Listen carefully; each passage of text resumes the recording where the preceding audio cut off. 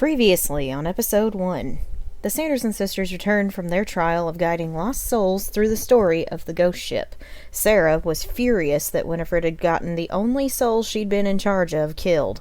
When they crossed the threshold of their home in Purgatory, their 4 Pokemon greeted them happily, only to step back from the explosive situation.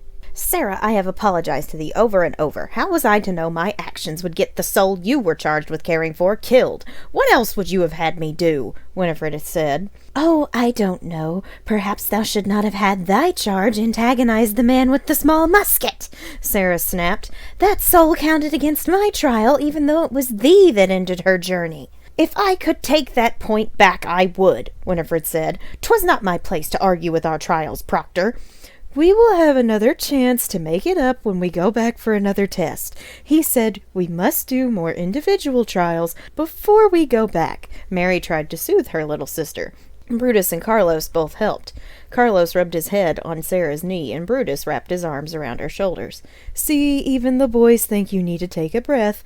I suggest we form a calming circle. Oh, I'm calm, Sarah snapped. She stroked her Glaceon and Brutus, whom she shared ownership of with Mary. Okay, I'm calming. Sarah, how many times must I apologize? Winifred asked. It is exhausting. Winnie, please. Mary tried to stop her, but Sarah glared. I guess we'll see, she hissed. Carlos, bedroom. Her Glaceon bounded up the stairs. Sarah started up, then paused halfway. Maybe I'm getting tired of being the one who takes the brunt of thy mistakes, sister. My individual trial can't begin soon enough. I will not have to rely on thee for success. She hurried upstairs and slammed the door behind her. Sarah flopped onto her bed and Carlos jumped up with her.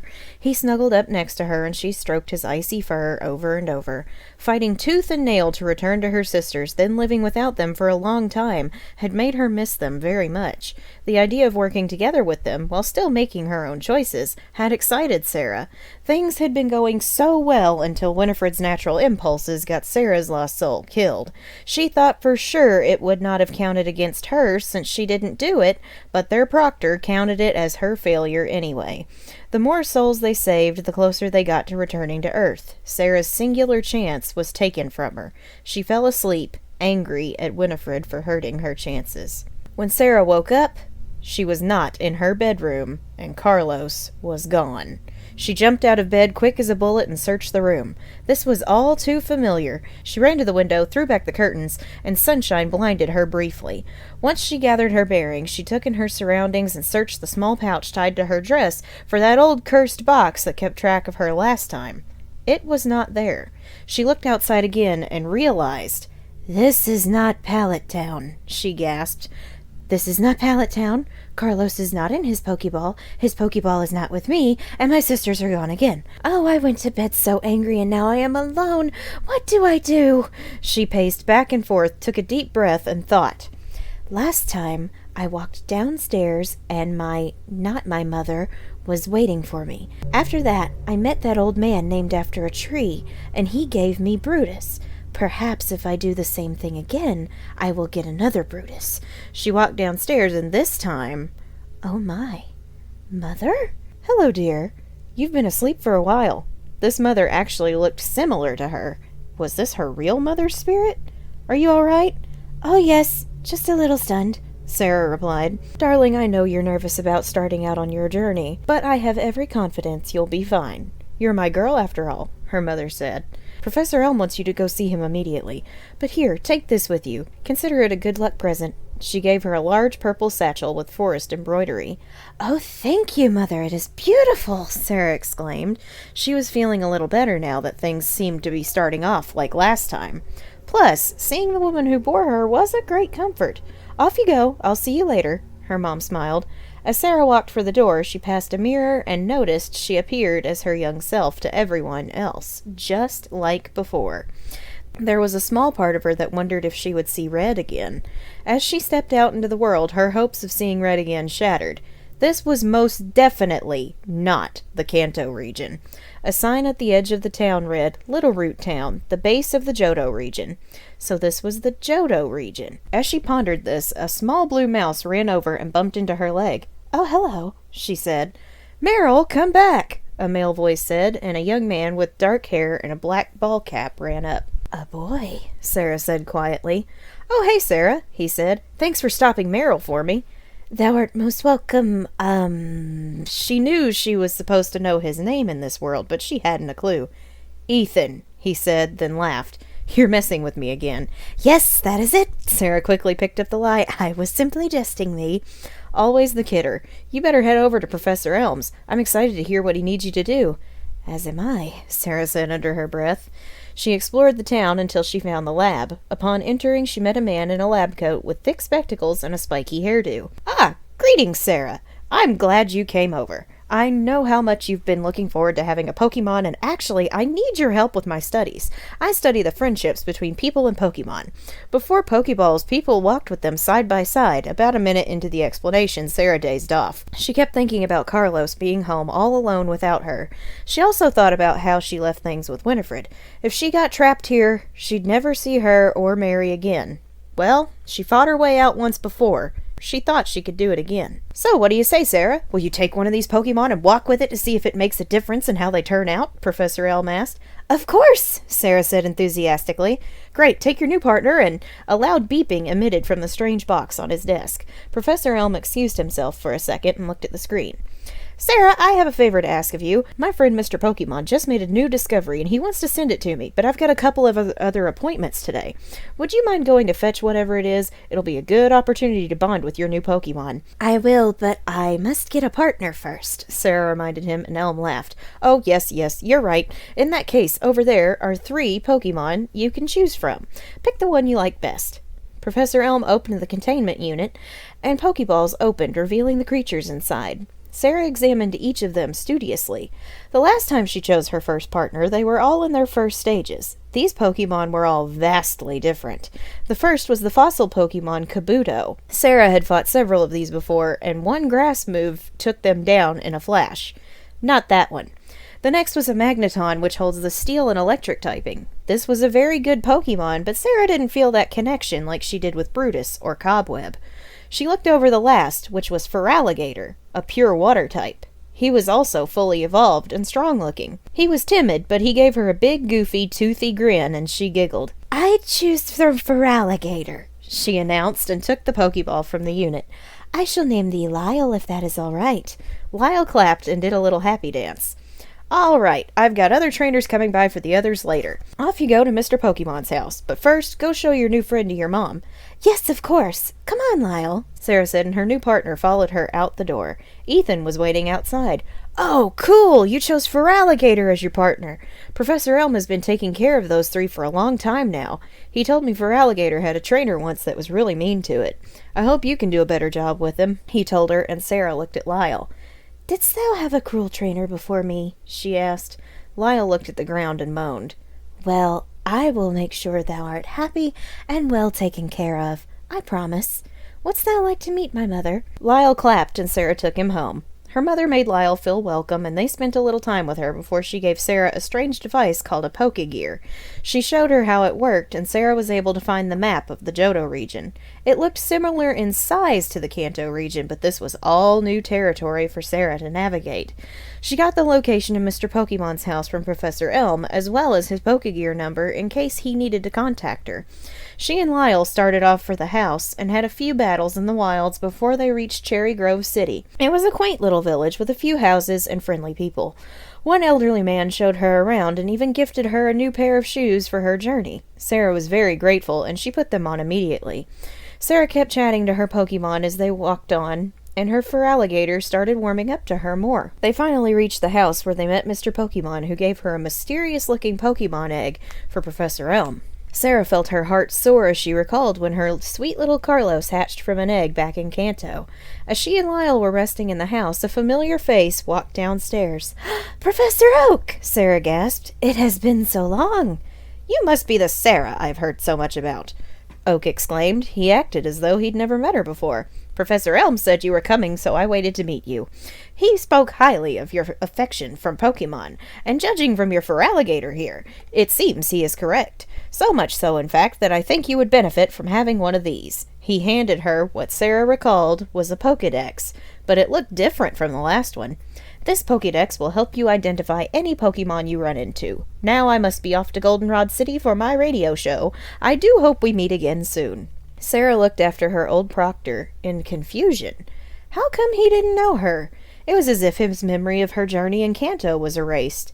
Suddenly, she heard her new Pokédex beep to life. "Hello, Sarah Sanderson. Welcome to your second individual redemption test. If you are wondering why Professor Oak doesn't remember you, it's because all memory of your adventures in the Pokemon world were erased when you left. You are in a new region with new Pokemon, new challenges, and new rivals." "Thou art much kinder than the last curse box I carried," Sarah said to it. "You are at least answering the questions I am pondering. What of my Glaceon?" "Your Glaceon is in its own form of purgatory. Should you need him, he will appear in this region, but only if we deem it necessary. You are to start completely fresh. As for any Pokemon you previously owned, but did not take with you, they remained in the Kanto region after you left. It is not uncommon for Pokemon to migrate, so you may run into one or two around here, but do not get your hopes up. Things in this region are a bit different from how you remember them. Things will appear much more randomly than before."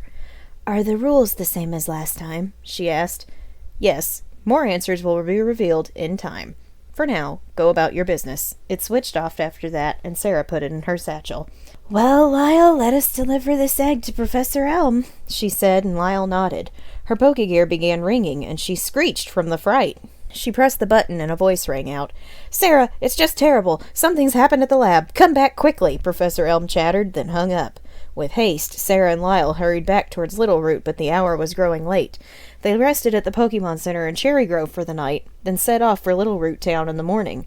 As they started down the road, a boy with long blonde hair dressed in leather walked up to her looking smug. She knew this boy.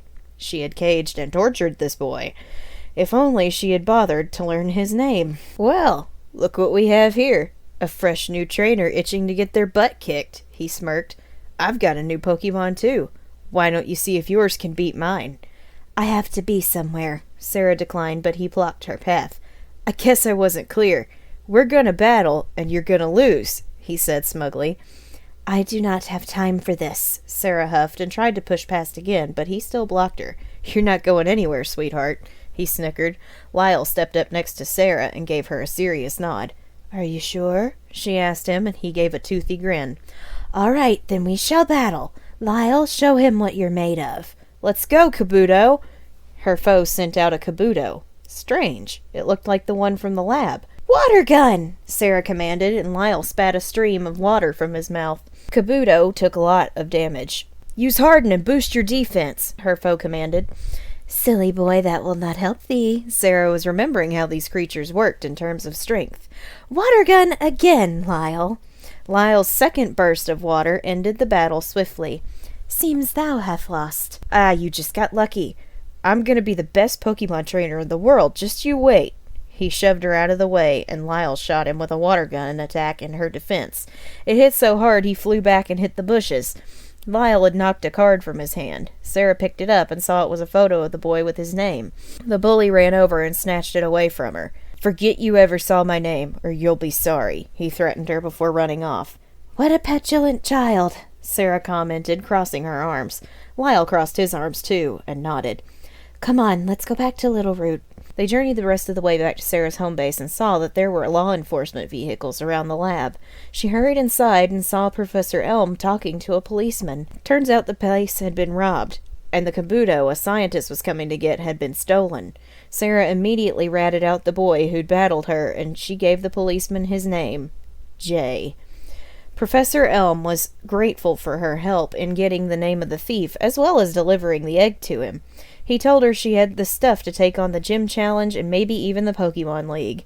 This was what Sarah was waiting for. She went back home for the night and slept in her new room one last time, this time with Lyle by her side, and she prepared to leave the next day. Her mother said she'd hold on to some of her battle earnings for her just in case, and Sarah agreed, recalling how difficult it had been to get potions the last time she was in this world. Ethan was kind enough to provide her with some Pokeballs, and the first encounter they ran into was a Gyarados. Sarah felt her entire body freeze from fear. She remembered how many of her Pokemon had met their untimely end from this one. Sensing the fear in his trainer, Lyle decided to knock it out. Sarah was actually grateful. Those things still haunted her nightmares. Up on the next route, they ran into an Armaldo that Lyle accidentally knocked out, much to Sarah's disappointment.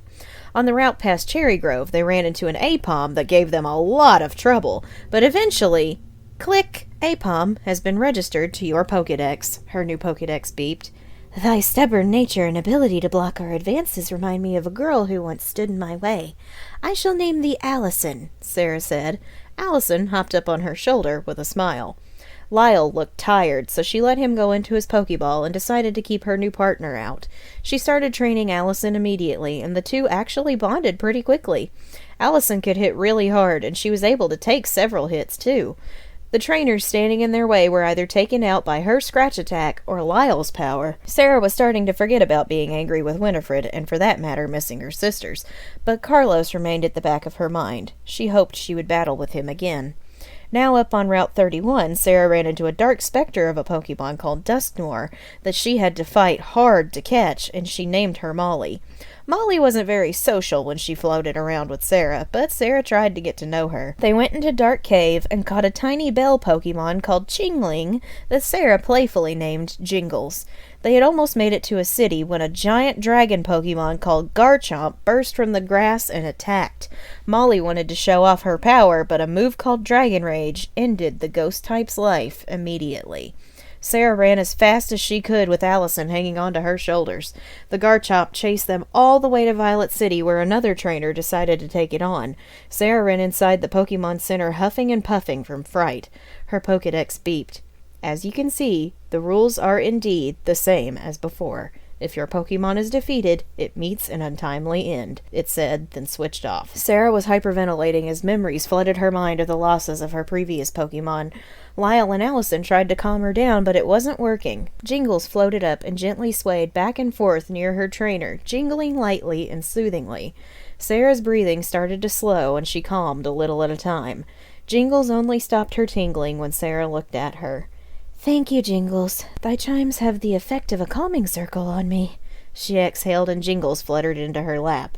Ethan, the boy from Littleroot, walked into the Pokemon Center a moment later. Hey, Sarah! He greeted her excitedly, then ran over. Wow, you've got an APOM and a Chingling now? They're so cool! Thank you, Ethan, Sarah said.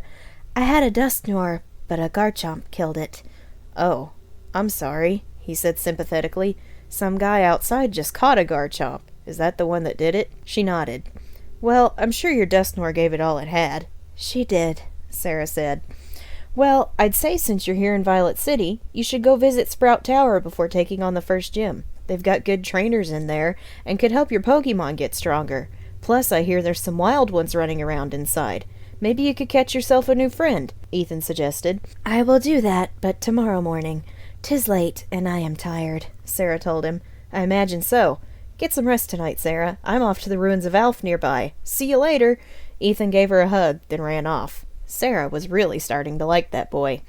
Sadly, she buried Molly in the PC that she surprisingly remembered how to use. She slept in the Pokemon Center with Lyle on the floor next to the bed, Jingles in her arms, and Allison sleeping above her head. The next day, she explored Violet City and found Sprout Tower. Inside, she started training Jingles, who really didn't have a good set of moves. Fortunately, Lyle and Allison were there to pick up the slack. Eventually, a Pokemon burst from the shadows with a blast of fire, and Sarah ended up catching a Magmar named Inferno. Inferno quickly proved his place on the team as they climbed the tower. They battled trainer after trainer, and when they reached the top, the leader of the tower was finishing up a battle with Jay. Sarah glared at him as the leader told him he was too cruel to his Pokemon. Jay started to leave when he saw Sarah. I see you got yourself some new Pokemon. I'd love to beat them up with mine, but I've got better things to do. A weak girl like you won't be any match for that leader. Lest thee forget I defeated thee in 2 moves, Sarah reminded him. You got lucky. That won't happen again, he snarled and pushed past her. Inferno started to heat up an Ember attack, but Sarah stopped him. In due time, Inferno. Sarah approached the Sprout Tower leader and asked for a battle. He obliged, and they pitted their Pokemon against each other. Sarah defeated him pretty quickly, and the leader congratulated her. He gave her the TM for Flash to illuminate dark caves. Sarah quickly taught the move to Jingles. They left the tower and sought out the gym. The sign read, Violet City Gym. Leader, Faulkner. The typing was scratched out, but the required level of power was at least 12. Sarah decided to go train her team, and soon they were ready. She walked in, but saw no one inside. The gym guide pointed up, and Sarah swallowed hard. There was a narrow platform near the ceiling, and she had to use a strange lift to get up there. She held on to her Pokemon for dear life as they ascended. The gym trainers were no match for her team, and Sarah was proud of how far they'd come in such a short amount of time. Soon they approached Faulkner. She needed his badge to get back home, just like before. "Welcome, Challenger. Normally I'm the master of flying types, but I've wanted to hone more of my skills with different Pokemon. Allow me to test you with my new partners," he said. "Use whatever Pokemon you wish. I will leave here with thy badge," she said confidently. "I like the gusto. Now let's see if I can knock it out of you." Faulkner threw his first Pokeball. Metagross, a behemoth of a steel type, clanged onto the field. "Allison, astonish!" Sarah sent in her Apom that ran and jumped off her outstretched arm. Her attack landed, but it didn't do much. Metagross used Magnet Rise to make it impervious to ground-type attacks. Sarah knew Allison was no match for this thing. She had to think. Steel was weak to what? It had been a year since she'd been on one of these trials, but she remembered so much already. "Fire! Steel is weak to fire!" she gasped. "Allison, come back!" Her Apom ran back onto her shoulder as she took a ball from her satchel. "Inferno, it's up to you." Her Magmar burst in and was immediately hit by Takedown. It hurt, but Inferno's ability Flame Body activated and burned the Metagross. This both did residual damage and cut its attack power in half. He spat out an Ember attack and the Metagross fainted. Inferno banged his fists together and blew a tiny flame into the air. Faulkner sent in his last Pokemon, which was a Chingling, just like Jingles. Sarah was tempted to let Jingles fight, but she didn't want to risk her little bell, so she called Inferno back and sent in Lyle. Lyle used Bite twice and ended the battle. Sarah cheered loudly for her Pokemon and hugged them both. She yelped from the heat from her Magmar, but she didn't care. Faulkner approached her and clapped. "Good job," he said. "Not many have defeated my Metagross. You most definitely earned this Zephyr badge." He gave her the first badge on her journey, which she pinned to her cloak. "Now keep this up and defeat the other 7 gyms." "I will," she promised. One scary elevator ride later, Sarah stepped outside, and her Pokegear made her scream as it rang. She still wasn't used to that. She answered the call, and Professor Elm told her they wanted her to take care of the Pokemon eggs she delivered him. Sarah, recalling this was how she met Carlos yet again, said yes immediately. The professor's assistant was waiting at the local shop, and he handed over the egg to Sarah. She was thrilled. When she left, a woman wearing a kimono approached her. "Pardon me, but that egg, it is very rare to see such an egg in the care of a trainer," she said. Sarah nodded. "I have raised one before," she told the woman. "Then you must take very good care of this one as well. Promise me?" "Of course," Sarah said, then the woman smiled and walked on. "That was a very strange woman, but I feel some kind of magic surrounding her." She looked at her Apom. "We must keep an eye out for her." Allison agreed. Sarah remembered Ethan saying something about the ruins of Alph, so she wanted to check those out too. Maybe there would be a Pokemon there, or at least some more information on this Johto region. Along the way, she got the HM for Rock Smash that she taught to Allison. She found the ruins and explored to her heart's content. There was a lot of ancient magic in this place, and it felt good to recharge her powers. She descended into the depths to explore more when she felt a pair of burning yellow eyes on her back. She gulped and turned around slowly to see a blue and black lion stalking towards her. It took a lot of fighting and almost all of her Pokeballs, but finally, click! Luxray has been registered to your Pokedex, beeped her Pokedex. Luxray is a powerful electric-type Pokemon. "Wow! An electric type like Winnie!" Sarah exclaimed and opened his ball. He looked at her and she smiled. "Hello! I'm thy new trainer. I would like to call thee Bolt." Bolt studied her. "I will take good care of thee, I promise. Wilt thou walk with me so I may know thee better?" Bolt, still not sure about this, followed Sarah out of the ruins and over to the next route where they caught a new ghost type called Misdreavus. Sarah saw the flowing locks of her new Pokemon and decided on the name Medusa. Since she had the egg in her party, Medusa was sent to the meadow of the PC. Sarah checked her map as the hour grew late, and she journeyed to a Pokemon Center near a cave to rest for the night. Bolt was the only team member who did not sleep nearby Sarah's bed. Inferno had actually taken a shine to the Pokemon egg and held it in his arms all night long to keep it warm. Sarah slept peacefully, dreaming of what adventures awaited her next. And now, previously on episode 2, Sarah woke up in the Pokemon Center the following morning with all of her Pokemon sleeping nearby, with the exception of Bolt. Inferno was snuggled up on the floor with the egg, and Sarah saw him holding it lovingly. She decided not to separate them, so when everyone was up, she used her cloak to make a pouch for the egg and tied it around Inferno's neck. The warmth from his flame body ability was actually good for the egg, and once it was secure, the egg wobbled. It was getting closer to hatching. They set off after getting a fishing rod from a local fisherman. Sarah hiked back to Violet City, where she pulled a Hypno out of the water with her rod, but it was swimming and did not appreciate her interference. After failing that encounter, Sarah hiked into Union Cave, where she ran into a Heracross. It took a few tries before, click! Heracross has been registered to your Pokedex, her encyclopedia beeped. I shall name thee Branch, Sarah said excitedly. Branch was sent to the meadow, and Sarah battled her way through Union Cave. Outside on the next route, Sarah ran into a Cacnea, which Inferno unfortunately knocked out, and they didn't catch it. After the battle, the egg showed a lot more life, and Sarah was excited to meet her final team member, whatever it may be. It was nightfall by the time they reached the edge of the next town. It was here that Sarah saw someone shouting at a man in a uniform with a big red R on it, and her blood boiled. Impossible, she hissed. I broke that dreadful Team Rocket apart last year. You and your crew have to stop cutting off our slowpoke's tails. The poor things didn't deserve this. They're too dumb to even notice their tails are missing. And besides, these things sell for tons of money in the Galar region. We're businessmen, not savages, the grunt replied. You're criminals, and you'll never be anything but. Thunk! The man got punched by the grunt, and he ran back to town. The grunt hurried into a nearby well, and Sarah pursued, but he got away. I can't believe they're still here, Sarah growled. There must be some stories about them going around the town. She hurried into Azalea Town with Inferno on her heels. They healed up at the Pokemon Center, then started exploring. Sarah found a house that had a sign reading, Kurt, the Pokeball Master. Pokeballs made from apricorns. Sarah recalled the strange pods she'd been picking up and realized she could get free Pokeballs from these. As soon as she started up the path, the door flew open and an old man came running down the path. I'm coming for you, Team Rocket. The Slowpoke and Slowpoke Well are not your moneymakers. He dashed past Sarah, and she looked at her Magmar. If we follow him, we shall find Team Rocket. I do not like these people, and they must be stopped before they gain too much ground again, she told him. Inferno tightened the egg sling and nodded. Let's go. Sarah and Inferno ran for Slowpoke Well, and they descended into the depths. At the bottom, they found the old man, hurt and unable to move. Apparently, he'd fallen and hurt his back. Don't worry, sir.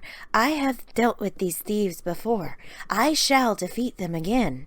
Good luck, young lady, he grunted as Sarah took off into the connecting cave. Inside, there were Slowpokes without tails being bandaged up by many Team Rocket grunts. Sarah looked at Inferno and nodded. All of her Pokemon helped her battle and defeat those terrible punks. While in the well, she ran into a Surskit that Jingles ended up knocking out, and they didn't get it. Her team was just too excited for these battles. Well, they'd get their opportunity as a man with bright green hair and a smug look on his face turned to face her. Sarah wanted to smack it off. So, you've come in that old man's stead to stop our operations down here? He asked. I have, Sarah said seriously. I'll stop you just as I stopped you last year. You? I haven't heard of you. The one to disband our team was a rotten young man named Red. Sarah's heart jumped into her throat. Red, she breathed. The memories of her journey had been erased, and in her stead, apparently it had been Red who stopped Team Rocket. That pest disappeared months ago, and with him gone, we're free to reunite and restore our former glory, he declared. Not if I can help it, Sarah growled. I, Proton, will make an example out of you, he laughed. Sarah knew the truth. She stopped these fools before, and she would do it again. Execute! Lyle, bite attack! Her feraligator burst from his ball, and the dark-type move instantly took out the execute. "Magmar! Lyle, keep fighting! Water gun!" Sarah commanded.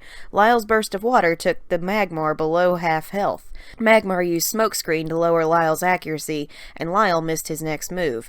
Ember hit him, but Lyle chuckled and shot Magmar with the water gun and took it out. He took out the Rocket admin's team alone. Proton, leering, shoved past Sarah and said over his shoulder, "You win this round, but we're not through yet." "You will be," Sarah said darkly. She helped the old man back up the ladder with the help of her Pokemon, and they walked back to town. It turned out this was Kurt, and he offered to make her Pokeballs when she needed them. After a long day and into the night, Sarah took her team back to the Pokemon Center for some rest. Everybody slept soundly, Bolt moving a little closer to the bed now. Inferno held on to the Pokemon egg lovingly. Allison and Jingle slept with Sarah, and Lyle remained on the floor next to her bed. The very next morning, as they set out for the gym, the egg glowed brightly. Inferno took the egg from his sling and handed it to Sarah, so she was the first face whatever Pokemon came out of it saw. She held it as it flashed, and out of the egg was born a small brown bear with a crescent moon on her forehead.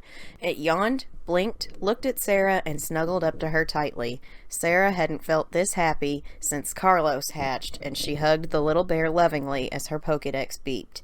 "Teddy Ursa has been registered to your Pokedex," pinged her talking box, and as soon as it spoke, Teddy Ursa let out a cry, startling her trainer. "Oh, what's wrong, honey?" Sarah asked kindly. Teddy Ursa kept crying as Sarah tried rocking her.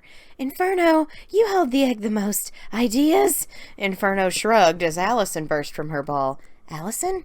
Allison sniffed Teddy Ursa, sniffed the air, and climbed up a nearby tree. She came back down with a big honeycomb dripping with honey. "Oh, look what Sister Allison got for thee, honey. She got you, well, honey." Had Teddy Ursa gobbled it up quickly, and the crying ceased. She fell asleep in Sarah's arms, and Sarah decided to name her Honey. All day, Sarah and her team trained up for the gym, Sarah rocking the sleeping Honey until she was ready to start training. Allison and Inferno looked out for Honey the most out of the team. Even Bolt decided to help the small bear, and he started to become friendlier, even letting Sarah pet him. When they stormed the gym, Sarah had to navigate a very tricky rope maze while riding a spinnerack glider. She and her team fought the trainers waiting for her at each stop, and they finally faced the gym leader. "Hi there, I'm Bugsy. I've been the gym leader here for a couple of years now. I'm known for my mastery of bug-type Pokemon, but I have some new ones that got caught in my net webs recently. Can I battle you with them?" "Absolutely. I enjoy the variety of battles I am getting thus far," Sarah said enthusiastically. "Great! Let's get started with Purugly." Bugsy sent in a fat, frowning cat. "Allison, take down this pesky feline." Sarah sent in her Apom. Immediately, Allison was put to sleep by Purugly's hypnosis attack, and Sarah had to call attacks until Allison woke up. All the while, she took scratch attacks, and her health slipped lower and lower. Sarah had to heal when her Apom awoke and attacked. She got in a rock smash, only to be put back to sleep. Sarah had to go through the cycle again until Allison landed another rock smash. This song and dance continued through Bugsy healing, Sarah healing, Allison taking a critical hit, and finally, after a long and grueling fight, striking the finishing blow on the Purugly. Allison was scratched up, but she stood strong, breathing heavily. The next Pokemon to come in was a Totodile, the baby form of Lyle. Sarah withdrew Allison to spare her any more damage and sent in Bolt. Bolt growled in warning, and Totodile used Scary Face to reduce Bolt's speed and sprayed him with water gun. Bolt shook himself dry and collided with the foe using Spark, taking it out. The final opponent was Furret, and Bolt insisted on staying in. He shot a confident look at Sarah, and she agreed. In 2 sparks, and in the receiving of a little damage, took it out. Sarah cheered, ran up, and hugged Bolt around the neck. He recoiled at first, then put a paw around her back. Allison jumped up on her shoulder, and Sarah kissed her Apom. Bugsy walked over and grinned. "You even beat my Purugly! Nobody beats Purugly," he said, and handed her a badge. "The Hive badge is yours. Well earned." Sarah took the badge and pinned it to her cloak. "Your Apom and Luxray are very well trained for being so young." "We're all very close," Sarah smiled. "It shows. Keep up the good work. You'll want to go through Ilex Forest to hit Goldenrod City next. Be careful, the forest can be dangerous at night," Bugsy told her. "We will be careful. Thank you, Sarah said, then found her way out. She barely reached the threshold of Ilex Forest when she was hailed by someone she could not care less about seeing. Did you seriously think you could pass Azalea without the badge? Jay mocked her. You need the gym badge to go into the forest. I have the badge, Sarah said, opening her cloak to display the badges. Jay scoffed. Hard to believe you've got 2 badges. It just so happens that I have done more than thee. Not only did I win this badge, I have defeated those terrible Team Rocket grunts that were terrorizing those sweet slowpokes, Sarah said proudly. Jay looked shocked. You beat those punks that were cutting off those Pokemon's tails? No way. I was all set to do that myself today, but they were already gone. Why'd you take that opportunity from me? As if I was to know thou wouldst want to fight those foolish Rockets, Sarah snapped. All right, let's test the power of the team that fought Team Rocket, he said.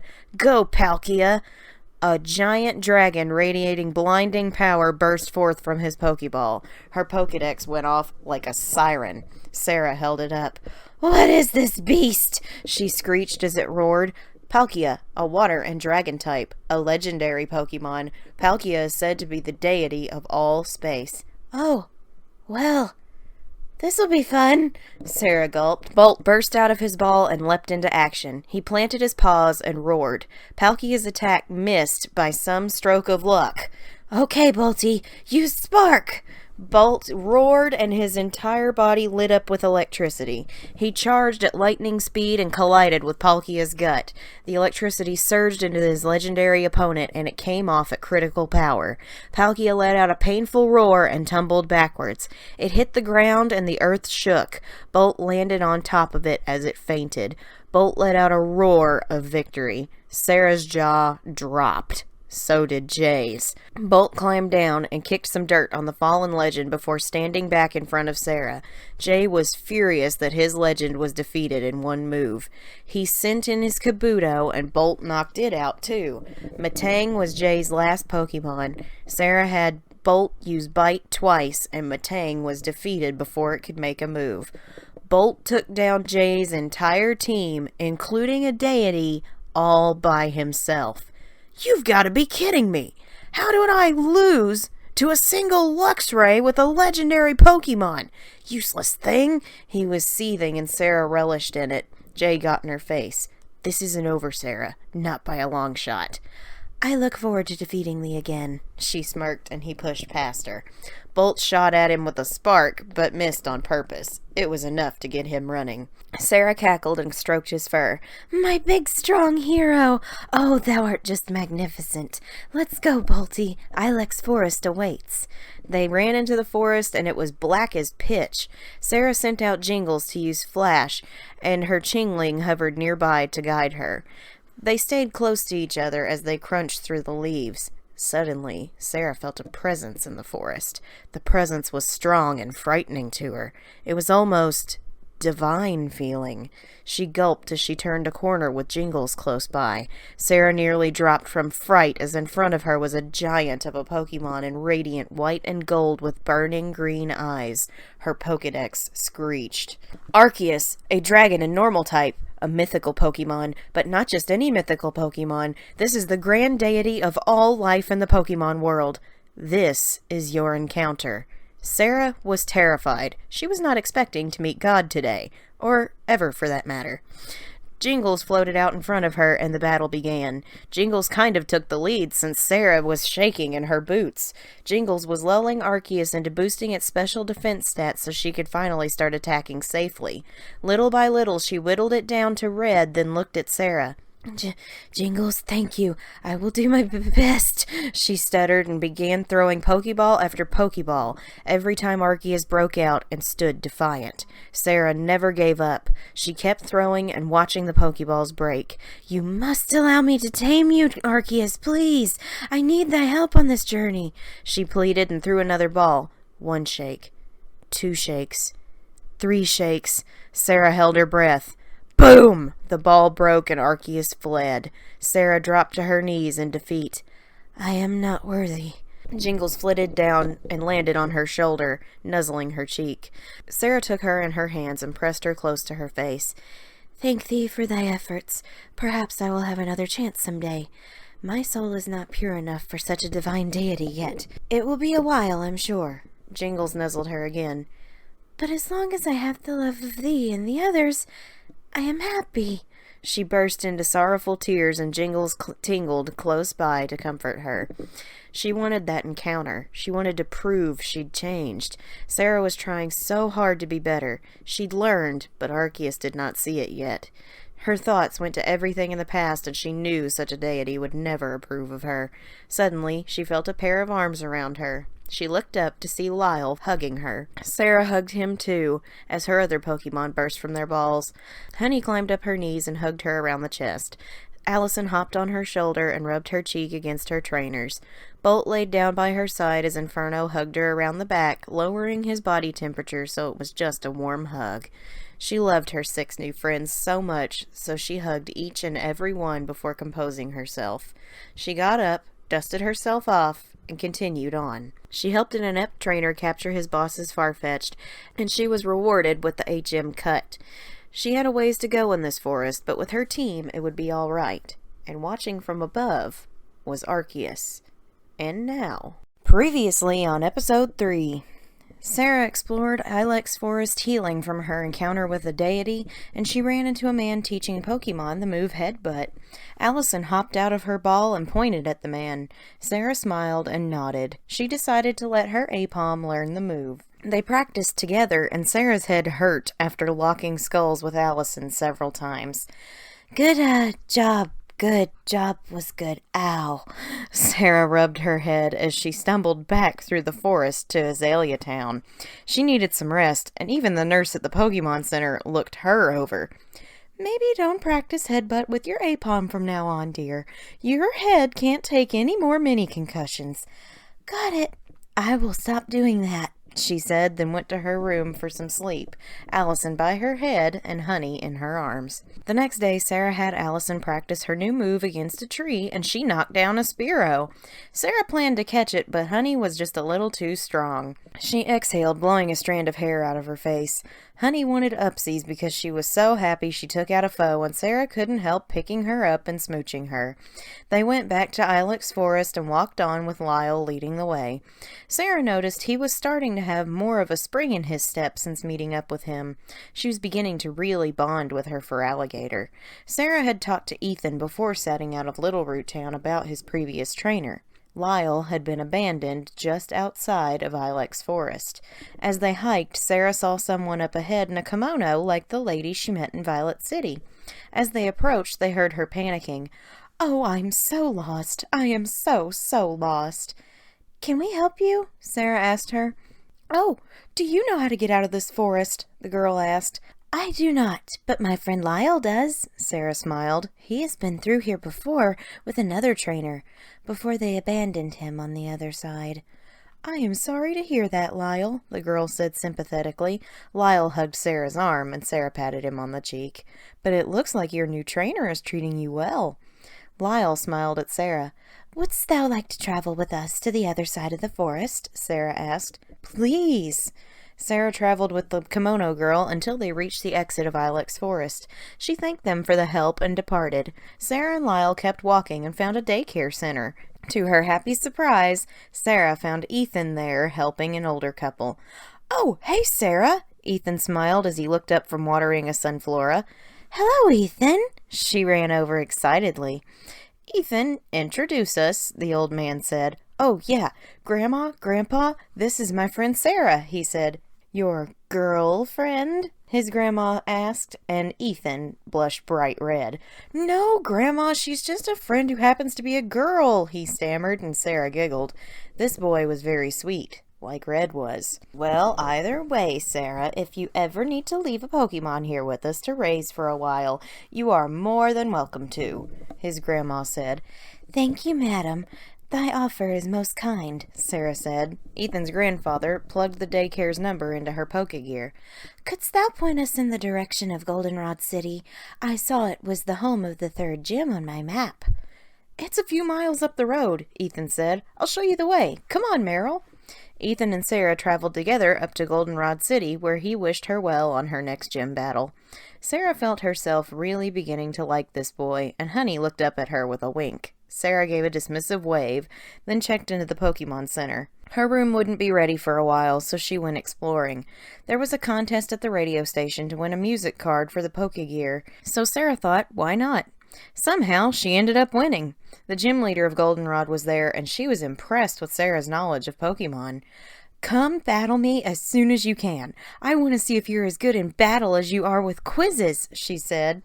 So Sarah and her team hurried to the gym.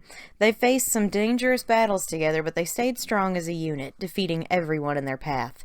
At the back of her mind, Sarah knew this was a trial to test her skills and see how she did flying solo. But she could not help having fun at the same time. Her new Pokemon were becoming very precious to her. Her friendship with Ethan was growing as well. Sarah was thriving, and she felt confident as she walked up to the gym leader, Allison riding on her shoulder. Oh, goody! You came even sooner than I thought you might. You made short work of my gym trainer, so I really can't wait to see how you handle my team. And I guess I should formally introduce myself. Sarah felt like she was looking in a mirror as the bubbly gym leader rambled. Suddenly, she understood Winifred just a little bit more. My name is Whitney, and you're gonna face my wrath. Not before you face mine, Whitney. Allison! Sarah's Apom leaped into battle. Ammonite! Allison, rock smash, Sarah commanded confidently. Allison's tail lit up with power, and she smashed Ammonite as hard as she could. She took the Ammonite down to just a few health points left, but the water type retaliated with a critical power water gun. Sarah's heart stopped briefly until Allison stood back up. Sarah and Whitney healed their Pokemon at the same time, but Sarah had to use 2 turns to help Allison. Ammonite used Withdrawal to boost its defenses, but it didn't help, as on the next turn, Allison's Rock Smash hit with critical power. It didn't take it out until Allison moved faster and delivered the last Rock Smash. Ammonite fell and Wingull came in. Sarah accidentally called Rock Smash and it barely made a scratch, but it did lower the Wingull's defense stat. Wingull used Mist to cover its tracks, but Allison closed her eyes. Concentrate, Allie. Listen for the wings, then use Headbutt, Sarah coached. Allison did exactly that. She heard the flapping of wings, her eyes snapped open, and she charged. Her head smashed into Wingull's underside like a truck. Wingull hit the floor, and the mist cleared. Allison stood victorious. Sarah cheered as her Apom did a little victory dance, ran back for Sarah, and jumped into her arms. Sarah hugged her close, twirling around with her, kissing her head and laughing. While she was celebrating, Whitney burst into tears and sobbed from her defeat. The crying echoed into their ears and caused them to stop celebrating. Sarah and Allison looked at each other, then nodded. Sarah approached Whitney, who looked up bleary-eyed. What do you want, a badge or something? You weren't supposed to beat me that easily, Whitney whimpered. Sarah sat down with her. You can present the badge whenever thou hast finished thy tears. I know how it feels to lose battles, Sarah reflected on her Kanto journey. I was so confident in my Pokemon that I did not believe we could lose, until we did. Oh, I lost many battles in Pokemon.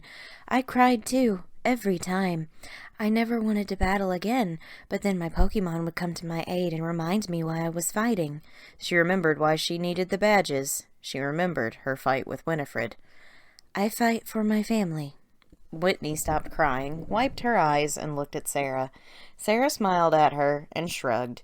They sat on the floor of the gym for a while longer, letting their Pokemon mingle. Once she had calmed, Whitney handed her the 3rd Johto gym badge, the plain badge. Sarah accepted it and pinned it to her cloak. Finally, they got up, Allison on Sarah's shoulder. So you need to go to Ecruteak City next. Go up the next route and take a shortcut through the national park. Oh, yeah, there's a weird tree blocking the path to Ecruteak, so go see my friend at the flower shop for a spray bottle. What she puts inside works to make those things disappear, Whitney told her. Thank you, Whitney. I'll try to come see thee again soon, Sarah said, and they hugged. Go get 'em, Sarah, Whitney told her. I'm rooting for you to win the Pokemon League.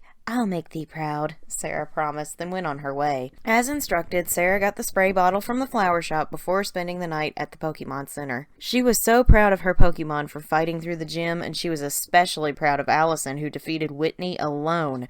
She couldn't wait to see her team grow stronger and happier. She also couldn't wait to return to her sisters with stories of her new adventure.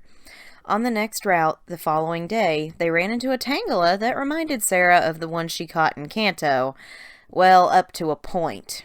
This thing was so stubborn and obnoxious, Sarah was ready to punt it across the grass by the time it finally got in a Pokeball. "You little hairball," Sarah huffed, sending it off to the meadow. "If I ever need a life potion, I'll be calling on thee." She found the national park that Whitney told her to cut through, and she ended up catching a Plusle named Sparkles. On Route 37, they ran into a trainer who wanted to battle. Honey was also feeling in a combative mood that day, so she asked Sarah to let her battle by tugging on her skirt. Sarah nodded and sent her into battle. The trainer sent in a huge bear. Sarah held up her Pokedex, gulping. "Big bear, what is it?" she asked nervously.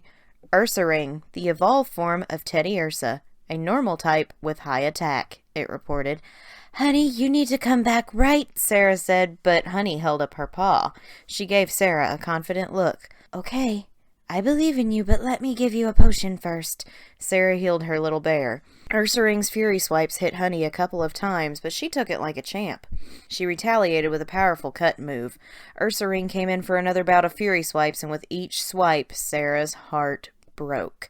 Honey was thrown backwards into the dirt, motionless on the 5th hit. Sarah cried out, ran, skidded to her knees, and picked up her lifeless Teddiursa. She started sobbing painful tears as she sent in Allison to finish off the Ursaring. Allison beat that bear in one anger-filled move. She did the same to Umbreon, and then the Skorupi that came after it. Allison loved Honey. Inferno burst from his ball when the battle was over and took Honey from the sobbing Sarah. He cradled her close like he did when she was an egg. Allison got up on Sarah's shoulder and chattered at her. Sarah looked up darkly, and they hurried back to Goldenrod as fast as they could. Sarah pulled the revival herb she picked up from her pocket, and they went to an empty bedroom.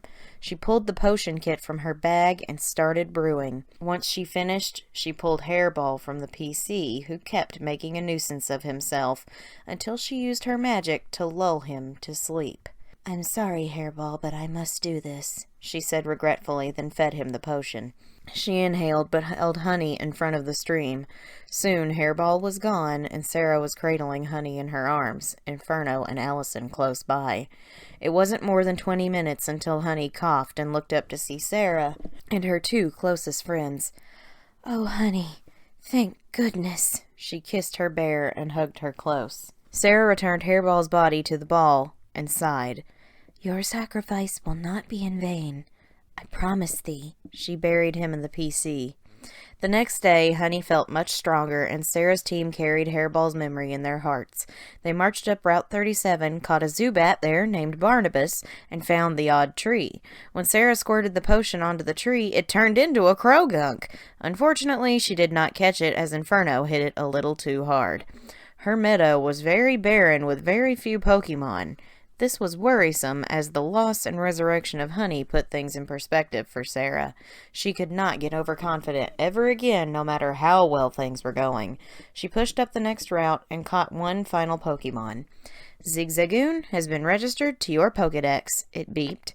"Welcome, Sonic," Sarah said. They weren't far from Ecruteak, but the sun was setting low.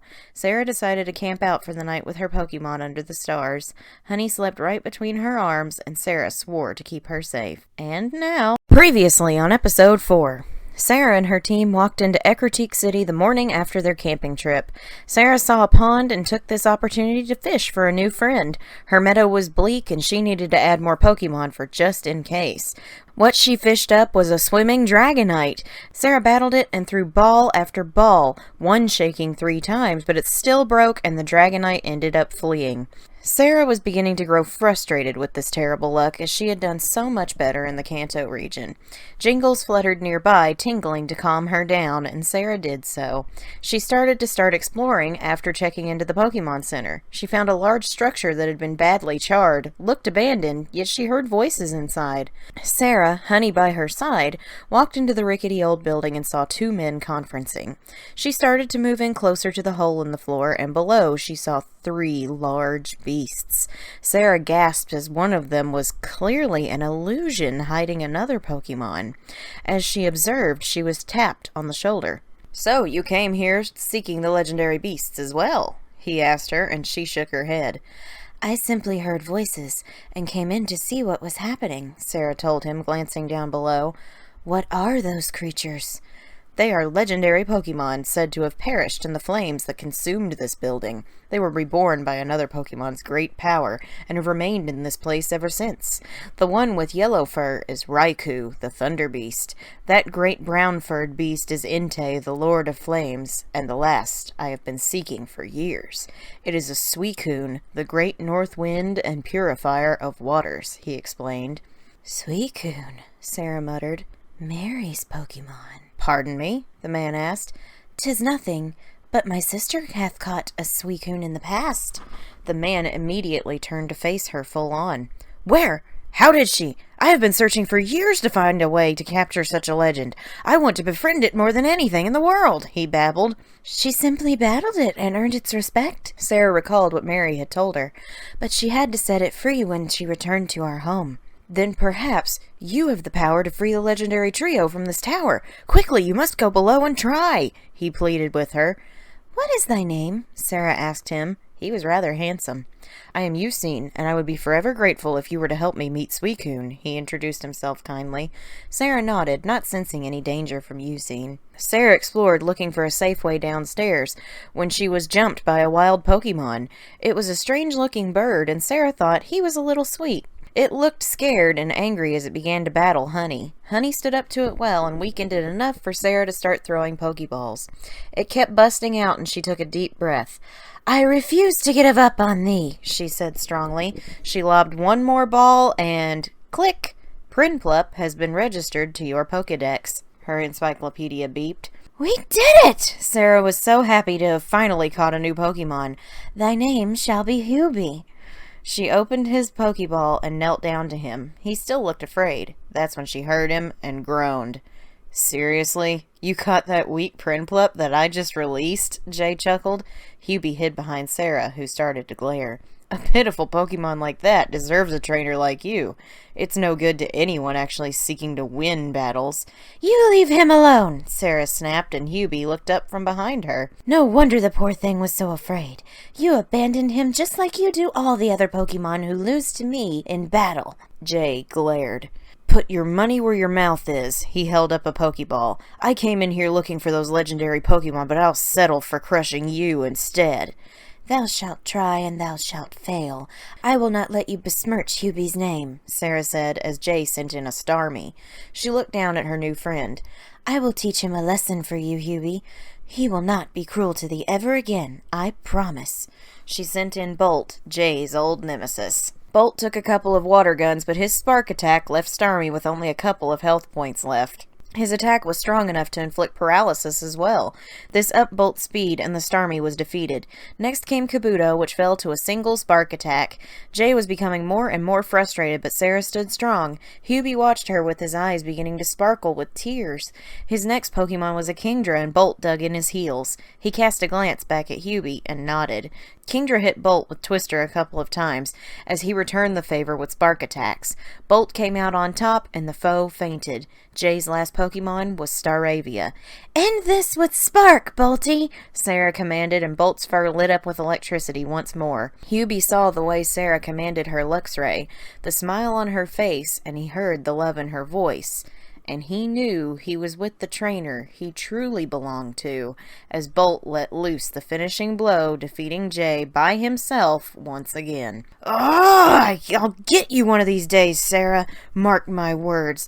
Good luck trying to make that Prinplup worth something. You'll never defeat me without your Luxray, and that thing won't be of any use, he snarled. Hubie will be just fine in my care. His power will grow as he is ready, Sarah said, placing a gentle hand on his head. Because thou art inept when it comes to raising a Pokemon, it is no excuse to treat them cruelly. Beat the gym leader like I did, and we'll see who's inept, Jay said, and shoved past her. Sarah huffed. Back in your ball for now, Hubie. I want thee to go make friends in the meadow for now, okay? She instructed him, and Hubie nodded with a grateful smile. After sending him off to the meadow, Sarah found a ladder leading down to the beasts. She carefully descended, and as soon as her feet touched the floor, 3 sets of eyes were on her. She gulped and gave a bow to them respectfully. One at a time, Raikou and Entei roared and bounded up and out of the burned tower. Suicune prepared to depart as well, but stopped in front of Sarah and made eye contact with her. Sarah could feel that this was not, in fact, a Suicune. It felt hollow inside, but as she reached out to touch it, it fled as Yucine came down the ladder. "You did it! You managed to free the beasts into the world once again, and Suicune paused in front of you. To say I am shocked is an understatement. It recognizes your talents for certain. What is your name, young lady?" he asked her. Sarah always forgot she looked 10 years old to other people. "My name is Sarah Sanderson," she replied. "Sarah, I hope our paths cross with Suicune again. I have a feeling it will not be the last time we meet it. But know this, I will be the one to catch it," Yucine told her. Sarah thought about telling him that she did not believe it was Suicune, but decided against it for now. She could be wrong. "I look forward to seeing thee again," she said. "Wouldst thou tell me where the gym is in this town?" "Oh yes, I'm friends with gym leader Morty here. The gym is a block and a half away from the Pokemon Center. Good luck. His team is formidable, and you can only reach him if you defeat his gym trainers. They are experts in their field and not to be trifled with." "Good luck," Yucine told her. Upon leaving the burned tower, Sarah went back to the Pokemon Center to heal her team. Once she had done so, she took them for a bit of training, and everyone was doing great. Sarah was in love with her 6 wonderful Pokemon. Lyle was finally comfortable with being trained again, and she loved him so much. He was her partner, and his hugs really were the best. Anytime she got frustrated, his hugs, combined with Jingle's sweet melody, calmed her emotions immediately. Jingles loved Sarah just as much, and when Allison occupied one shoulder, she often sat on the other. Allison and Bolt were the heavy hitters of the team, and they decided to train against each other, and they did so wonderfully. Inferno was like a father to Honey, and she loved him very much. He helped her learn new techniques for her cut move, while he also trained himself. Sarah's little family was growing well, and she had full faith in their abilities as they set foot in the gym the next day. The first gym trainer had 5 Pokemon, but Sarah's team was a solid unit. They covered each other's weaknesses and had each other's backs. Her commands were flawless. Jingles came up against a Chimecho that she could evolve into one day. Jingles defeated it after several exchanges of blows, and Sarah was so proud of her. Jingles looked at Sarah with a huge smile on her face as a Scizor came into battle. Sarah knew Jingles was weak to bug types, so she called her back, and then it happened. The trainer called for the move Pursuit that attacked retreating Pokemon. As Jingles fluttered back to Sarah, she was hit, landing in Sarah's arms motionless with one last jingle. Sarah's eyes widened and her heart dropped like a rock as Inferno burst from his ball. "No, no," she muttered, holding her lifeless Chingling. "No! Jingles! It cannot be!" But it was. Jingles had been killed by Pursuit. Sarah's denial turned into rage as she called to Inferno. "Ember at full power! Burn it to ashes!" Inferno's attack was fueled by anger at the loss of his teammate, and the Scizor went down in one hit. The battle ended as Lyle took down a legendary Pokemon. Sarah left the gym holding Jingles in her arms and returned to the Pokemon Center. She had no revival items to make a life potion and no money to purchase one. Jingles was gone for good. She cradled her in her arms for a long time, crying over her before kissing her goodbye and putting her back in the ball. She buried her in the PC before looking over her few other friends. She knew she needed someone who could handle fighting types, and Hubie came forward. Sarah thanked him, but with Lyle on the team, he needed to wait. So in the end, she chose Barnabas, the Zubat. She opened the ball in her bedroom that night, and he fluttered in front of her. She immediately burst into another round of tears. Lyle hugged her tightly, and Barnabas licked a tear from her cheek. She looked at her Zubat, and he smiled at her comfortingly. Though he had no eyes, Sarah saw the sincerity in his face. "Thank you, Barney," Sarah sniffed, and he brushed her cheek with his head. He fluttered to the window and gestured to the outside. "Thou wishest to train now? But it is late." Barnabas kept gesturing, and Sarah agreed. Together with her team, they trained Barnabas up, and halfway into their training, he began to glow. Sarah gasped, remembering her old friend's shadow as Barnabas evolved. Gallbat has been registered to your Pokedex, beeped her encyclopedia. Oh, Barney, thou lookst so strong, Sarah said lovingly as his new eyes turned up in a smile. We shall return to the gym tomorrow, and thou shalt teach those trainers a lesson. They did return to the gym the next day, and the first trainer that got in their way was defeated with ease. Sarah's team, while still reeling from the loss of Jingles, was not letting anyone get the upper hand. When they came up against a legendary Groudon, Lyle burst forth protectively. No one was hurting his friends. Sarah and Lyle exchanged looks and nodded to each other. The kaiju was intimidating, but Lyle did not hesitate to attack with Ice Fang. He did damage a little at a time as the Groudon also chipped away at him with Lava Plume. One lucky attack managed to burn Lyle, which weakened his attack strength, and Sarah wanted to call him back, but Lyle looked at her strongly. He was not backing down. She nodded to him, her heart racing, and they continued their onslaught. Sarah had to heal Lyle at least once because of the combined burn and attack damage, but then Groudon switched his attack to Hammer Arm and knocked Lyle into 8 health points. Sarah had already commanded Ice Fang, and Lyle made it count as her heart shattered. He brought it to Red, looked back at Sarah, grinned his happy, toothy grin, gave a thumbs up as the burn damage hit, then fell feet away from her. Lyle was dead. Sarah's scream was so painful the Groudon stepped back out of regret. Allison exploded from her ball as Sarah ran to Lyle's body. Allison powered up a ferocious headbutt and slammed herself into Groudon's chest. The wind was knocked out of the legendary Pokemon and it fell with a crash. Allison was the first Pokemon Sarah caught, and she had been close to Lyle since the start. She banged her tiny fists on Groudon's unconscious body, crying as hard as her trainer was.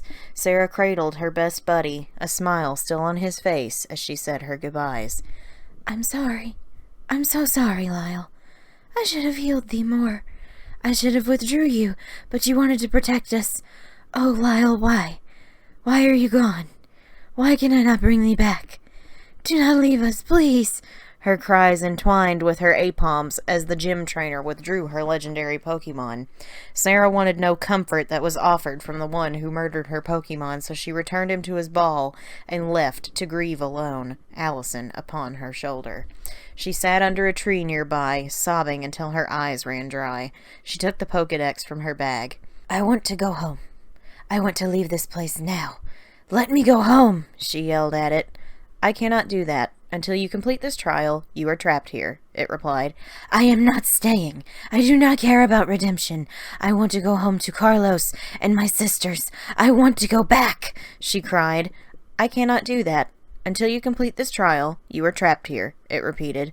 Then I am never battling. Before she could finish the sentence, Allison was on her chest. She grabbed Sarah by the collar of her dress, looked her in the eyes, and head-butted her. Sarah's hysterics stopped almost immediately. Her Apom chattered, tears in her eyes, but Sarah knew what she was saying. Thou dost not want me to give up. You want me to see this through to the end. Allison, we are not going to beat that gym. Allison gave her another headbutt, and they locked teary eyes. She chattered again, pointing at Lyle's ball in the grass. Sarah stared at it for a long time, then nodded. Okay, thou art correct. Lyle would not want me to be sad. We must carry on for him, for his memory and his honor. We carry on for Lyle. After burying her companion in the PC, Hubie took initiative and jumped right into his ball without hesitation. Sarah opened his ball and he gave her a determined look. He would prove to her that he had the right stuff that Jay had neglected to see. Sarah nodded to him and they went to train. Hubie proved himself in the grasses, and then in the gym. A Drapion was the final gym trainer's first Pokemon. It was defeated with 2 bubble beams from Hubie. The Glalie that followed met its end to his Metal Claw attack, which boosted his stats twice. Sarah was proud of how hard he was battling, and they locked eyes. Hubie was not backing down. He took out the last Pokemon, and after 3 days, it was time to face gym leader Morty. Well, it certainly took you long enough. I thought I felt more ghosts join the ones in my gym. Don't worry too much. They'll be looked after, he said, and Sarah's fists clenched. In fact, instead of fighting with my ghost types, I'll even the playing field with you. Do your worst, Sarah growled. Morty sent in a Happini, which Sarah countered with Barnabas.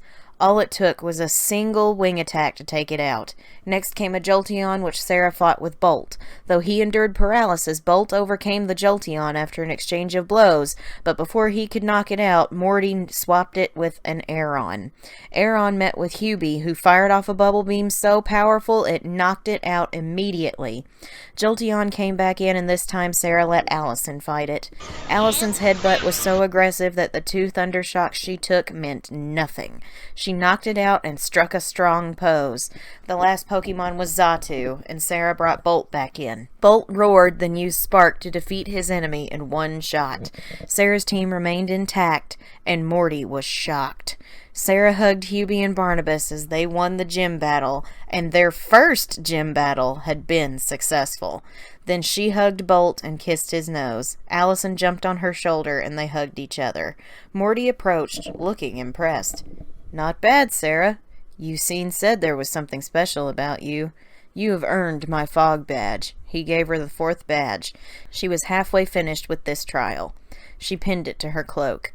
I am sorry about your fallen Pokemon. I'll tend to their spirits with care, I promise. Thank thee, Sarah said, a lump in her throat. Keep them informed of our adventures. I will.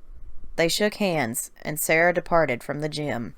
And now, previously on episode 5, Sarah spent much time training her Pokemon after the losses her team suffered.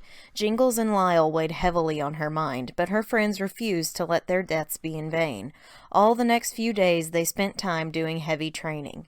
While still in Ecruteak City, Sarah stopped by the local dance theater and found a Team Rocket member harassing one of the performers, a woman in a kimono. Sarah noticed he was dreadfully intoxicated and decided to step in to protect this woman from possible harm. He sent out a Pachirisu, and Sarah sent Honey into battle. Honey let out a confident cry and used her slash attack, ending the battle in a single move. The Team Rocket grunt withdrew his Pokemon and glared at Sarah. Now you're gonna get it for picking a fight with me, he said, the booze dripping from his voice. He started to run at Sarah, but Honey glowed and went from a small bear to a huge grizzly. She roared at the rocket grunt and sent him screaming out the door. Honey banged her paws together proudly. Ursaring has been registered to your Pokedex, her encyclopedia announced. Honey, look at thee! Thou hast grown so big and strong! Sarah celebrated her Pokemon's success before being squeezed in a tight bear hug. Inferno shed a tear from pride as his little teddy Ursa was now a full-grown Ursaring. No one can defeat thee now. Thank you so much for coming to my aid, young trainer, the kimono girl said in relief. You are very formidable, and your Ursaring is so brave. She clearly loves you. I love her too, Sarah said, stroking Honey's paw. As she was leaving the theater, a man congratulated her on her battle by presenting her with the disc for the move Surf. Hubie wanted it immediately, so Sarah taught him the move. It was just in time, too, as they were cut off from the next route by water. Sarah was too tall and too heavy to ride on Hubie's back, so with the help of her Pokemon, they carved a board from tree bark and grabbed a vine for reins. Sarah sat on the floating board, and Hubie pulled her across the water. They ran into a Beedrill that was trapped on a rock. His wings were soaked and unable to fly. Sarah received a couple of stings from the aggressive Pokemon, but Allison hit it a couple of times and explained they could help. Sarah threw a ball and click! Beedrill has been registered to your Pokedex. Come here, Barry. Sarah opened his ball and used her cloak to dry off his wings. Barry was very grateful and hugged her. Thou shalt be all right now, she promised. After Barry was sent to the meadow and they reached land, Sarah ran into a hiker who gave her the move Strength and told her Mount Mortar had some great Pokemon inside. She ran into the ground-type Fanpy, but Inferno was just too strong. He felt bad about missing another encounter, but Sarah assured him it was all right. They hiked to Mahogany Town, where Sarah and her team rested at the Pokemon Center. While she was eating her dinner down in the cafeteria, she overheard people talking about strange things happening at the Lake of Rage. Apparently, Pokemon were evolving before they reached the proper level. Sarah didn't like the sound of that, especially when she heard how much pain they were in. She decided they'd set out to the lake the next day. Sarah and her team took time to battle trainers along the route leading to the Lake of Rage. Her Pokemon were indeed growing stronger. Honey was doing fantastic now that she evolved. While on her way up to the lake, she ran into a small pink cat and her Pokedex went off. Specially selected for Sarah Sanderson. You may catch 2 Pokemon on this route and use both legally, her Pokedex instructed her. Just like a muck, Sarah recalled her old friend. All right, kitty, you are mine. With the help of Barnabas's Confuse Ray, Sarah lobbed a ball and click! Skitty has been registered to your Pokedex. Oh, sweet Skitty, thou art so cute. Sarah held her new Pokemon in her arms, and she cuddled up to her immediately. And such a cuddler. She got an idea for her name. A Skitty who cuddles, thy name is Skittles. Skittles was sent to the meadow for now, and Sarah hunted for another encounter. She ran into an Exeggutor, but it was so stubborn she decided to let it go so she could reserve her Pokeballs. They made it up to the lake as rain began to fall. Sarah looked around and saw no Pokemon at the moment, but from behind she was jumped by an angry Scyther. Hubie helped her weaken it down, and it took a few balls, but click! Scyther has been registered to your Pokedex. Scissors, I promise no harm will come to thee in my hands, Sarah said, feeling her Pokeball vibrating from how much pain the Scyther had been in. Hubie, art thou feeling okay? Hubie gave her a salute to assure her he was fine for now. As soon as that happened, they heard a distant splash. Sarah gasped as she saw a bright yellow Pokemon thrashing in the waves, crying for help. Sarah tossed her floating board in the water, Hubie put the vine around his chest, and she climbed aboard as they sailed over the rough waters towards the Pokemon. She had to have Inferno's help to weaken the enraged Pokemon, but eventually, and by the skin of her teeth, click! Elekid has been registered to your Pokedex. Congratulations, you have registered a shiny Pokemon to the Pokedex. That was too close, she breathed, clutching the Pokeball to her chest. A minute longer, and I fear Striker would not have survived. Hubie, back to shore. We need to leave this place. As soon as they hit land, a man with red hair and a black cape stood nearby. Lance, Sarah gasped. She'd battled him in the Pokemon League. Did you save that Elekid? He asked her upon approach. I did, Sarah replied. It's good to see at least one trainer willing to help in such dire times as these. Lance offered his hand to shake, and Sarah took it and did so. 'Tis good to see thee again, Lance, Sarah smiled. Again? He asked. Have we met before? Sarah exhaled, once again forgetting that no one remembered her. I saw thee at one of thy past battles, she lied. Well, always nice to meet a fan, especially one with such a brave heart at such a young age. Oh yeah, the disguise. Sarah wasn't sure she liked that addition, but people still took her seriously. Listen, I know it's asking a lot, but do you have a minute to spare? I could really use the help of a strong trainer like you. What seems to be the problem? She inquired. The Pokemon being forced to evolve here. There's a radio wave causing it. Team Rocket's behind this horrible experiment.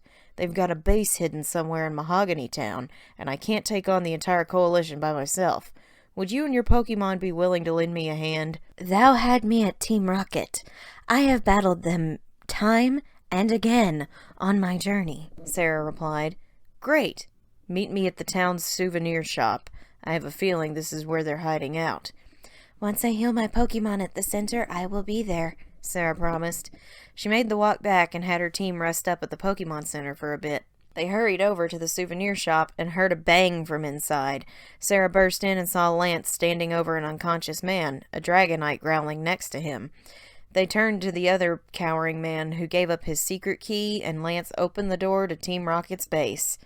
He looked back at Sarah and gave a nod before going in first, and she followed behind him. Sarah ran in and immediately set off an alarm. Back to back, she fought 2 Team Rocket grunts, but her team was far stronger than theirs. She unfortunately set off several of these traps and ended up battling quite a bit, but she had faith in her Pokemon. Everyone gave it their all as they came to a tiled floor where one wrong step triggered a trap. Well, Sarah stepped on the wrong tile, and a wild arbok burst out of the cage underneath. She saw how scared it looked and decided to try helping it. Bolt tackled it a couple of times as it charged Sarah, but she threw a Pokeball and click!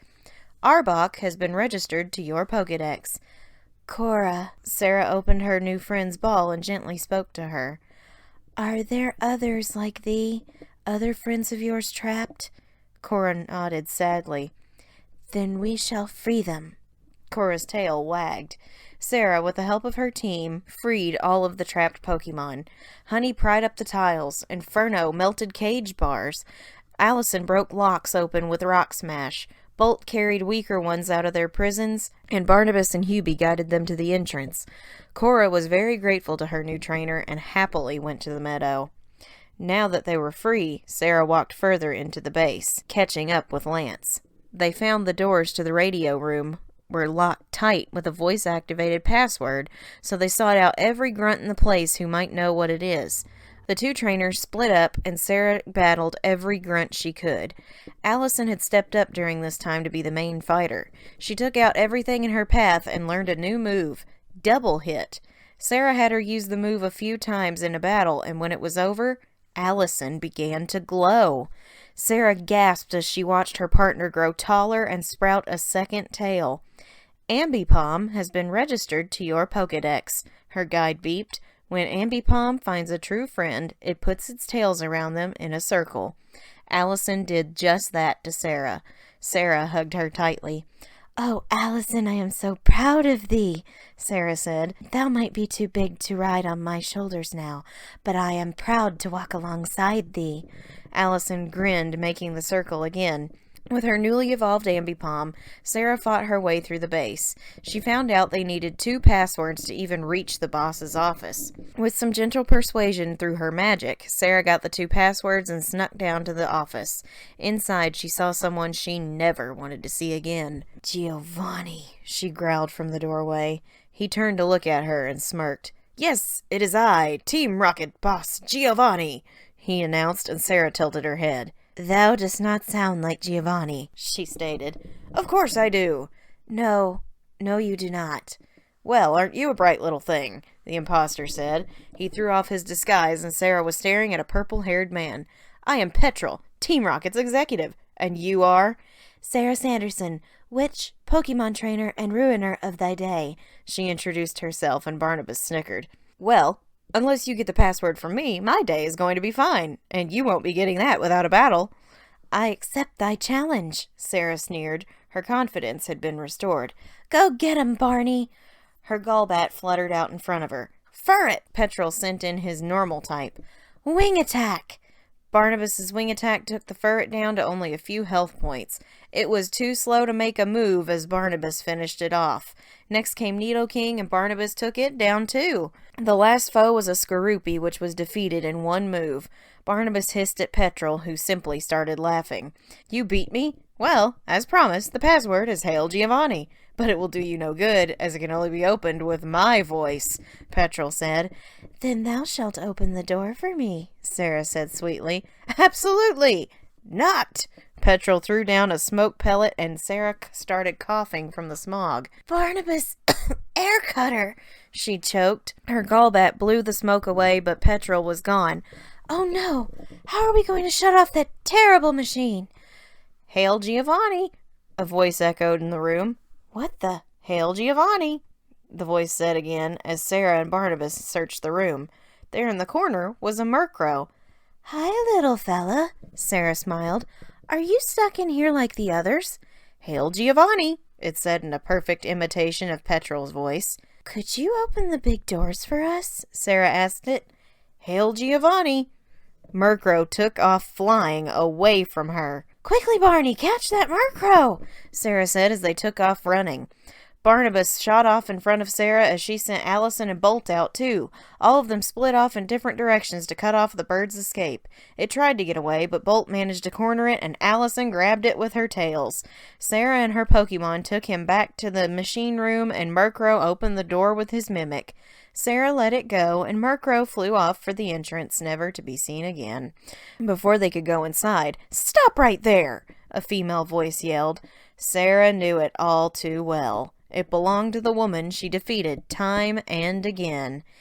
Ariana, 'tis been quite a while, Sarah huffed, turning to face her. Sarah Sanderson, I've heard about you from Proton, Ariana sneered as a grunt stood next to her. Seems you can't stay out of our way. Time to put an end to your meddling. Give it your best shot, Sarah said. 2 against 1 is not a fair fight.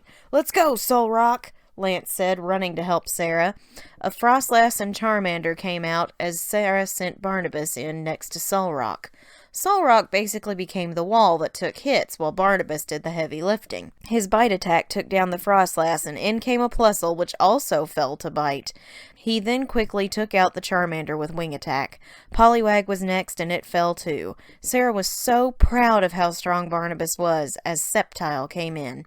Wrap up this battle with wing attack, Sarah commanded. Barnabas took out the fully evolved Pokemon with one strike, and the Team Rocket duo was defeated. Lance went to arrest them, but they threw smoke bombs and got away. Lance was upset they got away, but he and Sarah focused on the machine. It was powered by Pokemon running on spinning wheels. Sarah took half, and Lance took the other half. She caught the one who looked the most in distress, a Stantler named Faline. She set the other 2 free as they needed less medical attention from Lance. The machine was shut down and they hurried back outside. Lance congratulated her on her efforts and said the next place she needed to go was Olivine City. So, after a long night's rest at the Pokemon Center, Sarah set off for Olivine City. Along the way, she caught a Pupitar that she named Gajira. She met a man who owned the Safari Zone that was under construction, and he said he'd call her when it was ready. On the route right after, Sarah felt a strong presence in the grass. She stepped onto a shadow, and it exploded into a huge 6-legged dragon. She was terrified. This thing radiated dark power, unlike which she had not felt before. Giratina, the deity of the Pokemon underworld, a ghost and dragon type. This is your encounter, beeped her guide. Oh, okay, sure. Sarah felt as nervous as she had when she faced Arceus. Barnabas, Confuse Ray. With the help of Barnabas and his Confuse Ray, as well as Honey and her extrasensory attack, they managed to weaken Giratina. Sarah started throwing Pokeball after Pokeball at the deity, hoping she was worthy of its partnership, unlike she had been for Arceus. It broke out of each one, but shook 3 times on one ball, then... boom! It broke out. She eventually ran out of Pokeballs, and Giratina looked down on her as she dropped to her knees. It fled in a rush of shadow. Sarah slammed her fists into the ground. Why wasn't she worthy of Giratina's help? She wanted so badly to prove herself as a strong trainer, but each time she ran into one of these deities, she failed.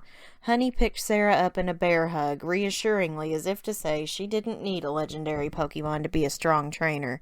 Thank you, sweet Honey, Sarah hugged her back. I will not get discouraged. Not this time. With that, they traveled down to Olivine City.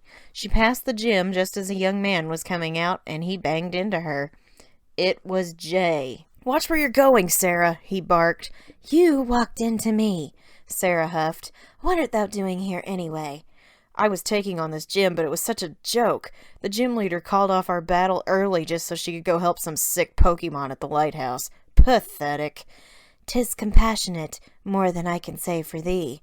Sarah crossed her arms. Well, I've got enough badges to head for Mahogany Town to get my 7th one. I'd rather not waste any more time talking to you than necessary, he sneered. The feeling is mutual.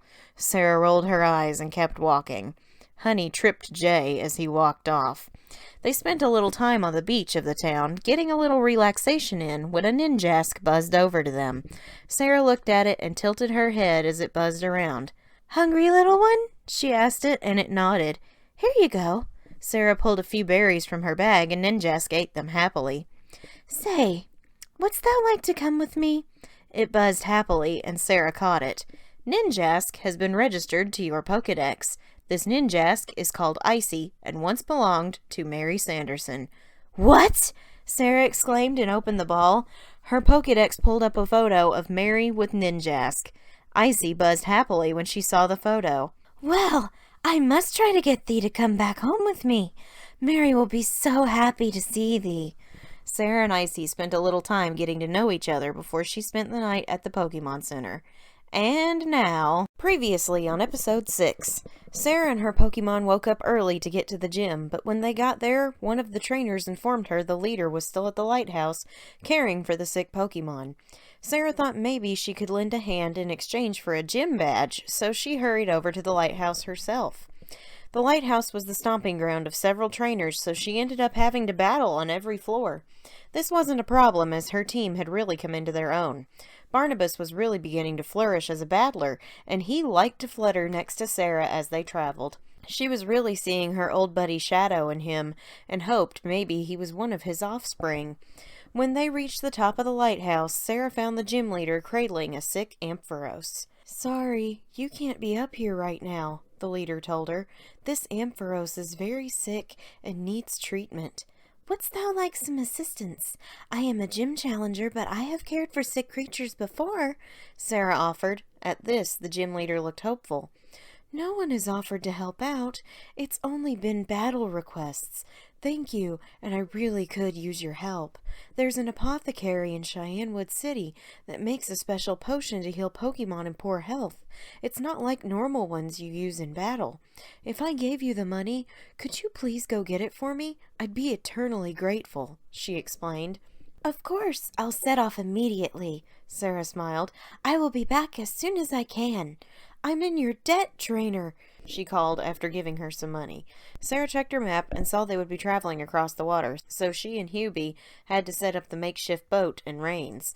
As they sailed down Route 40, they ran smack into a Pokemon that zapped Sarah. She let out a screech, then had Inferno weaken it. The little lightning bolt was fast and a bit stubborn, but finally, click! "Rotom has been registered to your Pokedex," her guide beeped.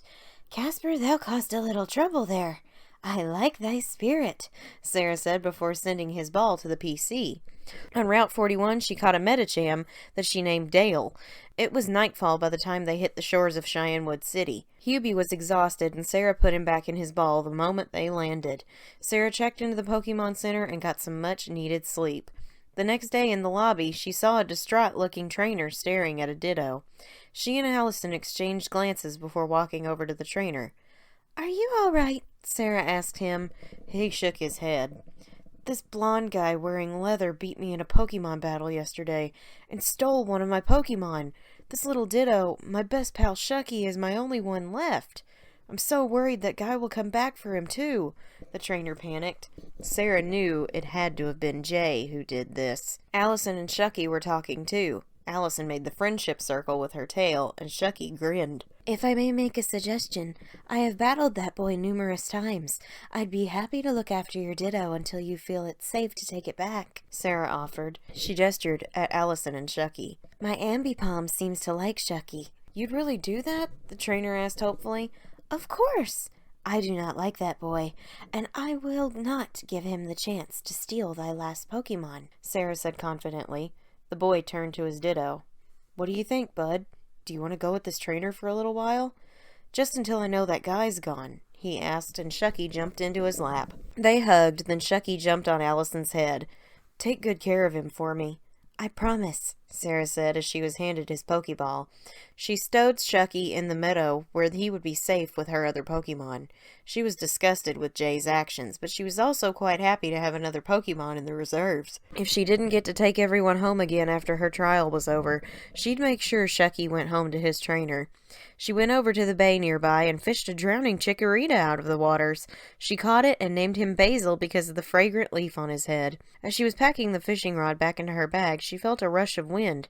She looked behind her, and there stood the false Suicune. Sarah slowly walked over to it and held out her hand. Just before its nose touched her fingertips, it darted off as Ucine ran up. "I knew it! Suicune is most definitely following you. There is something special about you that it wants to know more about. I also want to know what makes you so special to Suicune. Sarah, I request a battle," he said. "If anything else, this will be an excellent warm-up for the Cheyennewood Gym." "There's a gym here?" Sarah gasped. "Of course. Is that not why you're here?" he asked. It is now, Sarah smirked, looking at Allison. Then show me you're ready for it, and Suicune. Usine threw his first ball, and Snubble popped out. Allison met it in battle and took it down with Rock Smash. His Nidorina met its end with Headbutt. Sarah had battled this Pokemon plenty of times on her last adventure. His final Pokemon was a Rhyhorn. It was a bit sturdier and got a hit in on Allison before falling to her second Rock Smash. Sarah and Allison high-fived each other, and Usine gave them a round of applause. I see now. It's the connection you have to your Pokemon that Suicune admires. With that sort of bond, you'll be Please do not finish that sentence. Sarah cut him off before he could jinx her with bad luck. We will simply fight our hardest to reach our goals. And with that sort of admiration, Suicune will find you again. And I won't be far behind, he promised. Now go take that gym head on. Sarah did just that. She healed her team at the Pokemon Center, then walked through the doors of Cheyenne Wood Gym. The leader was a big burly man sitting under a waterfall. The gym trainer said the only way to Chuck was to beat them and turn off the water. So she did. Once the water was off, the gym leader was furious. Sarah approached him and crossed her arms. When a challenger is present, perhaps thou ought to turn off thy silly waterfall, she said with a huff. Running around to find the switch was tedious. That's part of the experience in my gym. The waterfall is my training machine, and you interrupted me. Normally I'd crush you with my fighting types, but I've been training these new Pokemon for weeks. They'll be the ones to hand you your defeat, he bellowed, and without much as a glance, he sent in a Kingler. Barnabas, go get him! Sarah sent in her Golbat, who flapped his wings fiercely.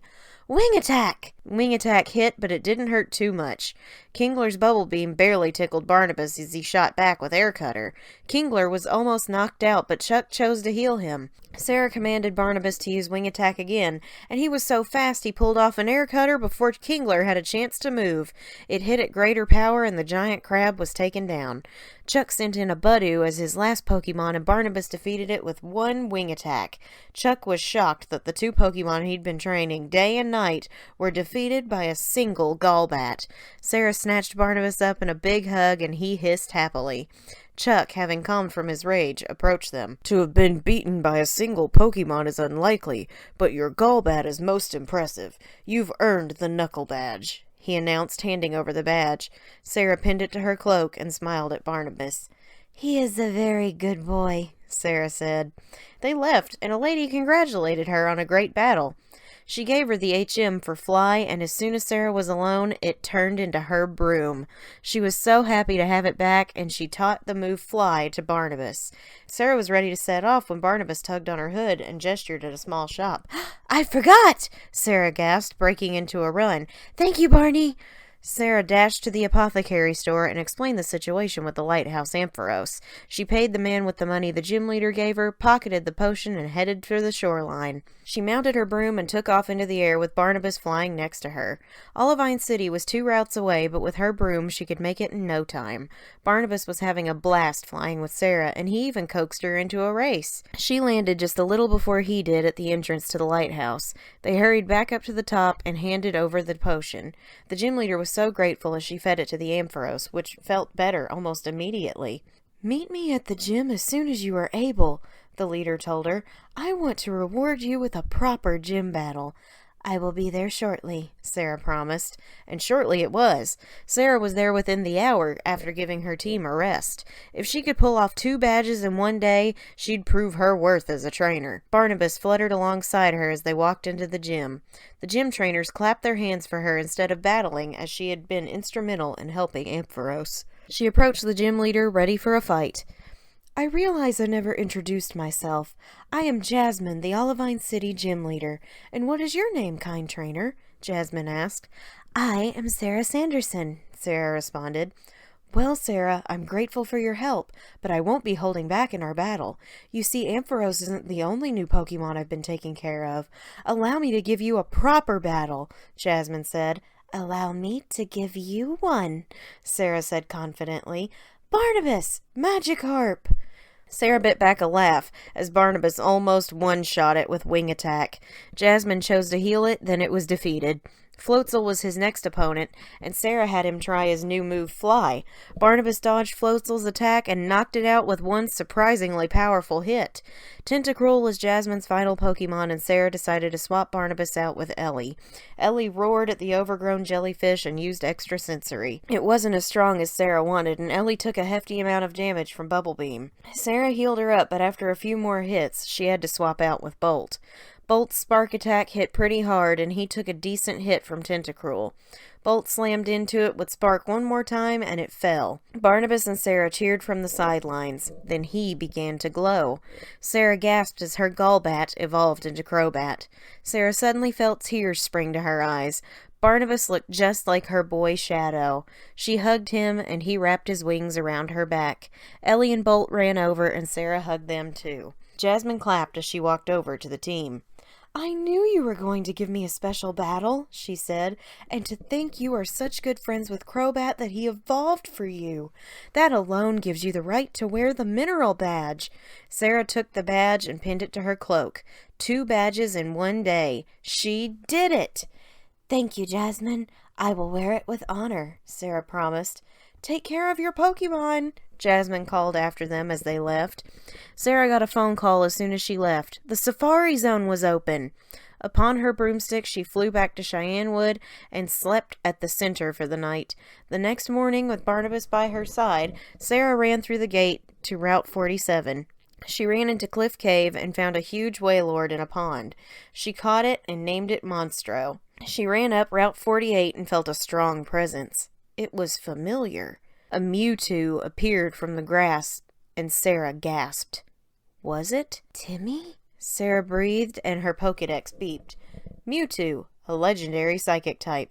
This Mewtwo is not your Mewtwo, but another that escaped from a faraway region, the Pokedex said. "Well, perhaps since I owned one, it will come with me," Sarah said confidently. Her Pokeball supply shrank lower and lower until one ball shook 3 times and... boom! It broke.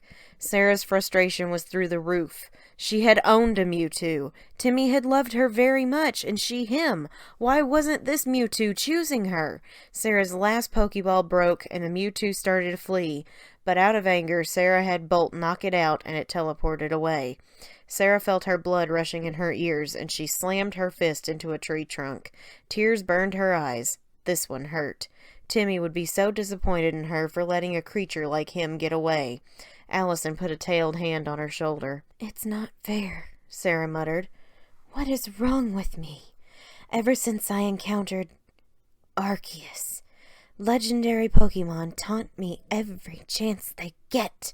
He deemed me unworthy, and I've done everything to make him change his mind. I earned 2 badges in one day. My Pokemon adore me, and I them. I have been battling Team Rocket for 2 trials now. What am I doing wrong?" She slammed her fist again. Allison jumped on her back and hugged her with her tails. Sarah let out her frustrations with tears, and her knuckles bled. Allison snuggled her and dried her eyes with her paw. Sarah swung her ambipalm around and hugged her tightly. "Safari Zone isn't far now. Let's go," she sniffed. Allison gave her chin a nudge with her head. They arrived and checked into the Safari Zone. Sarah didn't catch as many as she wanted to, but she got Jinx the Haunter and Goldie the Goldeen. Frustrated, Sarah stayed over in their Pokemon Center. And now, previously on episode 7. "Well, that was not as generous as the Safari Zone in Kanto," Sarah exhaled the next morning. Hubie stretched his wings and nodded. "'Tis time we moved ahead to the next gym. We only have 2 more badges to collect, and I am ready to go home," she admitted. Hubie flexed as if to say he was ready to help. As Sarah flew through the skies back towards Mahogany Town, she reflected on things. It wasn't until the failure to catch Mewtwo that she realized how much she missed her sisters. She'd been whisked away before she had the chance to apologize to Winifred for screaming at her. She'd been very angry that Winifred's actions in their trial to guide souls got the one she was in charge of killed. But Winifred, for the first time, had said she was sorry in a roundabout way.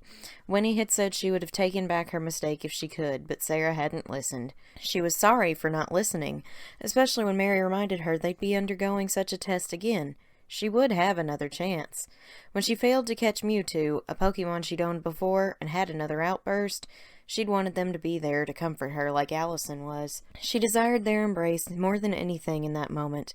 Now she was more determined than ever to earn these final 2 badges and go home. Carlos was waiting for her. Brutus was too, and so were her sisters. She touched down in Mahogany Town and let Hubie out of his ball again. They walked into the gym together, and Hubie took care of the first gym trainer all on his own. Sarah cheered, then saw him beginning to glow. Sarah let out an excited gasp as Hubie evolved. Empoleon has been registered to your Pokedex, beeped her guide. Hubie, thou hast grown so strong. She stroked his face and touched the trident adorning his head. A crown fit for my watery king. Hubie grinned. Together, she and Hubie took down every trainer in their path. He had gained the steel typing when he evolved, and it made him that much more powerful. Though her sisters were not near her, Sarah did have a support team close to her heart. Her Pokemon. She walked up to the elderly gym leader, Empoleon, by her side. Your Empoleon made quick work of my trainers. I haven't seen anyone so adept at battling in a fortnight. Tell me, who are you? My name is Sarah Sanderson. I hail from Salem, and I have worked very hard to reach this level of skill, she said seriously. I can tell you do not hold back with your training, nor with your love of your Pokemon. That much is apparent simply from how close your Empoleon stands by your side. My name is Price, the gym leader here, and I would like to see your skills up close. Instead of fighting with my ice types, I want to test your prowess against a variety of foes, he said. We will not disappoint thee, Sarah promised, and he smirked. Then let the battle commence. He sent out a Cranidos that Hubie blasted with Surf. It fell quickly. Price nodded to her, then brought out a small pink Pokemon that looked much like Mewtwo, but smaller. Its name is Mew. It was used in experiments by Team Rocket years ago. It yielded the Pokemon called Mewtwo. I'm ashamed to say I was once a member of that dreadful organization, but one day I realized the error of my ways. I stole this Mew right out from under them and fled. It has been living a happy life since. When you came into this building, I felt Mew's energy increase. She wants to battle you. Then a battle she shall receive. Mew, I rescued the Mewtwo you yielded, and he was safe in my care. I will demonstrate that such a pond was not created by accident. Mew's psychic attack barely tickled Hubie. He used Surf, knocking it down to yellow health, but Mew quickly ate the citrus berry he had been holding and restored most of it. Mew used Metronome, but it turned into Water Sport, which did nothing. Hubie blasted it with Surf again and knocked it to red. Mew was having fun. Price healed her, and Hubie drenched her again. Metronome turned into Slack Off, which healed Mew again. Sarah could see the joy on Mew's face, and on Hubie's. She kept it up with Surf, then ordered him to strike with Aqua Jet, a priority move. Mew was plunging into red, but she used Transform and turned into Hubie. It became a duel of the Empoleons as they exchanged blows, Mew bringing Hubie down to red health. Finally, Hubie won out and knocked out Mew. The last Pokemon was Shelter, and due to Hubie's exhaustion, she swapped in with Bolt. All it took was one electric attack, and the victory was Sarah's. She cheered as Bolt ran back to her and licked her face. He was so open now. Hubie hugged her around the back, and she kissed his beak. Price approached them and clapped with a nod. You brought my sweet little Mew so much joy. She hasn't been so happy in years. For that alone, you and your team have earned this badge. Price handed over the glacier badge. Sarah pinned it to her cloak. So you said you took care of that Mewtwo. Is he well? Yes, Sarah said. When I last saw him, he was very happy. You've departed company? He asked, and Sarah nodded. Well, should you find him again, I'm sure he'll be happy to see you. She shook hands with him, feeling much better about her situation, and then left the gym. As soon as she left, her Pokegear rang, scaring her half to death. She answered to hear Professor Elm saying he'd been trying to contact her for days, but there was a problem with the signals coming from Goldenrod City. As Sarah healed up in the Pokemon Center, the news came on their magic box. It seemed Team Rocket had taken over Goldenrod City, and they were storming the radio tower. Sarah thought of Timmy. She thought of Price's Mew. They were trying to rebuild their forces, but she was not about to let that happen. Sarah flew to the outskirts of the city and brought Barnabas out next to her. She snuck into the underground to see if she could get inside the tower from there, but there was a grunt there, too. Sarah had to come up with a plan to get past these guys, and she finally got an idea. Sarah started to sing a hypnotic melody in the grunt's direction, lulling her into enchantment. When Sarah surfaced again, she was wearing the grunt's uniform and hat. As she walked down the street, she bumped into a young man. "Bill!" Sarah gasped. She remembered him from Kanto. "Ah, a rocket!" he exclaimed, but she shushed him. No, I am not one of them. I am Sarah Sanderson," she replied, but she realized he didn't know her. "I'm a gym challenger who has been caught up in Team Rocket's dastardly plans for some time now. I plan to stop them once and for all." "You seem pretty genuine, Sarah. After all, Crobat evolves with friendship, so you can't be all bad. Listen, if you're going after Team Rocket, can you take this Pokemon for me? Those guys were mistreating it and I managed to save it, but I'm not much of a trainer." Bill held out a Pokeball. "I'll take good care of it," Sarah promised. She received a victory bell. Sarah remembered her sweet Danny as she took James into her PC meadow and her heart. With the Crobat by her side, she was very convincing as a Team Rocket member. She walked right into the radio tower without a second glance from anyone. She kept her hat over her eyes as she started up the stairs. That's when she heard a ruckus from behind. Jay was storming the building, fighting the grunts, and he was heading straight for her. "Get upstairs, Grunt! Hurry!" the grunt she stood next to said, but she wasn't fast enough. Jay was on top of them. "Team Rocket, you think you're so tough fighting in groups all the time? How about going one-on-one with me? You're a bunch of cowards." Sarah was pulling her hat down as far as she could to hide her face, but... "Sarah? You're not with Team Rocket." "What?" The grunt turned to her as Sarah cursed under her breath. "I was hiding so well until thou came storming in here like a mad animal. You worry so much about strength, you forget about decorum," she hissed at him. The grunt started running and screaming that they were being invaded. "Jay, this is the fault of thee, so you will stay here and fight anyone coming this way. I will press on without any more of thy interference." "I don't have to listen to you," he shouted. "No, but if thou wishest to prove thy power, do as I say."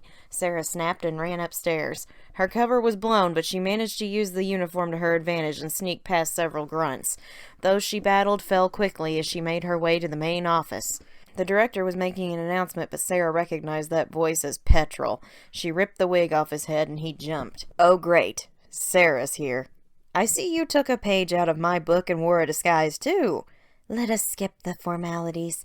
If thou art here, where is the real leader of the radio tower?" Sarah questioned him. "Why would I tell you?" "Because if you do not, my Ursaring will tear thee limb from limb," Sarah threatened him, and Honey stepped up, flexing her claws. Petrol sent out his Beautifly to protect himself, but Honey used Slash and knocked it out in a single hit. Growlithe met the same fate when it came out. Petrol smirked and sent in a legendary Pokemon called Lugia. It looked like it was in pain, and Sarah knew that look. It was under some sort of spell. She had Honey use Feint Attack, followed by Slash, and she only took a little damage from Extrasensory. Sarah wanted to destroy the Pokeball, but Honey had to knock out the beasts first. All it took was one more Feint Attack and Lugia fell. Honey, still charged with power, charged forward with her attack and rammed into Petrol. Lugia's ball flew through the air and she slashed it in half, freeing it from Petrol's control. As Charon was brought in and Honey took charge of the battle, Sarah summoned tremendous force from within herself and blew the wall open. She pushed herself against the Lugia and helped it move. She still called attacks to Honey, who knocked out the Cherim and prepared to battle his Croconaw. Sarah kept calling attacks to Honey, who critical hit the Croconaw and knocked it out. Lugia was very heavy, but Sarah kept pushing him forward, offering words of assurance. Lugia looked down at her, trying so hard to protect him, and finally he started walking too. Petrol called for his Perugly to attack them, but Honey blocked its path and fought it off. Sarah finally got Lugia to the hole in the wall. "Go, Lugia! Thou art free of that man! Go! We will keep him here," Sarah promised. Lugia stared at her for a long moment before flying out the window, leaving a silver feather in her hand. It glowed faintly. Honey finished off Perugly and pinned Petrol against the wall. "Let's try this again, Petrol. Where is the real radio tower leader? He's in the underground storage facility. Please don't let your Ursa ring eat me. I'm nothing but skin and bones, he pleaded. Honey, you hungry? Sarah asked her. Honey growled, sniffed petrol, and dropped him on his back. Good girl. Sarah and Honey charged back out of the tower and back towards the underground. Down the stairs, she met up with another kimono girl who was also investigating the situation. She pointed Sarah in the right direction and ran off to get the authorities to round up the grunts Sarah defeated up top. She charged into the storage area as Jay ran in behind her. Did you take care of the others? Sarah asked him. They were pushovers. Now I want a real challenge, he said, clearly high on adrenaline. Sarah shook her head. There is a man trapped down here. Now is not the time, Sarah protested, but Jay was already prepping for battle. This is ridiculous. His Gengar used Confuse Ray on Sarah's Lux Ray, but Bolt fought through and knocked it out with one bite attack. Jay's Kabuto had evolved into Kabutops, but Bolt's Slenderfang cut it down after he was hit with Mudshot. Rhyhorn came in, so Sarah swapped in with Hubie, who took it down with Aqua Jet. Raichu took a good shot at Honey, but her slash attack was too powerful. His Swallow also fell at Honey's feet and the battle ended. Jay slammed his fist into the nearby wall as Sarah recalled her Pokemon. I told thee this was not the time, she told him seriously. Now go pout upstairs. I have work to do. And she left him there, grumbling. Sarah fought off the rest of the grunts and found the director of the radio tower tied up in a room. He said there was another way to the top of the tower and handed her the key card to get upstairs. She promised to drive out Team Rocket as she helped him get free. Sarah charged back up the stairs and back to the radio tower. Her blood was pumping. She was taking Team Rocket out for good no matter what it took. She got through the locked doors and met with Proton. His team of Floatzel and Kangaskhan was defeated with ease by Barnabas, and Sarah moved forward where she found Ariana. Aren't thou getting the tiniest bit tired of me kicking thy butt? Sarah asked her. Aren't you tired of trying to stop us? Ariana asked. No, Sarah said, and their battle commenced. Ariana's Mightyena, Hippopotas, and Shieldon were taken out by the watery attacks of Hubie. Sarah climbed to the top of the tower, and her blood ran cold. She knew this man, and she hated him. Her Raticate and Butterfree had been killed by him. Archer, Sarah growled. Sarah Sanderson, I've heard about you. You keep interfering with our plans, and I'm about sick of it. We need to make a big comeback if Giovanni is ever to return to us, and you will not stand in our way any longer. That's what thou thinkest, Sarah said confidently. This is for my old Pokemon. Archer sent out Staraptor that slammed into Hubie with close combat. Hubie stuck it out and blasted Staraptor with a close-range Surf. It dropped and in came Roselia. Sarah switched to Inferno, who took a Giga Drain. He returned fire with Lava Plume and knocked it out. Vulpix was the last foe, and Inferno knocked it out with 2 feint attacks. Archer fell to his knees, realizing that no matter what he did, Sarah would not stop fighting Team Rocket. If he couldn't defeat her, he had no chance of bringing back Giovanni. He left, dignity shattered, and Sarah watched from the tower as Team Rocket ran away from the building into the custody of the police. She and the kimono girl caught sight of each other from the distance and nodded to one another. Sarah pulled the silver wing from her bag and looked at it for a second. Lugia was safe, and she was glad. After spending the night at the Pokemon Center, Sarah flew back to Mahogany Town and set off down the road. On the route just after the town, she caught a Sandslash named Ash. She found herself in an ice cave where she caught a Gabite that she called Bruce. The cave was difficult to push through, freezing cold and dark, but Sarah skated her way to the exit by the sun setting, helping one more kimono girl along the way. She came to Blackthorn City where she rested and checked her map. She realized she'd missed an encounter back towards the Safari Zone. She flew back and caught a Whiscash named Wishbone. Back on the route next to Blackthorn, she caught a Pachirisu named Billy. Her last new friend for the day was a Jumpluff named Starry. Sarah found the final gym and decided to attack it the next day. And now... Previously on Episode 8. Her Pokemon were ready. The stage was set, and the 8th badge was at hand. Sarah and her team battled their way through the gym trainers, and she used her brain to solve the moving platform puzzle keeping her from the leader. When she stepped onto the final stone platform, a woman with bright blue hair and clothing resembling a dragon stood before her. She scrutinized Sarah immediately and scoffed. "No, you're not worthy enough to battle me." "Who art thou to make such a judgment?" Sarah asked in annoyance. Both Arceus and Giratina had made her feel worthless. So did Mewtwo. She didn't need this woman saying the same. "I'm the best gym leader in all of Johto, that's who. I'm the dragon tamer, Claire. I've held my own against the Elite Four and trained a team of dragons few have managed to defeat," she bragged. Sarah narrowed her eyes. "If thou art as strong as thy mouth speaks, why art thou so afraid to battle me?" Claire growled. "I won't be leaving without thy badge, so you may as well fight." "Fine, but I refuse to let my magnificent dragons battle the likes of you," she said and swapped out her Pokeballs. "These fine Pokemon will be enough to defeat you." "We shall see." Claire sent in Medicham as Sarah brought in Barnabas. Perfect. Her foe was a fighting type. Barnabas flew high into the air out of range as Medicham used Calm Mind to boost its special attack and special defense. Sarah smirked. "That will not save thee," she told Claire. "Barnabas, strike with Fly!" Barnabas's razor wings struck across the Medicham's torso as he flew down at breakneck speed. Medicham hit the ground with a thud as Claire gasped. It had come off at critical power. Sarah looked at her pridefully. Had she made a mistake? No. She sent in her Tangela next, which got hit by Crobat's Poison Fang and caught the residual poison damage. Tangela used Stun Spore, paralyzing Barnabas, then followed with Ancient Power since he was unable to attack.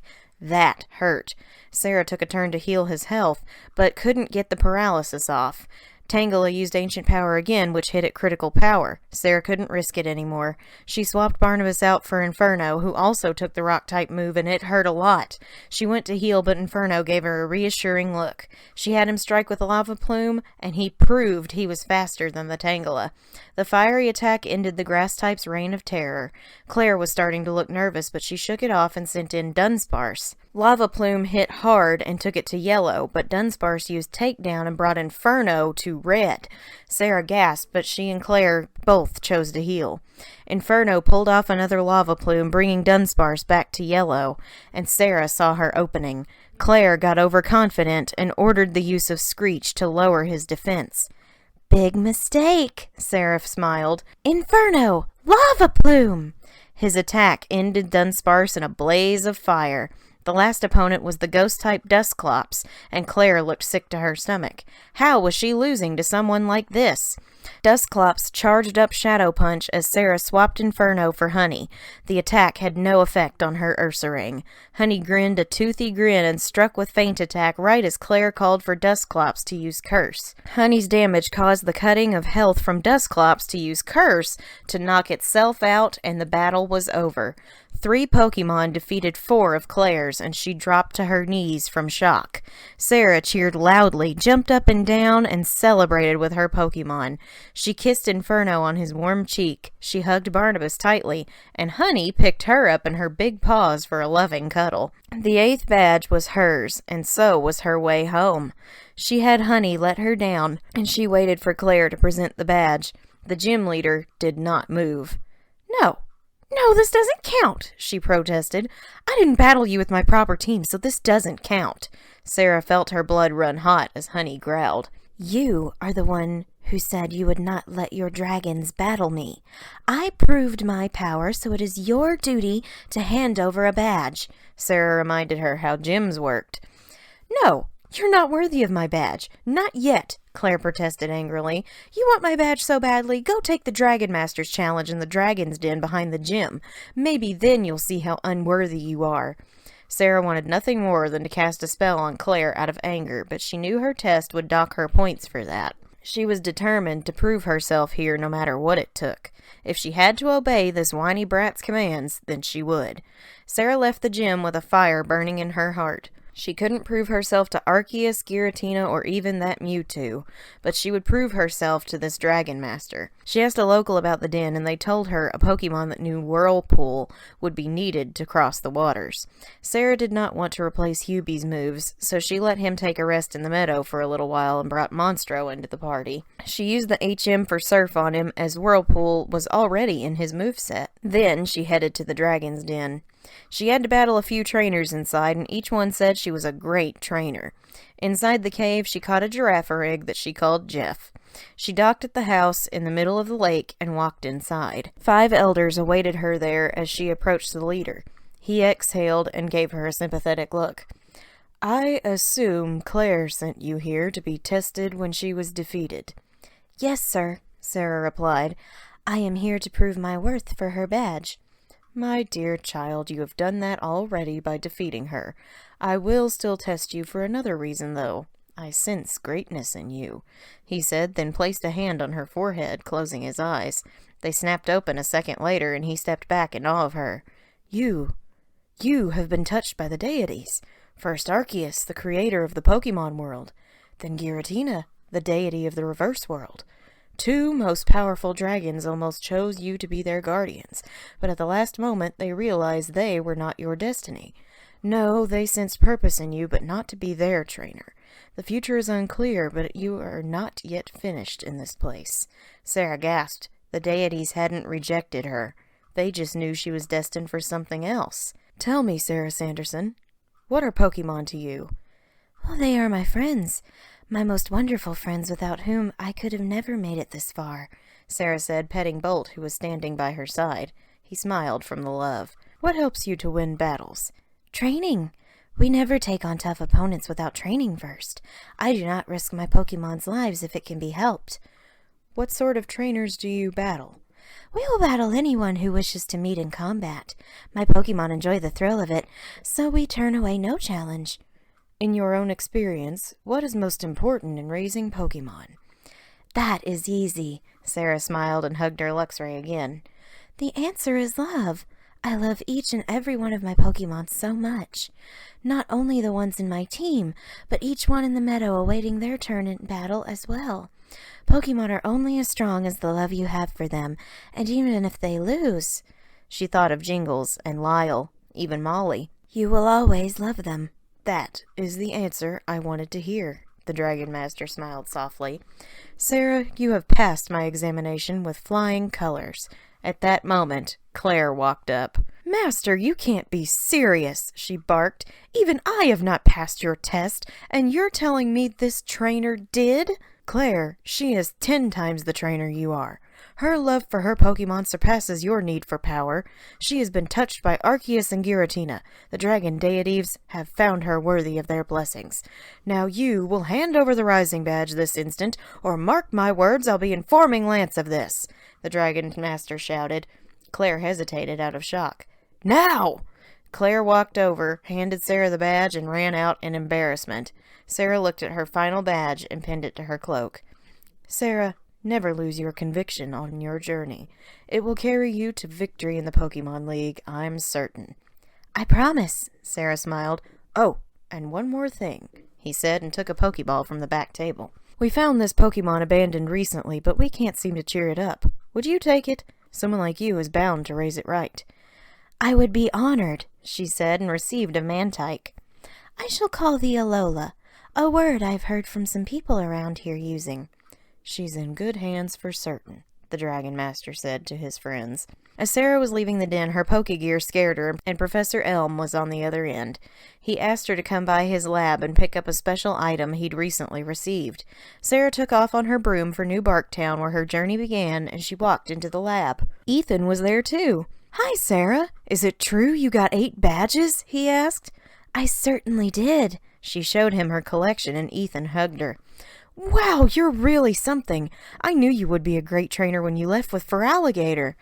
It had been a while since Ethan had seen Sarah, and he noticed Feraligatr wasn't with her. He swallowed. "Oh, I'm sorry, Sarah. I had no idea."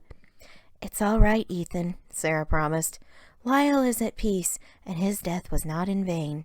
His legacy remains alive with my team and in my heart. You've really changed, he smiled at her. All for the better. Quite so, Professor Elm said. I actually called because there was a group of Kimono sisters who dropped by looking for you.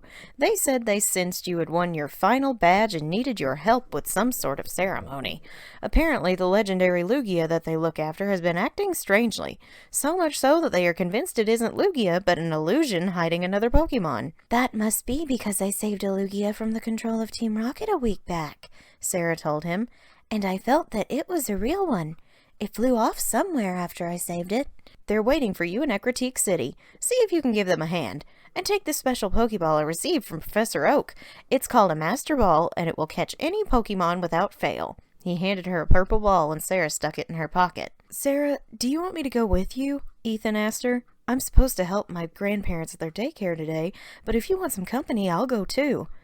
That is kind of thee, Ethan, but I feel this is something I must do alone, Sarah told him with a soft smile. The Dragon Master had said her destiny was waiting for her.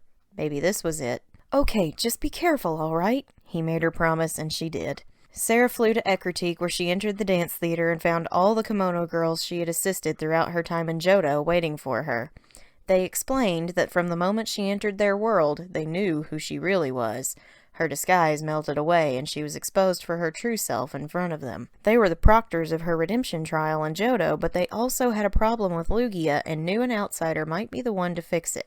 So every place they'd popped up was a test for Sarah to see if she was selfish or selfless in helping them. Now they wanted to see her strength for themselves to make sure she could handle whatever this Lugia imposter was. Sarah agreed to their final test, and the first opponent brought in Crawdaunt. Sarah countered with Bolt, whose Thunderfang brought the crab down to red health, and after taking some damage, used Spark to finish it. Her second opponent used Sneasel. Hubie's Metal Claw ended their fight in a single blow. The third sent out Lantern, who faced Honey in battle. They exchanged a couple of blows, but Honey won out in the end. The fourth opponent battled with Vigoroth, who was knocked out by one of Hubie's surf attacks. The last girl sent out Pinsir, which took a critical hit peck from Hubie, but raised its attack with Sword Dance. Since this was also a fighting type, Sarah swapped into Barnabas, who took it out with Wing Attack. The Kimono sisters were defeated and nodded to each other. Our Lugia is missing and has been replaced by an imposter. Please use this title bell along with that Silverwing you possess to summon it. We must bring our true king of the sea back, the eldest begged as she gave Sarah a bell. Meet us in the Whirl Islands and come to the bottom of the cave, where we will perform the summoning ceremony to bring the false Lugia into the open and, perhaps, bring back the real one. I will be along soon, Sarah promised. She took time at the Pokemon Center to heal her team and rest for the night. Allison slept behind her, one tail draped around her torso. The rest of her Pokemon slept on the floor, or, in Barnabas's case, hanging from the curtain rod. Sarah thought about what this false Lugia could be and how it got there in the first place. Was it a switch Team Rocket made? Or could it be a Pokemon that was trying to hide from something? Either way, with the Master Ball in her bag, she'd make sure it was safe in her meadow by the day's end. She flew off to Cheyenne Wood the very next morning and surfed across the raging waters on Monstro's back, having placed Hubie in the meadow for a moment. When she entered the Whirl Islands, it was black as pitch inside the cave. Sarah concentrated and lit a small ball of light in her palm, but only allowed her to see a couple feet in front of her. In the dark, she bumped into a Machop that she caught and named Leonardo. Sarah climbed farther and farther down until she reached the bottom where a strange light illuminated the cave. She extinguished what was in her hand and then walked into another cavern. The Kimono sisters were waiting, and they had everything set up. Sarah was to ring the title bell in time with their music. They would dance as the mystical energy radiating from all of this would summon Lugia, or the imposter. As Sarah rang the bell with the music, she could feel the magic in the air and her own powers recharged. Suddenly they heard it, the sound of movement. The waterfall burst open and a Lugia stretched its wings. Sarah could sense this was the imposter. She ran forward and sent out Bolt to help her paralyze it. The Master Ball would be her last resort. Thou art not Lugia. I demand to see thy true form. Bolt, use Spark, Sarah called. Her Luxray lit up his fur and charged. He slammed into the great beast and the illusion broke in an instant, revealing Deoxys! Sarah gasped. The Deoxys used telepathy to show her something that Sarah was shocked to find out. It remembered her.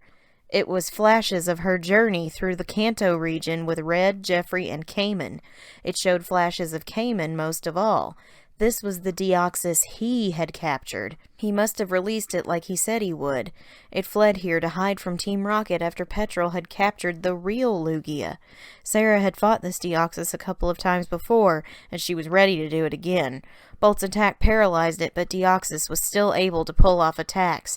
Sarah swapped into Honey, who took a few psychic attacks that had Sarah healing her. This thing was strong.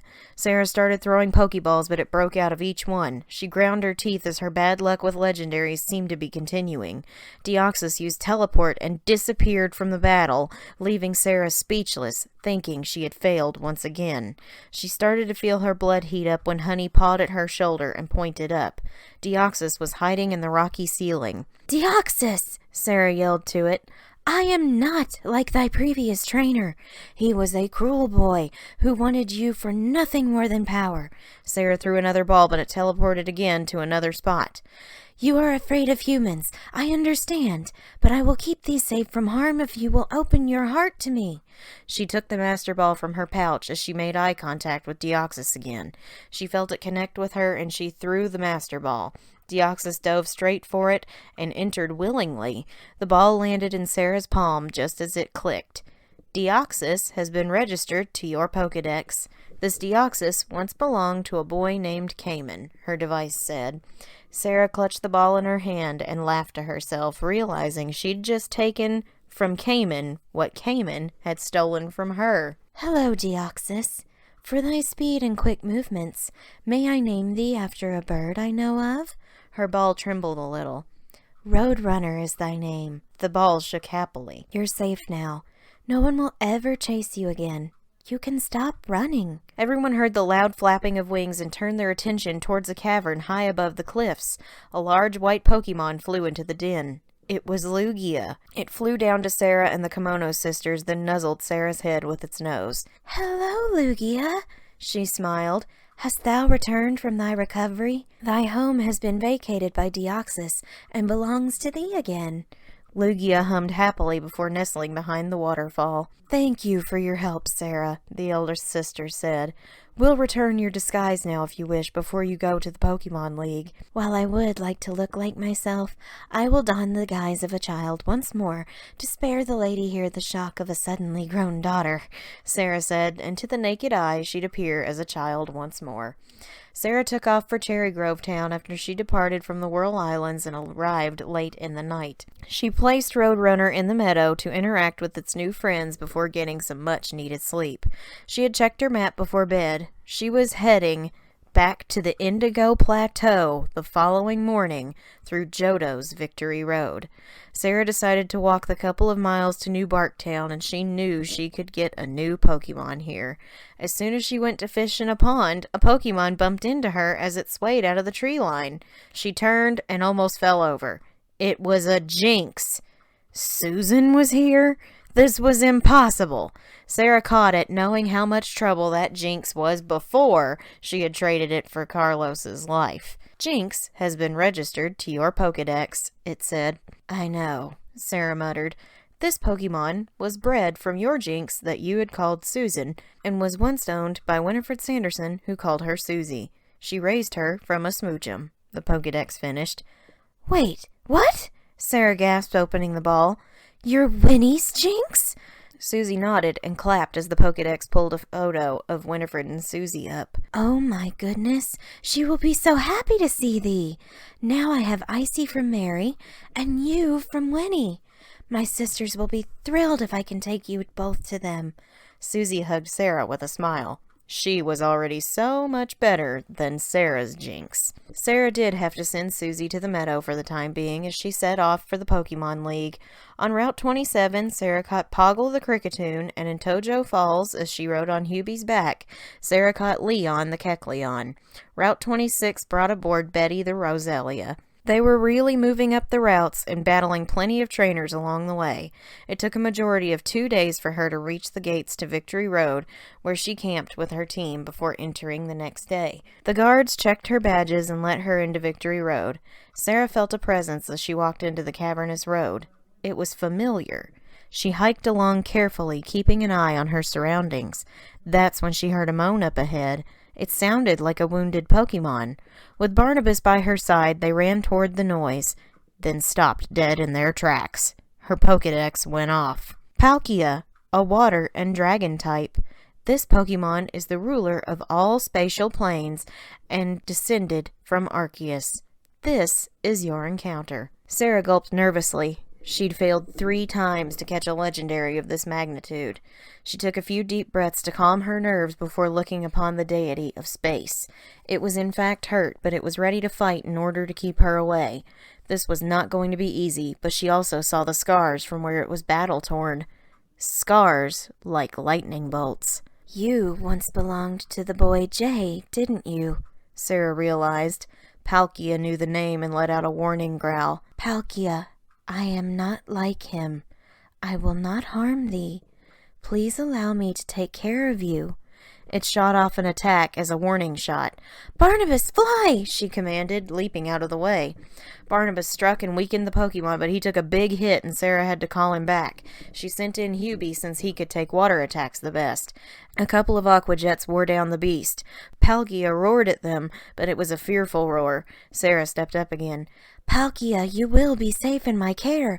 I promise thee that boy will not hurt you again, she said and threw an Ultra Ball. It shook, then broke, and Palkia continued screaming. You were pushed past your limits by him. When you lost, I know he struck thee. I can see thy scars. I will heal your pain, Palkia. Thou art not a tool.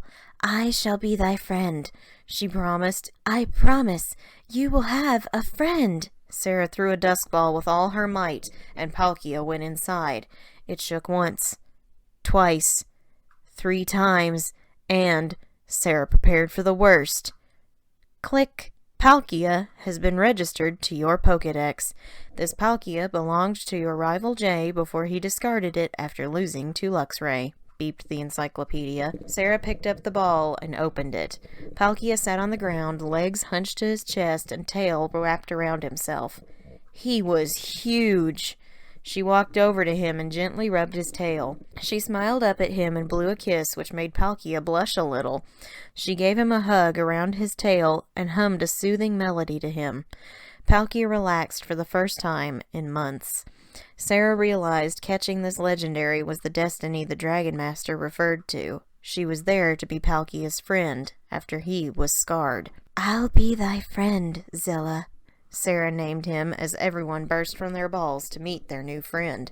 Allison hopped up on Zilla's knee and made the circle of friendship with her tail for him. Suddenly, a voice rang out from behind. "You've got to be kidding me!" Zilla shrank back behind his tail as the entire team made a wall in front of him defensively. "You caught the trash that I discarded?" "Cease thy disgusting talk," Sarah snapped at him. "Zilla was plenty strong, but you neglected to train him properly. I can already tell how much thy abuse has changed this poor Pokemon. You have taken a legendary deity and broken it into a scared puppy. I'll not stand for thy crassness any longer. Art thou on the path to the Pokemon League?" she questioned him. "Matter of fact, I am. And I'm going to defeat all of those top trainers," he said smugly. Sarah shook her head. "Thy journey ends here. Your challenge ends with me. One final battle. The loser will hike back to Johto with their tails between their legs." She challenged him for the first time. Zilla looked at her hopefully. "Fine by me. I can't wait to knock you off that pedestal this region has you on," Jay said and began the battle with Sneasel.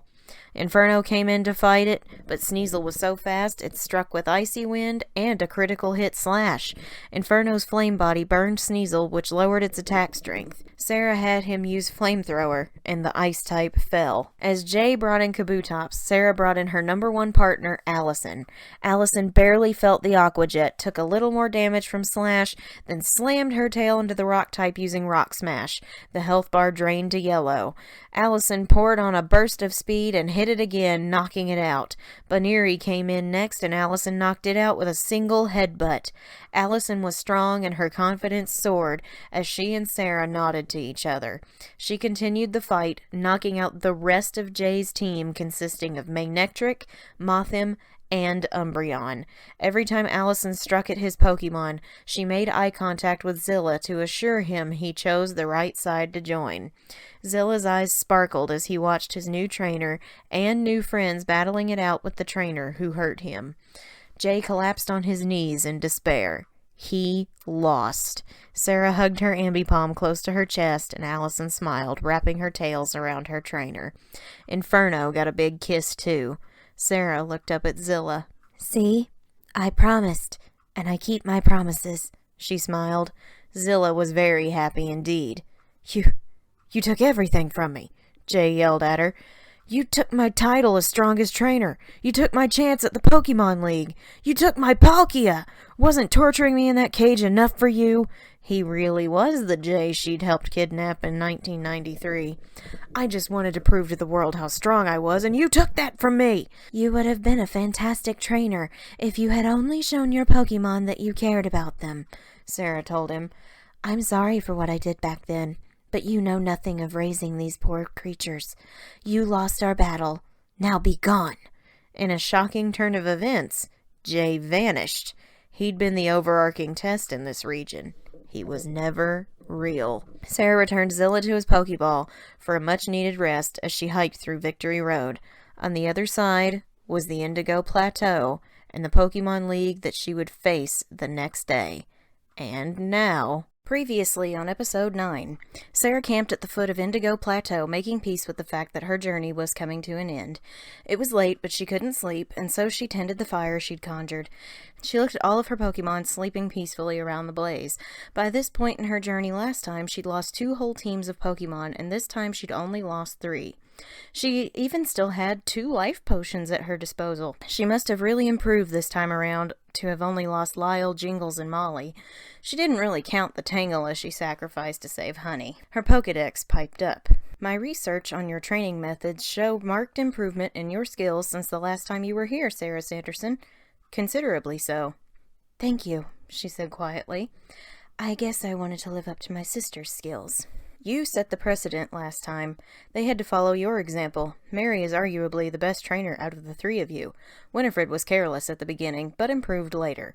However, those statistics will change every time you 3 take on these trials. You excel when you are not focused on trying to be like them. You begin each round of these trials and therefore set the goal for the 2 of them to meet. What art thou hoping to accomplish with us during these trials?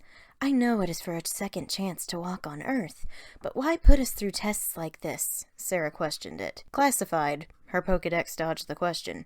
Just know we are working on the 3 of you individually and as a collective. You have more tests to endure tomorrow. Rest, please. It went dark. Right, Sarah muttered. She laid down in the grass, cloak draped over herself as a blanket, and started to sleep when she felt herself being lifted up. Honey was moving her over with the rest of them. She set Sarah down, laid behind her, and her trainer laid down on her furry tummy like a pillow.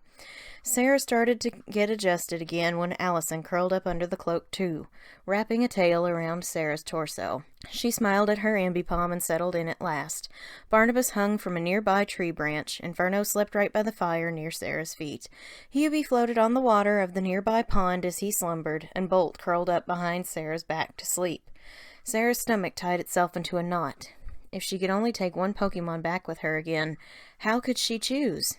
It had been so much easier last time as Carlos had been her closest companion. This time, she was close to all 6 of them. As Allison snuggled up close, Sarah finally fell asleep. The next day, she climbed the last incline to the Indigo Plateau. It had been a year since she last saw this place. Sarah gulped nervously, then felt a paw grab her hand. She looked down, and Allison grinned up at her. She gave her a thumbs up with her tail. Sarah smiled at her and then nodded. They walked in together. She sold a few things at the shop and bought as many healing items as she could. She signed in for the League Challenge and saw many other trainers run out in terror after failed attempts at battling the Elite Four. Sarah and her team looked on nervously, but she took a deep breath and turned to them. The last time I was here, I went in with a team I had barely gotten to know. This time around, I get to fight alongside all of you. Many of us have been together since the start of my journey, and only 2 of you have been around since the 4th gym. Together, we have faced many difficult challenges, but we conquered each one. Today will be different from my last league battle, because I have 6 Pokemon I love very much. Let us bewitch them with our power, and my test will be completed. Sarah hyped up her team, and they all cheered. Sarah's number was called around midday. She walked into the first elite trainer's chamber with Allison by her side. She knew starting with her partner was the best option. Allison only had one weakness, and she hit like Winifred's powerful spells. The man in the center of the room radiated a mystical energy, and Sarah wondered if he was like Sabrina. "Welcome, challenger, to my psychic domain. I recognize you from the thoughts of one of my Pokemon. I must thank you properly for saving it from Team Rocket. You are truly a heroic heroine, and I tip my metaphorical hat to you. I am Will of the Elite Four, and I plan to thank you for your efforts against that dastardly Team Rocket by giving you a battle. But my Pokemon was to thank you as well for saving it. Its strength was restored thanks to you, and I was able to retrieve him after months of searching." Will introduced himself graciously. I am not sure of the Pokemon you speak of, Sarah pondered. I freed only one, I know for certain. "Indeed! In fact, it was I who sent out those 5 Kimono sisters into the world to find my beloved Pokemon, and instead they found a trainer who had the courage to do it herself."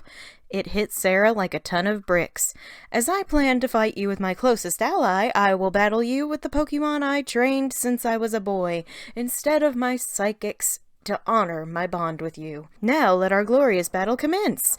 Come out, Lugia!" The ball Will threw burst open, and out came Lugia. Sarah gasped upon seeing the Pokemon she'd given aid to, and it looked upon her in gratitude. However, it flapped its wings for a mighty battle. Sarah and Allison nodded to each other, and the Ambipom ran into battle.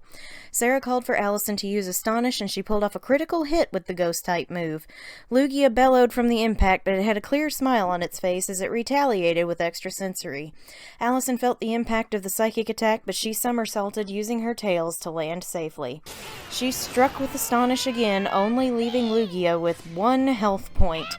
Allison was blasted with another powerful psychic attack, leaving her in yellow. Sarah knew Will would choose to heal, so she switched Allison out with Bolt. Bolt dug in his heels and crouched, ready to strike. Lugia, health restored, let out a battle cry and summoned a rainstorm via the Move Rain dance.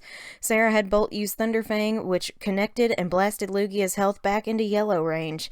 As Bolt was jumping off, Lugia blasted him with a rain-boosted hydro pump. Sarah let out a frightful scream as her Luxray was blasted violently to the earth. She held her breath as the attack ceased, and Bolt stood up, shaking the water out of his fur. "That's my boy!" she cheered. Lugia looked shocked and proud at the same time. "Now strike once more with Thunderfang!" Bolt charged, leapt, and sank his electrified fangs into the legendary Pokemon. Lugia let out a cry, then fell on the ground, Bolt standing atop of him. Sarah cheered for her Luxray, who ran back in front of her as Will withdrew Lugia into its ball, a pleased smile on his lips. "It was no fluke that you were able to beat my boy here, but this battle is far from over," he exclaimed. "We're ready." Snover was the next Pokemon on the field, so Sarah decided to switch into Inferno. He weathered the blizzard attack and knocked Snover out with Flamethrower. Bolt had to come back in and take out his bulky Clamperl. Will surprised her with a second legendary Pokemon, this time a mythical, known as Celebi, the time-traveling Pokemon. Sarah had to keep up her barrage, so she brought in Inferno once more to blast it with a Lava Plume, earning her another win. One more Pokemon was left, and it was Nidoran that met in battle with Honey, and fell after 2 slashes. Sarah defeated the first Elite Four member. She couldn't contain her joy, and she cheered wildly for her team. Will approached Lugia behind him and shook her hand. "Thank you for a marvelous fight, Sarah, but even more so, thank you for saving Silver here. He's been my friend since we were both young. Team Rocket only captured him because he was defending me. I'd searched for a long time and could never find him. You gave me back my best friend." "I would do it again tomorrow," Sarah blushed. Will was very attractive. Lugia bent his neck down and gave her side a nuzzle. "Thou art most welcome, Lugia. Please be a good boy for your friend." Lugia licked her face, making her laugh. "Now go conquer my comrades," Will instructed her. Sarah healed her team, then moved to the next chamber. Here she recognized someone from her past trial. Koga, the Fuchsia City gym leader. He looked her up and down as she walked in, then nodded. To pass Will is one thing, to defeat me is another. I was once a gym leader, but my battle prowess has earned me a place among the elites. I will not take it easy on you. I was once a poison-type master, but my horizons have expanded to many Pokemon. Introduce yourself to Koga of the Elite Four, then we shall fight. I am Sarah Sanderson, and I will pass thee as I did Will. Battle begin, Koga announced. His own Primplup met with Allison, who knocked it out with 2 headbutts as he didn't have time to charge Bide. Allison managed to do the same to his Wartortle. Sarah's gut tightened when Koga brought in a Chingling. She sure missed Jingles. Allison's Astonish attack brought its health low, then defeated it with a critical hit after Koga healed up. Allison continued her onslaught against his Wooper, then finished the battle herself against his Carvana. Sarah jumped up and down with Allison, holding her hands as her Ambipom had just defeated an elite trainer all by herself. Koga bowed to her respectfully.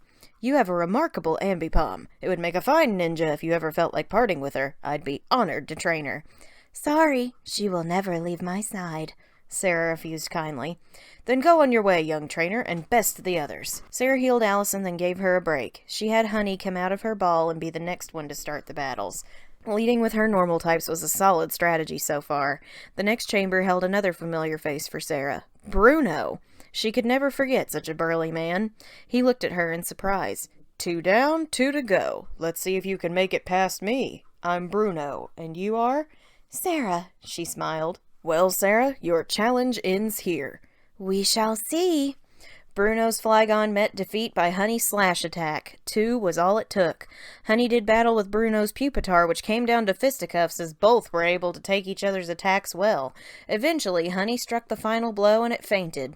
Bonsly went up against Hubie, who took it down with Surf. His Magby met the same fate, as did his final Pokemon Torchic. Bruno was defeated fairly easily, and even he had to admit it. Your team was vastly stronger than mine. Your Ursaring and Empoleon are a great pair. Keep up the good work as you take on our final member. I hope you win, but most challenges end with her. Sarah nodded nervously, healed her Pokemon, and journeyed to the next room.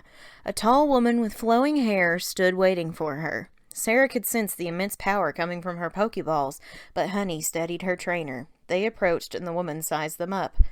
I like you already, she said kindly. My name is Karen. I'm one of the newest Elite Four members, but I haven't been defeated yet.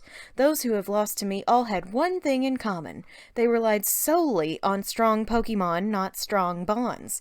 Strong Pokemon, weak Pokemon, they're all the same in the end when you train them well and love them with all of your heart. The way your Ursaring steadied you when you walked in tells me my winning streak may end today. I do ask that you only tell me your name if you defeat me. I only wish to know the names of trainers with the right heart for Pokemon. As you wish, Sarah said. I will do my best to give thee a proper battle. I've no doubt, Karen smiled. Let's go, Macargo. Hubie, it's on you. Hubie was slower than Macargo, but his Surf was super effective and ended the match quickly. Lucario was next, and Sarah chose to counter with Barnabas. Sarah wasn't sure if Barnabas could pull it off in one move, but her Crobat used Fly and took Lucario down in a single neutral-powered hit. Mamoswine was brought in, and Sarah gulped. She hadn't seen this one before. She held up her Pokedex. Mamoswine, a ground and ice type. This could be a problem, Sarah gulped. Bolt, Hubie, and Inferno were weak to ground moves. Barnabas was weak to ice moves. Her only hope laid with Honey and Allison. Barnabas, return! Allison, go get him! Her Ambipom burst onto the field only to be smacked by a critical hit Ice Fang. Sarah's heart climbed into her throat as Allison hit the ground with a thud. She managed to pull herself back up into a standing position, and Sarah quickly healed her. Mamoswine struck again, bringing her Ambipom back to yellow range. Sarah was starting to panic, but Honey banged her paws together and ran onto the field, causing Allison to retreat. Honey roared at the behemoth and took his earthquake attack, but she was in yellow already. Sarah healed again as it smacked her Ursaring around. Sarah used another potion as her heart raced. There was no way out of this. Karen was examining her every move, but she didn't look disappointed. Sarah looked to Honey, who gave her a determined look. She was ready to wear this Mamoswine out, so that's what they did. Mamoswine had to run out of earthquakes eventually, so Sarah kept heel stalling until it finally ran out of the earthquake move. Honey was exhausted, but she charged forward and started exchanging blows against the Mamoswine. Sarah called command after command to her Ursaring, and in her mind's eye, all she could see was her little teddy Ursa that she'd raised from an egg. Honey roared every time she struck a blow, and finally she knocked it out with a critical hit slash. She only had 6 health points left. Honey breathed heavily, and Sarah nearly burst into tears of pride for her Ursaring. But the battle wasn't over yet. She called Honey back as Karen brought in an Arcanine. Sarah sent in Hubie, who was ready to knock out another fire type, except it used Roar, forcing him back into his ball and bringing in a weakened Allison. Sarah quickly healed her Ambipom as Arcanine struck with Fire Fang. Sarah had to heal her again just before Arcanine hit with extreme speed. Allison's double hit finally took out Arcanine. Typhlosion was the last opponent, so Hubie finally got to come back in and deliver the finishing surf attack. It was a long and hard-fought battle, but Sarah was victorious in the end. She hugged her exhausted Ursaring tightly, crying tears of joy. Karen approached her, applauding. "I knew you could best me. I'm so proud of the way you battled. But I had to stall thy moves with potions." Sarah was confused. "And it was amazing. I saw how much you and your Honey, you called her, love each other. She was willing to take that beating for her entire team and for you. You refused to let her get hurt, so you healed her every time she was struck. That is the heart of a true trainer. You are going to beat Lance." Karen congratulated her with a big hug, and she even kissed Honey. "Lance is the champion?" Sarah gasped. He had been the final elite trainer last time. "For a year now," Karen said. "Use your bond with your team and show him a good time." "I'll do that," Sarah promised. She and Karen tended to her wounded Pokemon before she left the chamber. Sarah walked down a long hallway until she reached a platform. At the top was Lance, standing proudly. Sarah took a deep breath and walked up the steps. "From the moment I met you at the Lake of Rage, I knew we'd be seeing each other here one day. Your exploits with Team Rocket have buzzed around the entire region. I know you have a heart of gold, and I want to test it for myself." "Lance, my heart is not as golden as you think," Sarah protested. "Then your soul is made of fine silver," he said. Sarah shook her head. "Too modest. Let's see if we can bring out some of that fire. Tropius!" The grass type burst onto the battlefield, and it began. "Honey, 'tis your turn."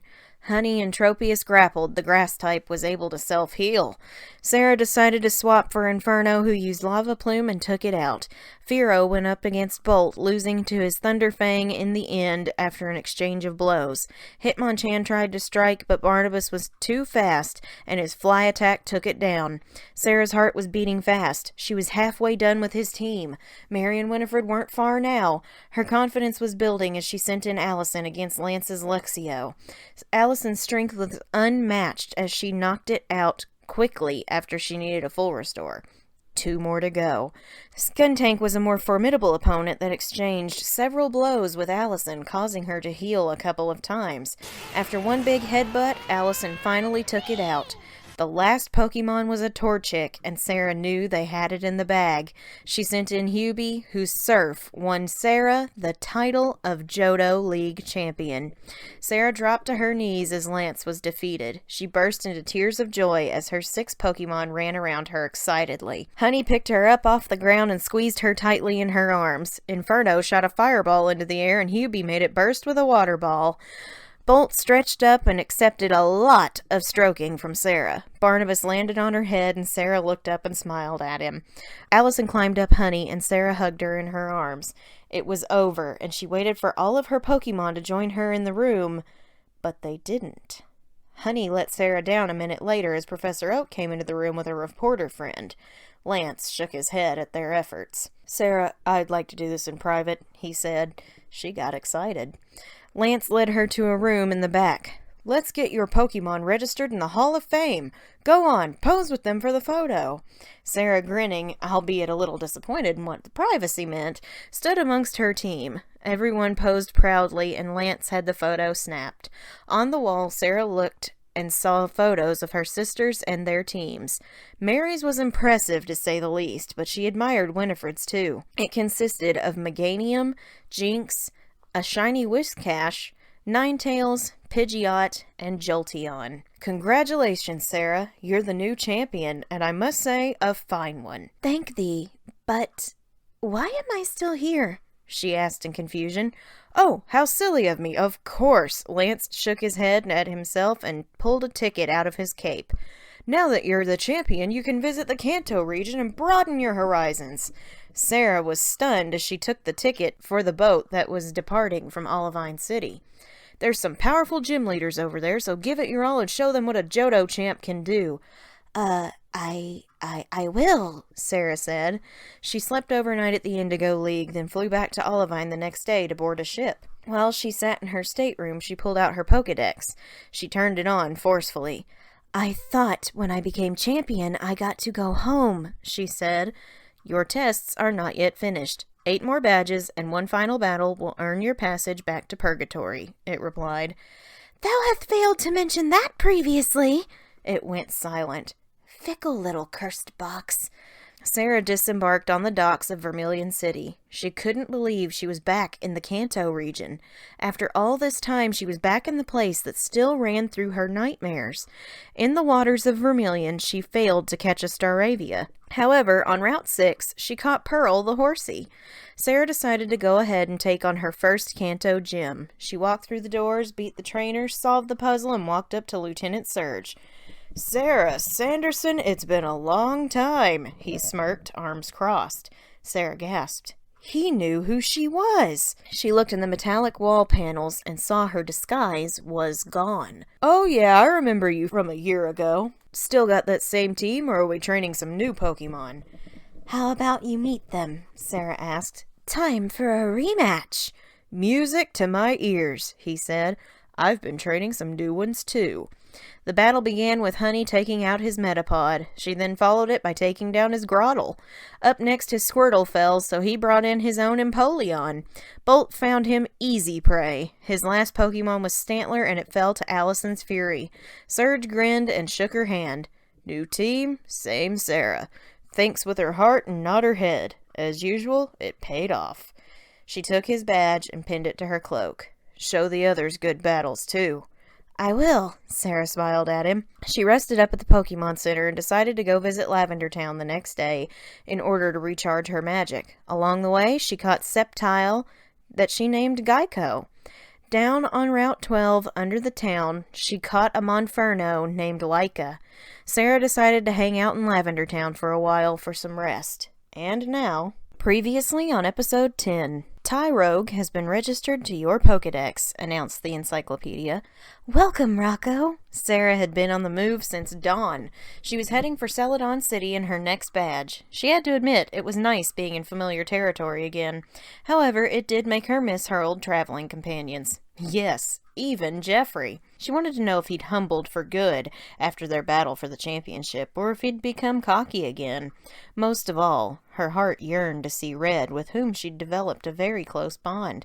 Sure, the whole age thing was a slight problem in this world, but when she was raised, it wasn't as uncommon for older men to take younger wives, so the reverse could be possible for her. She shook herself out of the daydream as she entered Celadon and went fishing for another Pokemon. After a while of no bites, she and Hubie explored the pond themselves. She went to hop onto a rock, but it turned out to be a Shelgon. It had been taking a morning soak when she startled it. Draco was caught and sent to the meadow. After a quick rest at the Pokemon Center, Sarah walked into Celadon Gym. Erica, like before, was asleep against a tree. Sarah chuckled and gave her a gentle but forceful enough nudge with her foot. Erica woke up and looked up at her. Oh, I'm having that dream again, she yawned, turning to go back to sleep. Hello, Erica. It has been a long time since I last saw thee, Sarah greeted. Erica sat bolt upright.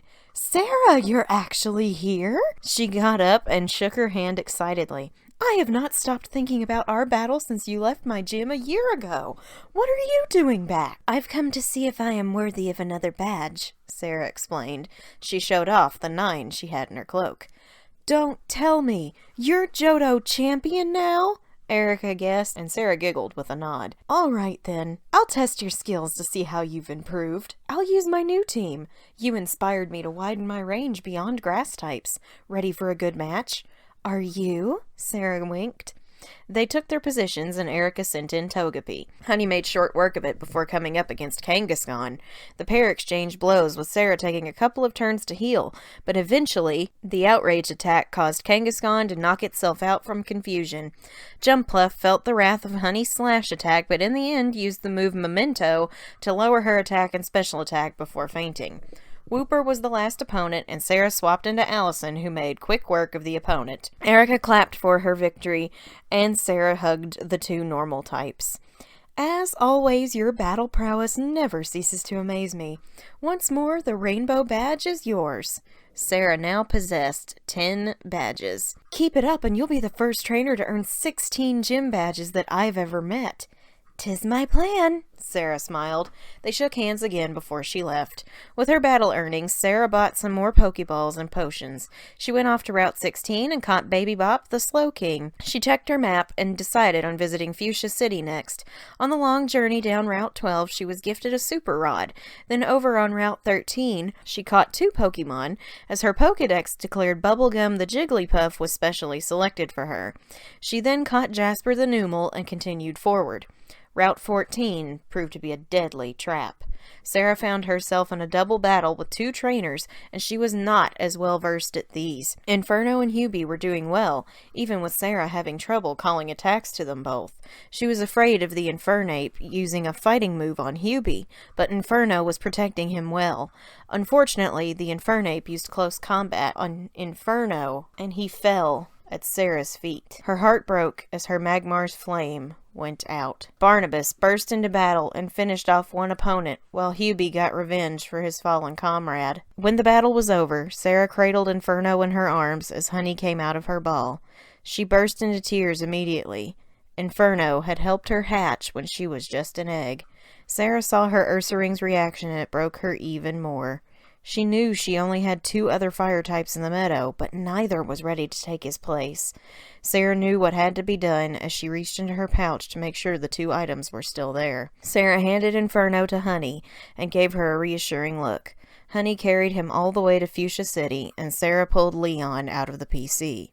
The Kecleon was not in very good health, and very old when she caught him. Sarah took a walk with him, explaining their situation, and the elderly Pokemon patted her thigh as if to say yes. Sarah sat down by a distant tree and brewed the life potion from the items in the revive item she had broken open. Leon drank it, gave Sarah a hug, then readied himself. Sarah inhaled, then directed the life force into Inferno's body. Leon passed peacefully, and Honey sat in the grass holding Inferno in her lap. Sarah knelt beside them, waiting until his tail puffed to life again. Inferno blinked and looked around, coughing a little. Honey cried tears of joy and gave her metaphorical dad a big bear hug, causing Sarah to cry a little more. The whole team hugged on their friend, finally letting his trainer get some affection in. I'm sorry I let that happen, Inferno. I did not mean... Inferno put a hand over her mouth, shook his head, and scolded her for apologizing. He had died trying to save Hubie and did not regret his choice, so Sarah stopped and simply hugged him. Do you want to go back and try again? Inferno rubbed his knuckles excitedly. They took a moment to properly bury Leon in the graves before going back to Route 15, where they obtained Layla the Tropius, and on Route 14, Totem the Xatu joined them. Sarah headed back to Fuchsia City and slept overnight at the Pokemon Center. The next day, they went to the gym. Now here, Sarah wasn't sure what to expect. Koga had been the leader, but since he joined the Elite Four, someone else had to have taken his place. She walked in and battled her way to a young lady who looked a great deal like the old ninja. A challenger, eh? Great, I can test my skills as father's replacement, she exclaimed seriously. Art thou the daughter of Koga? Sarah asked. Yep, My name's Janine, and I'm still getting my legs as the new gym leader. Father told me you might be dropping by soon, Sarah Sanderson, although you are a bit older than he described. However, I'm ready to fight if you are. By all means, let our battle begin. I look forward to seeing thy skills. I'm still trying to decide what type to specialize in. Mind if I try a bunch on you? Please do. Janine started with Dugong that critical hit Bolt with Ice Beam and froze him. Sarah had to use a full restore, but Bolt was ready for revenge after that. It took a few turns, but he took it down. Her next Pokemon was Squirtle, and it fell at his paws too. Bellsprout was taken down quickly too. Trico was her fourth Pokemon, and it was also taken down by Bolt. He was growing tired, so against her Elekid, she let Inferno battle. He hadn't fully recovered from his bout with death, so he was a bit slower, but one supercharged flamethrower took it down, and Sarah won. Janine sighed and walked over to her. Thanks for the battle. I think I'm going to look into poison types and ice types. You helped me out a lot, so please take this badge as thanks. The soul badge was pinned to Sarah's cloak. Thou shalt make a wonderful gym leader, Sarah told her encouragingly. Good luck on your journey. Janine saw her off. Sarah headed back through Saffron City and decided to go up towards Cerulean City now. She was not ready to face Sabrina again. Not after what happened last time. So she planned to save that until the very last minute. Not to mention she had heard there was some trouble up here from a man at Lavender Town's radio tower. On Route 5, she caught Qui-Gon the Riolu that made it to Cerulean. She heard the power plant was in disarray. Someone had stolen something important, and her instincts told her it had to be a remnant of Team Rocket. So, over on Route 9, Synth the Finneon was added to the team. Sarah explored down to Route 10 where the power plant was. She caught Fodder the Pelipper, then went inside the huge building. The manager was desperate for help, and the security guard asked her to assist them. Sarah flew back to Cerulean and began investigating. She checked the gym first and found it vacant, except for the Team Rocket grunt who saw her and bolted. That was her lead. She followed him to Nugget Bridge and battled him until he told her where to find the part he'd taken. She also told him that Team Rocket was history and he should stop fighting for them. Sarah retrieved the strange piece of metal from a hiding spot in the gym, took it back to the power plant, and decided to check on Lavender Town to see if things were better. She was praised for her part in fixing everything, so she got a Pokeflute app for her Pokegear. Sarah remembered there was a sleeping Pokemon blocking the route beside Vermilion City, so she flew back to clear the path. It turned out to be a Squirtle, which she caught. Her Pokedex beeped. Squirtle has been registered to your Pokedex. It seems this Squirtle is the offspring of Mary Sanderson's Blastoise that she called Bowser. Sarah beamed at her Squirtle. Then thy name is Bowser Jr., she said, and he hugged her. Sarah then set her sights on Cerulean City Gym and her next badge. She was ready to face the place she'd first blacked out in. And now, previously on episode 11. Sarah wandered into Diglett's cave where she caught Hypna the Polyrath. Secretly, she had hoped it would have been her boy Candy Corn, but she was happy nevertheless. She exited and decided to come back a little later as she planned to take care of the Cerulean Gym before anything else. A quick stop back in Fuchsia City allowed her to rescue Bruno the Quilava from drowning in a local pond. As she journeyed back up to Cerulean, Sarah had several run-ins with the Suicune she had met in Johto, the false Suicune who kept following her. Sarah knew she'd have to face that thing in battle in the coming days, but she wasn't sure if she was ready. When she got to Cerulean, she rested at the center before going to the gym the next day. Misty was absent, and had been for a while, so Sarah promised the gym trainers she would go find her. She wanted that badge. Where would a water-specialized gym leader go? She puzzled as she crossed over Nugget Bridge. She snapped her fingers. Why, the Cape, of course!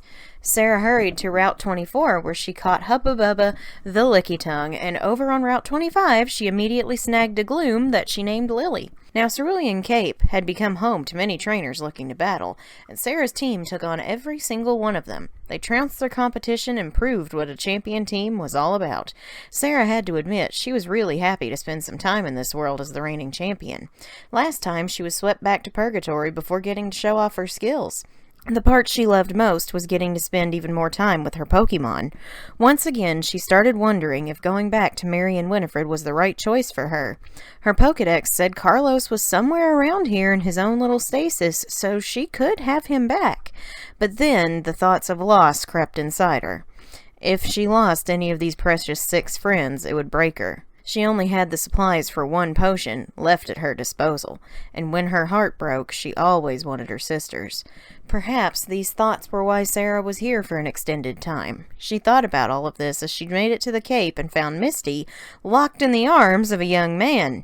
Sarah quickly tried to make herself scarce, but it was too late. He'd seen her. The boy took off like a shot, and Misty turned to her angrily. "Seriously? I have my first date in years and you have to come snooping?" she shouted. Sarah felt like she was 2 inches tall. "I'm sorry. You see, thy friends at thine gym were concerned about thee, and I said I would help their search for thee. I meant no intrusion," she babbled. Misty's mood turned around almost immediately. "There's only one trainer in the world I know that speaks like that. Sarah Sanderson, I almost didn't recognize you. You've really grown up."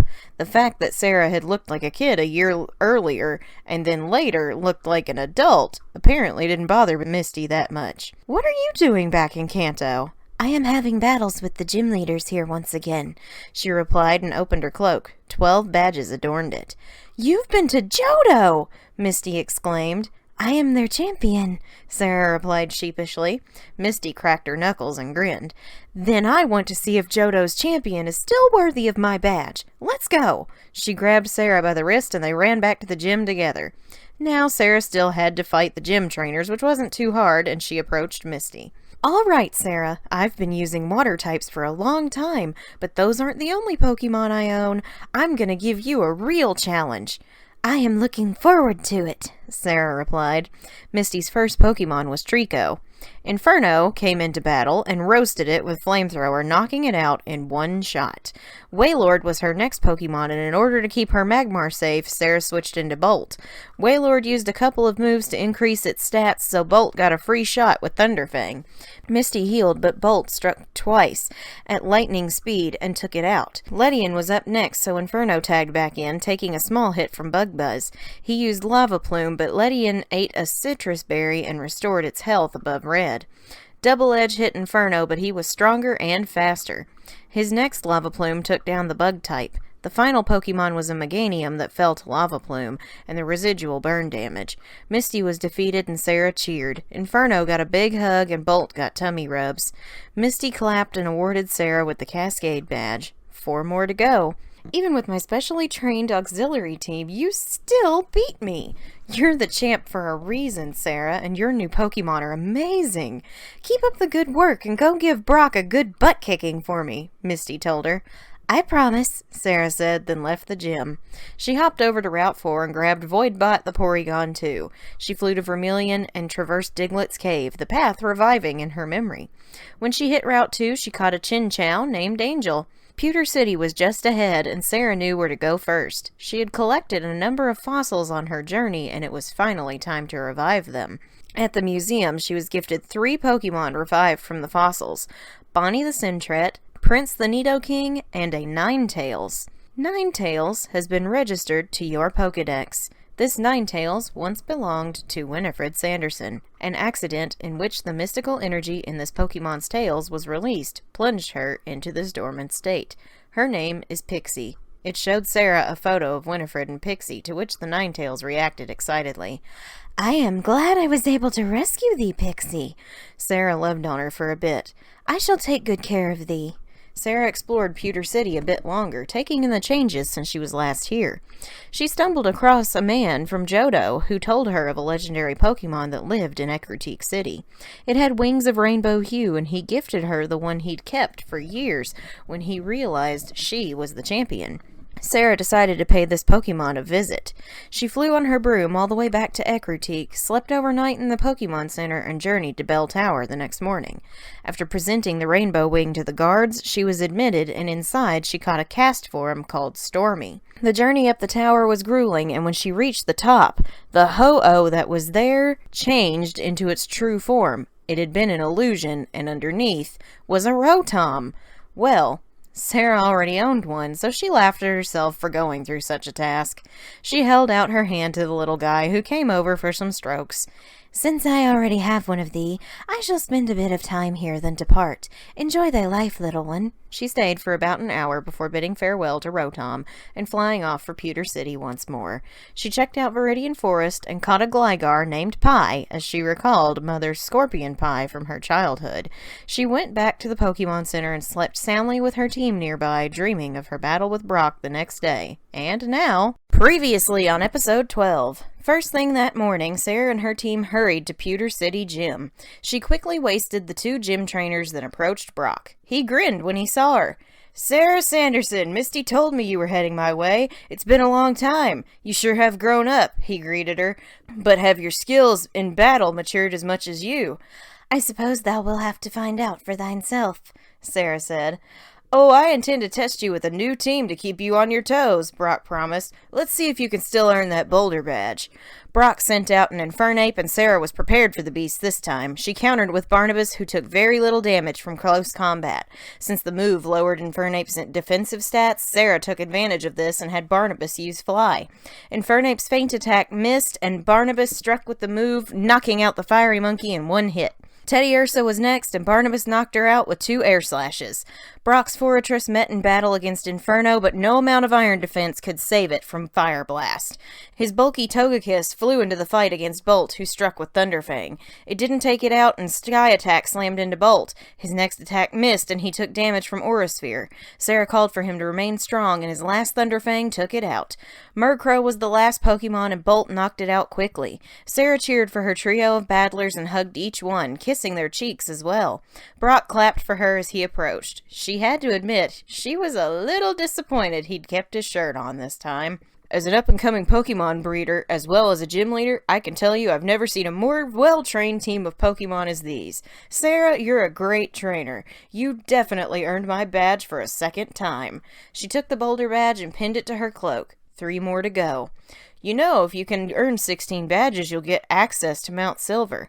"Mount Silver?" Sarah repeated. "What is that place?" "It's restricted to any trainer who hasn't met Professor Oak's qualifications, but there's tell of extremely rare Pokemon there. Only one other trainer has managed to gain access, but I can't remember their name," Brock explained. "It's a dangerous area, to be sure, but if anyone can handle it, it's you." "I'll do my best," Sarah promised, now feeling a little nervous. Was this mountain where her final challenge was to take place? These thoughts ran through her head as she walked through Viridian Forest and down to Viridian City. She went to the gym, but found it closed. This made sense considering Giovanni had been the leader and she'd run him off a year ago. So, Sarah took a moment by the city's pond to fish. Something had been toying with her line for a while, but finally she hooked it. What she yanked out of the water was a small blue Pokemon, and her Pokedex went off. Fione, a water type. This mythical Pokemon is to be or encounter in this area. It was a mythical, like Roadrunner. Sarah gulped, remembering how terribly her luck with legendary Pokemon had been, but then she remembered Zilla, who had opened his heart to her. Sarah dug in her heels and sent in Bolt to help her. "I'm not going to let thee get away, Fione," she said confidently as it used acid armor to sharply boost its physical defense. "Bolt, crunch!" Bolt struck and did little damage. Fiona and Bolt exchanged a couple of blows before the mythical water type boosted its defense twice again. Sarah threw a couple of balls, but Fiona broke out of them. Once, he shook 3 times, then burst out, making Sarah's gut tighten. Not again. Sarah told Bolt to use Crunch one more time, and he brought it to red health. Sarah thanked him and looked Fiona in the eyes. They saw each other clearly. She threw her Ultra Ball and Fiona went inside. Sarah held her breath as she watched it shake once. Twice. 3 times. Click! She screamed out loud that she had actually caught it. Fiona has been registered to your Pokedex. Sarah picked up the ball and held it close to her chest. "Luca, thank you for trusting me," Sarah smiled. She stroked Bolt's head. "And thank you for helping." Bolt licked her face. She continued down to Route 1, where she caught a very weak Pokemon called Wormadam, and she named it Trash Bin.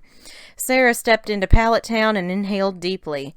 This is where her journey had begun a year ago. She'd been so afraid back then, but this time she'd been ready for what was to come. Now she fished in the town's waters and rescued a Manectric that she caught and named Sparky. Bolt sniffed the new electric type skeptically, but Sparky licked his face over and over in friendship. Sarah sent him to the meadow and then checked her map. Cinnabar Island wasn't too far away. Sarah brought out the small raft she had made weeks ago and plopped it in the water. Hubie dived into the water and started swimming, pulling her along. They snagged a new growlithe that Sarah named Persephone, who'd been trapped on an island. When they reached the waters of Cinnabar, they rescued Remy the Raticate, then realized why she'd been in such danger. Sarah couldn't believe her eyes. The island had been destroyed. The lab with the necromancer, the mansion, the gym, all of it was gone. As she looked upon the rubble, Bolt growled at something behind them. "I don't believe it," said a male voice. Sarah recognized it immediately. She hadn't liked hearing it for most of her journey last year, but in the end she'd learned to get along with him. "Sarah, it's been a long time." "Jeffrey," she turned around to face him and smiled. "You look well." "You do too," he said. They paused for a second. "All right, one of us has to shake the other's hand or hug or something." Sarah laughed and they hugged on the spot. "Listen, Sarah, back then something was weird with me, and I'm sorry for what happened to your old team." He was talking about the Pokemon his Gyarados had killed. Sarah nodded. "Anyway, how's Kanto's old champion?" "Well, now I am Johto's champion," she told him and showed off her badges. "That seems about right." He laughed. "Red actually took your place as Kanto champ after you left. He and I battled it out pretty hard, but he won in the end. Haven't seen him for a long time now. You know he had to take out Team Rocket after you left us, right?" She nodded again. "I know how hard that must have been on him." Sarah swallowed, recalling their adventure. "I had to disband the remnants that were hiding in Johto." "So that's where Archer ended up," Jeffrey puzzled. They paused again. "It's really good to see you, Sarah. What were you doing out here anyway?" "I came to challenge Blaine, but the island... What happened?" she asked him. "The island's volcano erupted 9 months ago. Wiped out the whole island. Not many people or Pokemon made it out. I'm actually heading the recovery team, and we've been trying to clean the place up. That Raticate you caught had actually ran from me when I offered medical treatment. If you're interested in finding Blaine, head for the Seafoam Islands. He's rebuilt his gym in the caves. I also heard tell of a legendary Pokemon in the depths. Do me a favor. Once you beat him and battle Sabrina again, come fight me in Viridian City. My gym could use a good workout." Jeffrey smirked and Sarah gasped. "Thou art the new gym leader there?"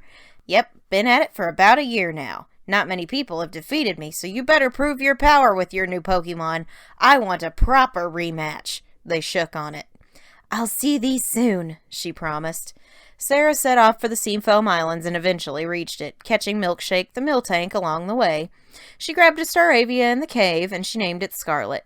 She found the makeshift gym and took down the gym trainers with ease. Blaine greeted her professionally, happy to see her again. Then they started their fight. Inferno took down his Mothim with ease. Then Bolt struck down his Poliwhirl, and finally Barnabas knocked out his Roselia. She earned the Volcano badge quickly. Sarah could sense the power below in the caves, so she and her Pokemon descended into the depths. Last time she faced Articuno, it had been so stubborn it knocked itself out rather than join her. This time, she'd reach out to it. She was freezing in this icy cave, shivering as she and her Pokemon worked their way through ice puzzles. Eventually, she found the magnificent bird, but something felt off.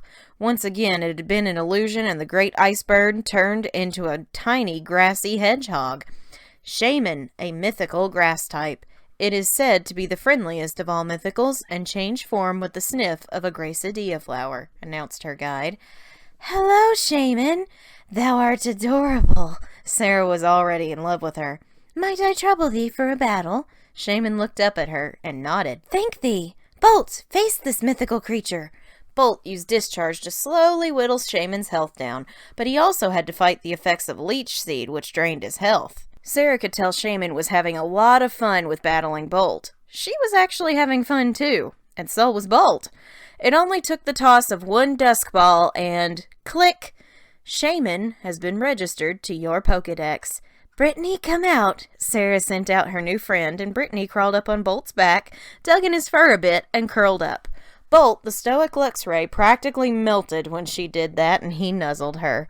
The two of you make a lovely pair of friends. Sarah pet them both before they made their way out of the caves. Sarah's Pokedex reminded her that the false Suicune was out there somewhere, and she had a feeling she knew where it was. She flew back to Cerulean City and hiked to the Cape. There it was, and Eusine had just been defeated. It turned to her and bowed. Eusine limped over to her. Suicune has been waiting for you, and you alone. I couldn't do it, but you can. Show this magnificent Suicune a worthy battle, he told her. Eusine, 'tis not a Suicune, Sarah told him, and she approached. She called Hubie into battle, and the illusion faded at last, causing Eusine to stumble back. Registeel, the Steel Titan, a legendary Pokemon once belonging to Winifred Sanderson. First attempted capture by Mary Sanderson, her Pokedex said. This Pokemon may explode at any time.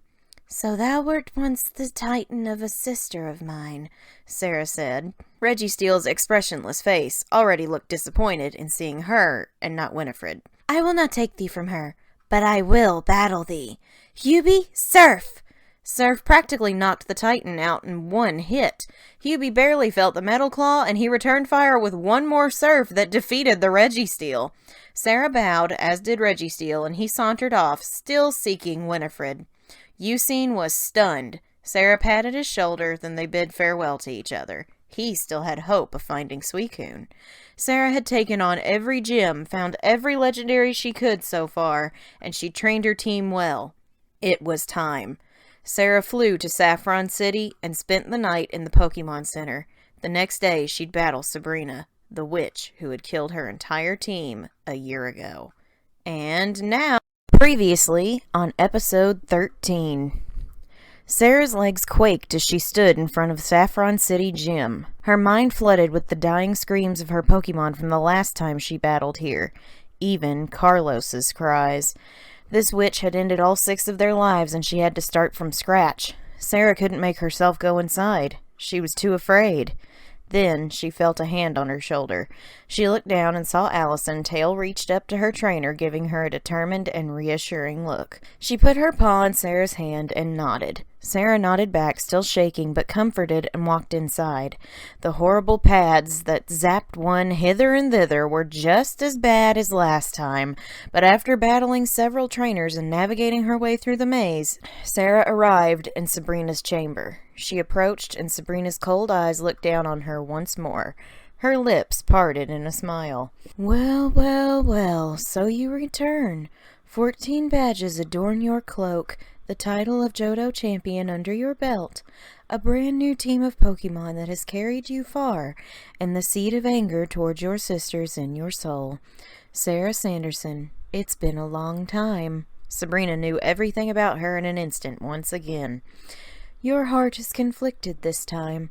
Last time you were here, you wanted nothing more than to return to your sister's sides. This time, you've been debating on whether that is the right choice for you, are you not? I have been. Sarah told the truth, as she knew there was no hiding anything from Sabrina. I felt great relief when I was brought to Johto for my trial. I've been independent again, caring for myself and my Pokemon, and I have enjoyed my time back here.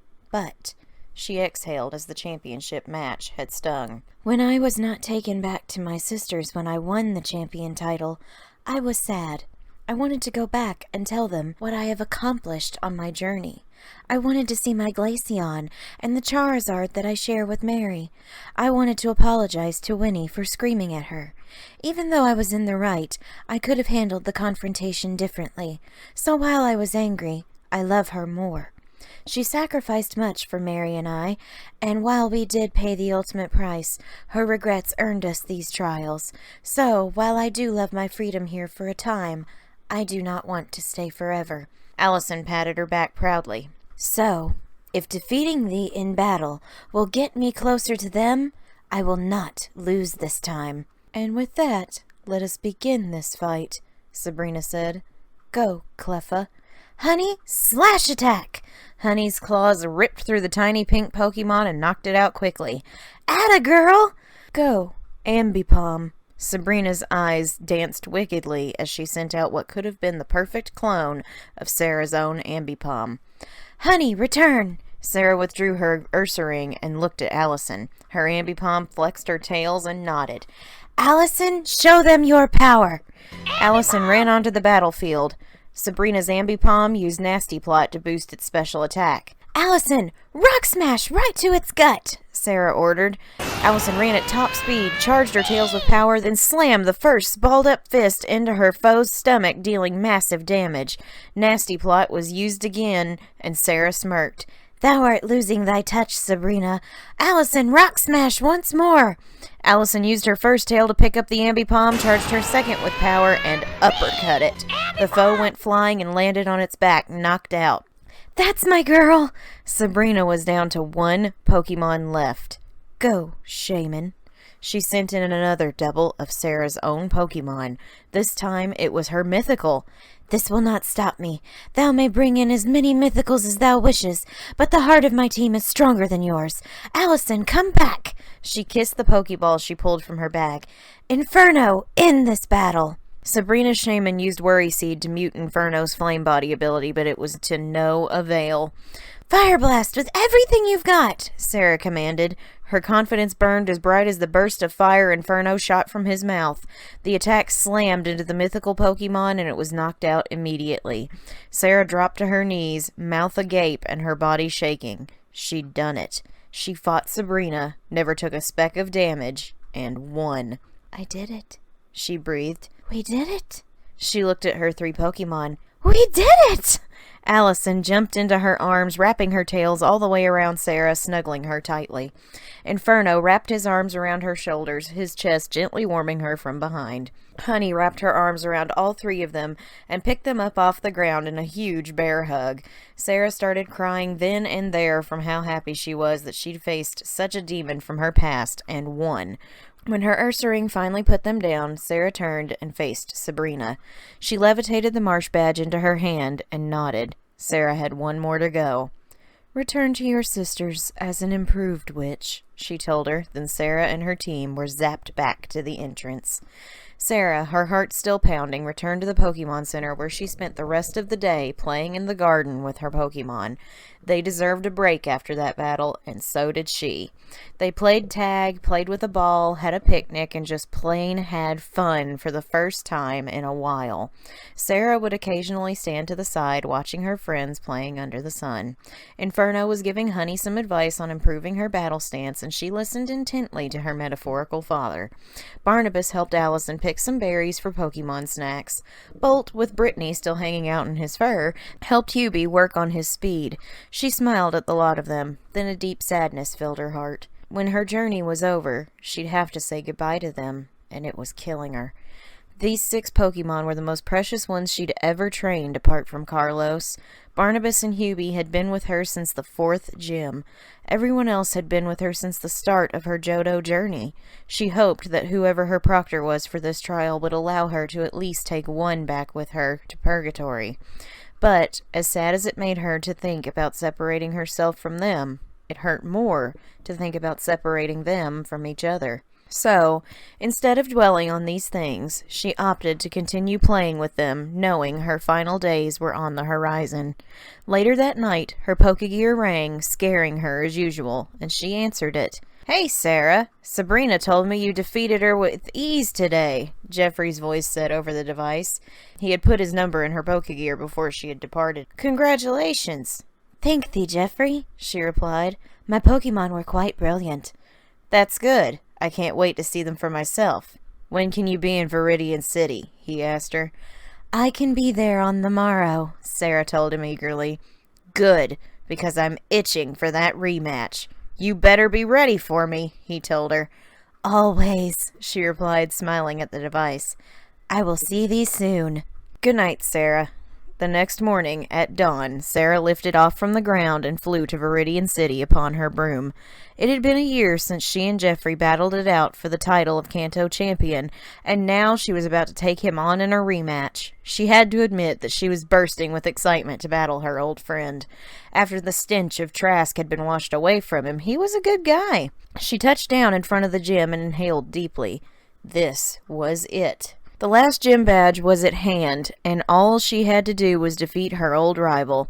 She walked in and tackled the spinning tiles head-on, albeit not without some nausea. When she reached the end of the maze, she looked up and saw her old buddy waiting for her. He was a boy no longer, but a full-grown man. The passage of time in this world from her place in purgatory was fascinating, to say the least. He'd really grown up, but she could still see that smug teenager in his eyes. He smiled at her as she walked up the stairs. "You kept me waiting, Sarah. I was expecting you at dawn," he laughed. "Thou art so desperate to lose again," she teased, and he smirked. "I was only a kid last time we fought. Now that I've grown up, things are going to be different. I'm on your level now. You're not the only one who's been training a new team, and I can't wait to see them take you down." Jeffrey plucked a Pokeball from his belt. "Are you ready?" "We are ready," Sarah replied, pulling a ball from her bag. "Then let's cut the small talk and get started. Let's go, Beldum!" He sent in his Psychic and Steel type. "Inferno, thou art up first!" Sarah sent in her Magmar. Beldum used Takedown, but Inferno blocked it with his hands, barely feeling the impact. He blew a flamethrower in Beldum's face and knocked it out. Jeffrey withdrew his first Pokemon, and Sarah smirked at him. He returned the look. Pachirisu was the next opponent, and Flamethrower dealt a lot of damage. The foe's Super Fang cut Inferno's health right in half, and Sarah gasped. Inferno looked at her with burning ambition in his eyes and nodded. He used Flamethrower again and knocked out the electric squirrel. Jeffrey was growing ever so slightly annoyed that his old rival was still so powerful. He sent in his Grimer, which Sarah chose to fight with Hubie. As soon as she called for Surf, Jeffrey smirked and swapped out with his Machoke. Surf hit hard, but the fighting type still stood. Sarah knew this thing was pretty fast, and one fighting type move could harm her Steel type Empoleon. Hubie called back to her assuringly. "Drill Peck!" she ordered, and thanks to his practice with Bolt, Hubie was faster. He knocked out the Machoke. "You're still irritatingly good at this, Sarah," Jeffrey complimented her. "No wonder you're Johto's champion." "Thou art not bad thyself, Jeffrey," she returned the kind words. "And I'm not through yet," he said. "Vespiquen, let's go!" "Hubie, come back! Barnabas, 'tis up to thee!" The bug type burst onto the field at the same time as her Crobat. Vespiquen used Swagger, raising Barnabas's attack but casting a confusion status on him. Sarah cursed at this trick, and Jeffrey sneered. Instead of risking Barnabas hurting himself, she used a full heal to snap him out of it. Vespiquen attacked with attack order, barely hurting him. Barnabas returned fire with Air Slash, but the bug still stood. It used Swagger again, so Sarah had to waste another turn healing off confusion. This is where Jeffrey's skills were starting to shine, and his Pokemon lowered Barnabas' special attack. Her Crobat didn't hesitate this time, and Air Slash still didn't kill it. Jeffrey healed his Vespiquen up, so Sarah had to switch to Fly. Barnabas flew up out of range, dove for the foe, and knocked it out after a long fight. Jeffrey's ace was a Mawile, a pure Steel type, so Sarah had to bring her Crobat back. She sent in her own ace, Allison, as Mawile used Stockpile to boost all of its defensive stats. "Allison, use Rock Smash!" Sarah commanded. Her Ambipom did so and took a chunk out of the foe's health. "Mawile, spit up!" Jeffrey ordered. Mawile expelled the stored energy from Stockpile, and it took a chunk out of Allison's health. "So, my ace against yours. I wonder who will take this matchup." "It will be Allison," Sarah said confidently. "Rock Smash!" Allison jumped into the air, charged her two tails with power, flipped, and slammed them into the top of Mawile's head, knocking it out flat. Jeffrey was stunned at the power of this normal type as he sent in Grimer. Allison stayed in battle and used Headbutt. Grimer was hit so hard it flinched and could not pull off an attack. Jeffrey clenched his teeth, then sighed with a laugh. He and Sarah looked each other in the eyes, and he nodded, conceding defeat as she called for the last move. "Headbutt, now!" Sarah ordered her partner, and with that, Allison knocked out the last Pokemon. The battle was over, and Jeffrey was defeated once more. He clapped for Sarah as he walked over to her. "Sarah, I expected nothing less out of you," he said. "I had a feeling I'd end up losing again, but I tried my hardest. I said I was finally on your level, and you proved me wrong once more. Your team is even more impressive than your last, and this Ambipom," he knelt down to Allison and they looked at each other, "clearly loves you as much as your old Glaceon. I'm only sorry I didn't get to fight all 6 of your Pokemon this time. Wouldst thou like to meet them? She asked him. I really would, he replied. Sarah and Jeffrey left the gym together, and she brought all of her Pokemon out to meet his. He examined all of them and concluded they were the best trained Pokemon he'd seen since his battle with Red. They spent a few hours reminiscing on old times while their Pokemon played together before he finally handed her the Earth Badge. It was less a token of victory than it was a token of everlasting friendship. She had all 16 now. While they were talking, a package was delivered to the Pokemon Center for Sarah, and it was the HM for Rock Climb. Jeffrey helped her teach it to Inferno as she got a call from Professor Oak. He was letting her know that she was officially given permission to venture into Mount Silver's territory. Jeffrey congratulated her on such a feat. The only other person who's ever been given that honor was, well, Red, he told her, and Sarah gasped. Her heart sped up, but Jeffrey looked sad. I haven't seen him ever since he set off for that mountain. I've tried calling his Pokegear, but I never got an answer. That place is home to powerful Pokemon, many of which are ferocious. I hate to think... Sarah, he looked at her seriously. Promise me you will be careful when you go there. I've already lost one friend to that place. Don't make me lose another one. Sarah gave him a hug. I promise. I will not let the mountain take me as it did our friend, she swore. Good. Consider training a bit before you go there, okay? He requested. Cerulean Cave would be a good spot. There's Tale of a Legend inside. Maybe fight it first. I will do that, Sarah said. Jeffrey, it was good to see thee again. Likewise. Don't be a stranger, okay? He smiled. They shook hands firmly, then shared one final hug. Bye, Sarah. Goodbye, Jeffrey. Sarah spent the night at the Pokemon Center, then set off for Cerulean the next day. Her Pokedex indicated not 1, but 2 specks of high power on her map. She set off down to the power plant first, where Zapdos turned out to actually be another Fione that she caught and named Greta. Luca and Greta became incredibly fast friends in the meadow, as they were of the same species. She flew back to Cerulean City and down to the cave. This was where she met Timmy, her Mewtwo, before, and she really hoped he would be inside. She walked into the dark cave and lit a ball of purple fire in her hand to light the way. She tried to capture a Hitmonlee, but Honey got too excited and knocked it out. Sarah didn't mind, as her Ursaring had been training hard with Inferno. As she explored the cave, Sarah found a discarded item that was warm to the touch.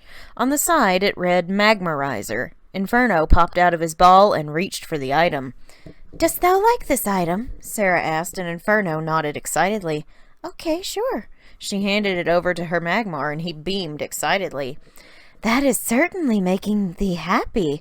I'm glad we came in here then. As they walked, Inferno took the lead on fighting the wild Pokemon. With every battle he fought, the item glowed brighter and brighter with fire. Honey watched him with a happy gleam in her eyes. She loved him very much. Finally, after one last battle, Inferno began to glow. Sarah's jaw dropped and the fire in her hand went out, but it didn't matter because Inferno's new form burned bright enough to light the area. Magmortar has been registered to your Pokedex, beeped her encyclopedia. Sarah, still in shock, held it up to Inferno. Magmortar, a fire type, and the evolved form of Magmar. Magmar can only evolve into Magmortar when it holds a Magmarizer, an item they are drawn to. This Pokemon's arms are cannons that blast powerful spouts of flame in battle. Inferno! Look at thee! Sarah screeched with glee. Thou hast evolved! I did not know this was even possible. She ran to hug him, but Honey got there first. She bear hugged her best friend, who was now almost as tall as she was. Inferno hugged back, then Sarah got a turn. I am so happy for thee. Sarah's entire team was now fully evolved. Nothing stood in their way as they explored the cave. It took a long time, but they finally reached the bottom. There stood a Mewtwo. Sarah ran to him, but the illusion faded, and a giant whale splashed into the water. Sarah was soaked from the impact, but she held strong. Kyogre, a water type. This Pokemon is the ruler of the seas.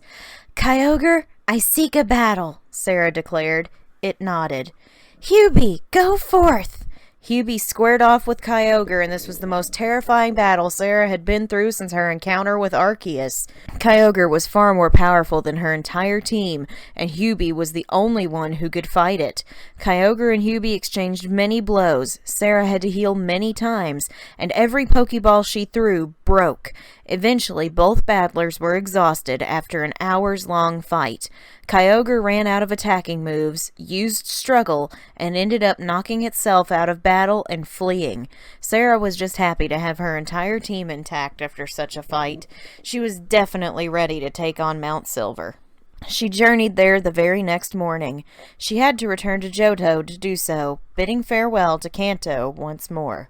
The guards at the entrance gave her clearance to enter, and she caught Abracadabra the Alakazam. She traveled the morning to the mountain and stared up at the great precipice. Red had disappeared here, never to be heard from again. She knew in her gut she had to topple this mountain in order to go home, so she walked inside. The Moltres that she had hoped was her boy Brimstone turned out to be a Manaphy. She caught it and named her Rayma. Sarah's Pokedex beeped at her. "Sarah Sanderson, the final test awaits you at the top of this mountain," it said.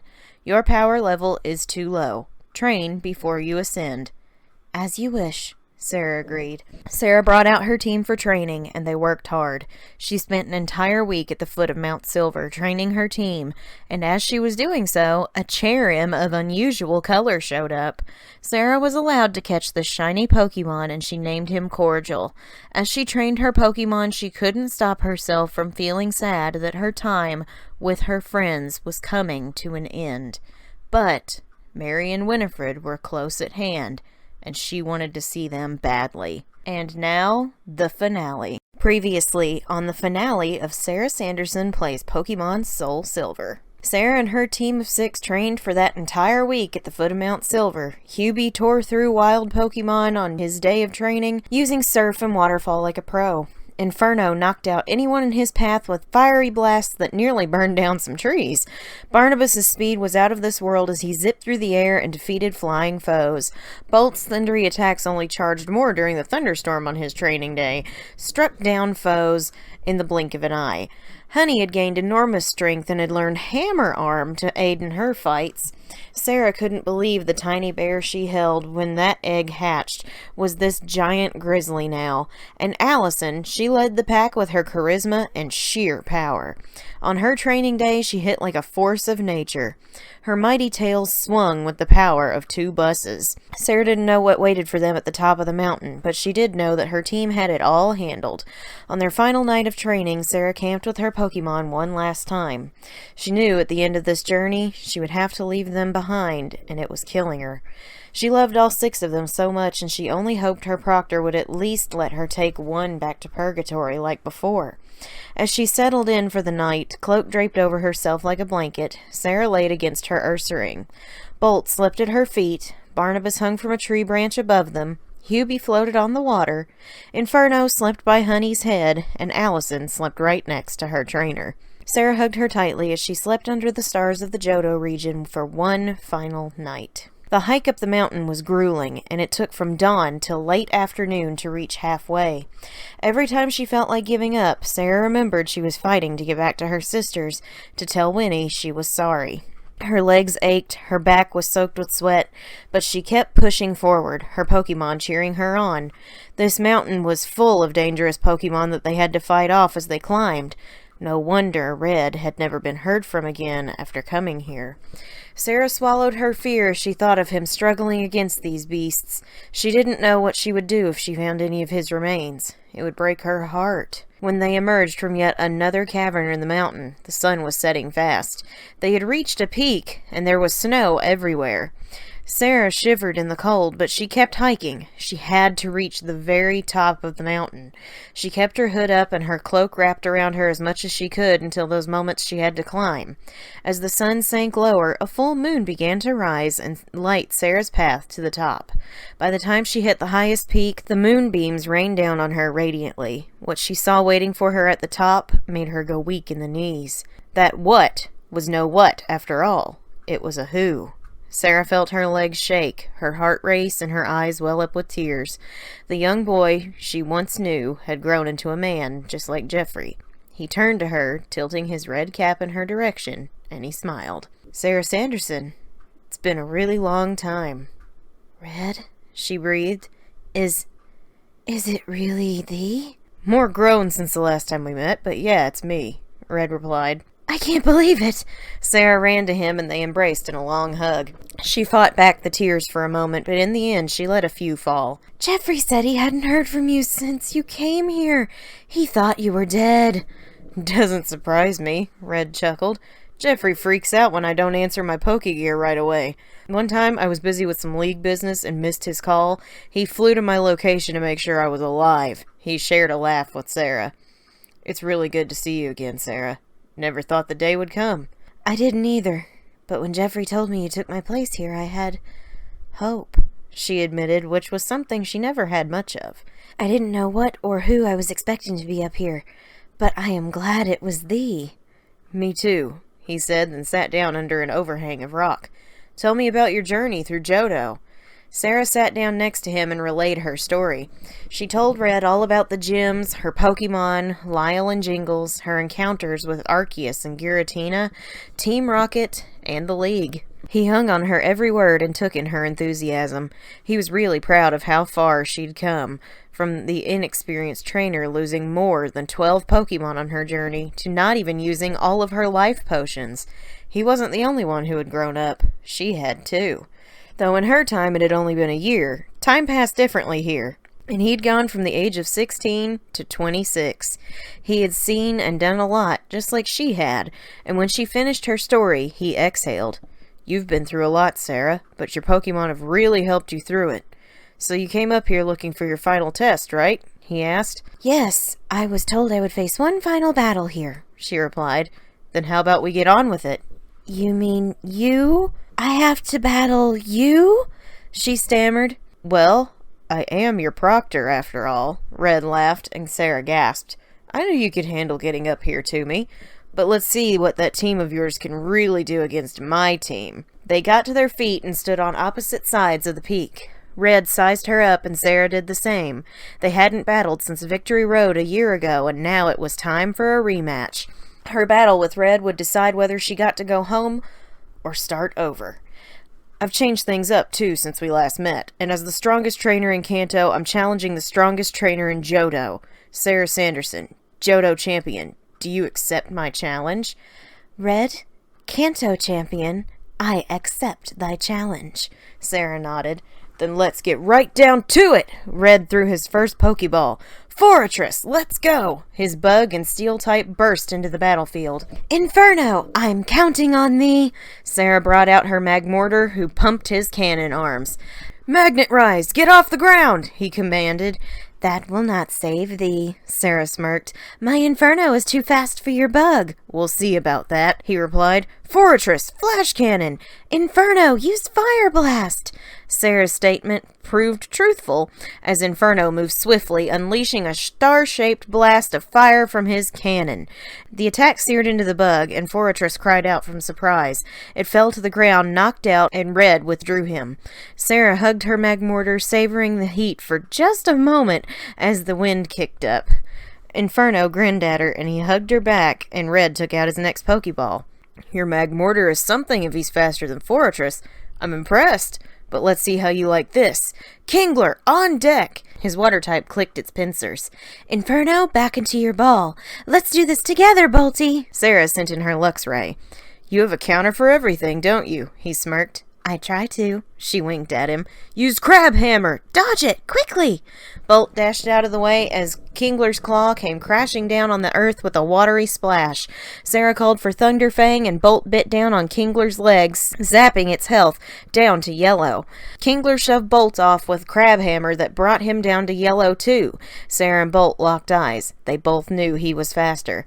"Use Thunderfang one more time," she ordered. Bolt moved at lightning speed and bit down on the claw of the Kingler with his electrified teeth. Kingler felt the jolt zap through him, then he fell, knocked out in a heap. Bolt let out a battle cry as Red withdrew his Pokemon. "Thy Kingler was impressive," Sarah complimented him. So's your Luxray. I'm intrigued to see the rest of your Pokemon. Dugong, you're up! Red sent in another water type, and Sarah raised an eyebrow. Bolt, come heal, she said, using her first turn to heal her Luxray. Get back in there. Dugong, Ice Beam! Red commanded. As Bolt ran headlong back into battle, Dugong unleashed a powerful beam of frozen energy that smashed into him.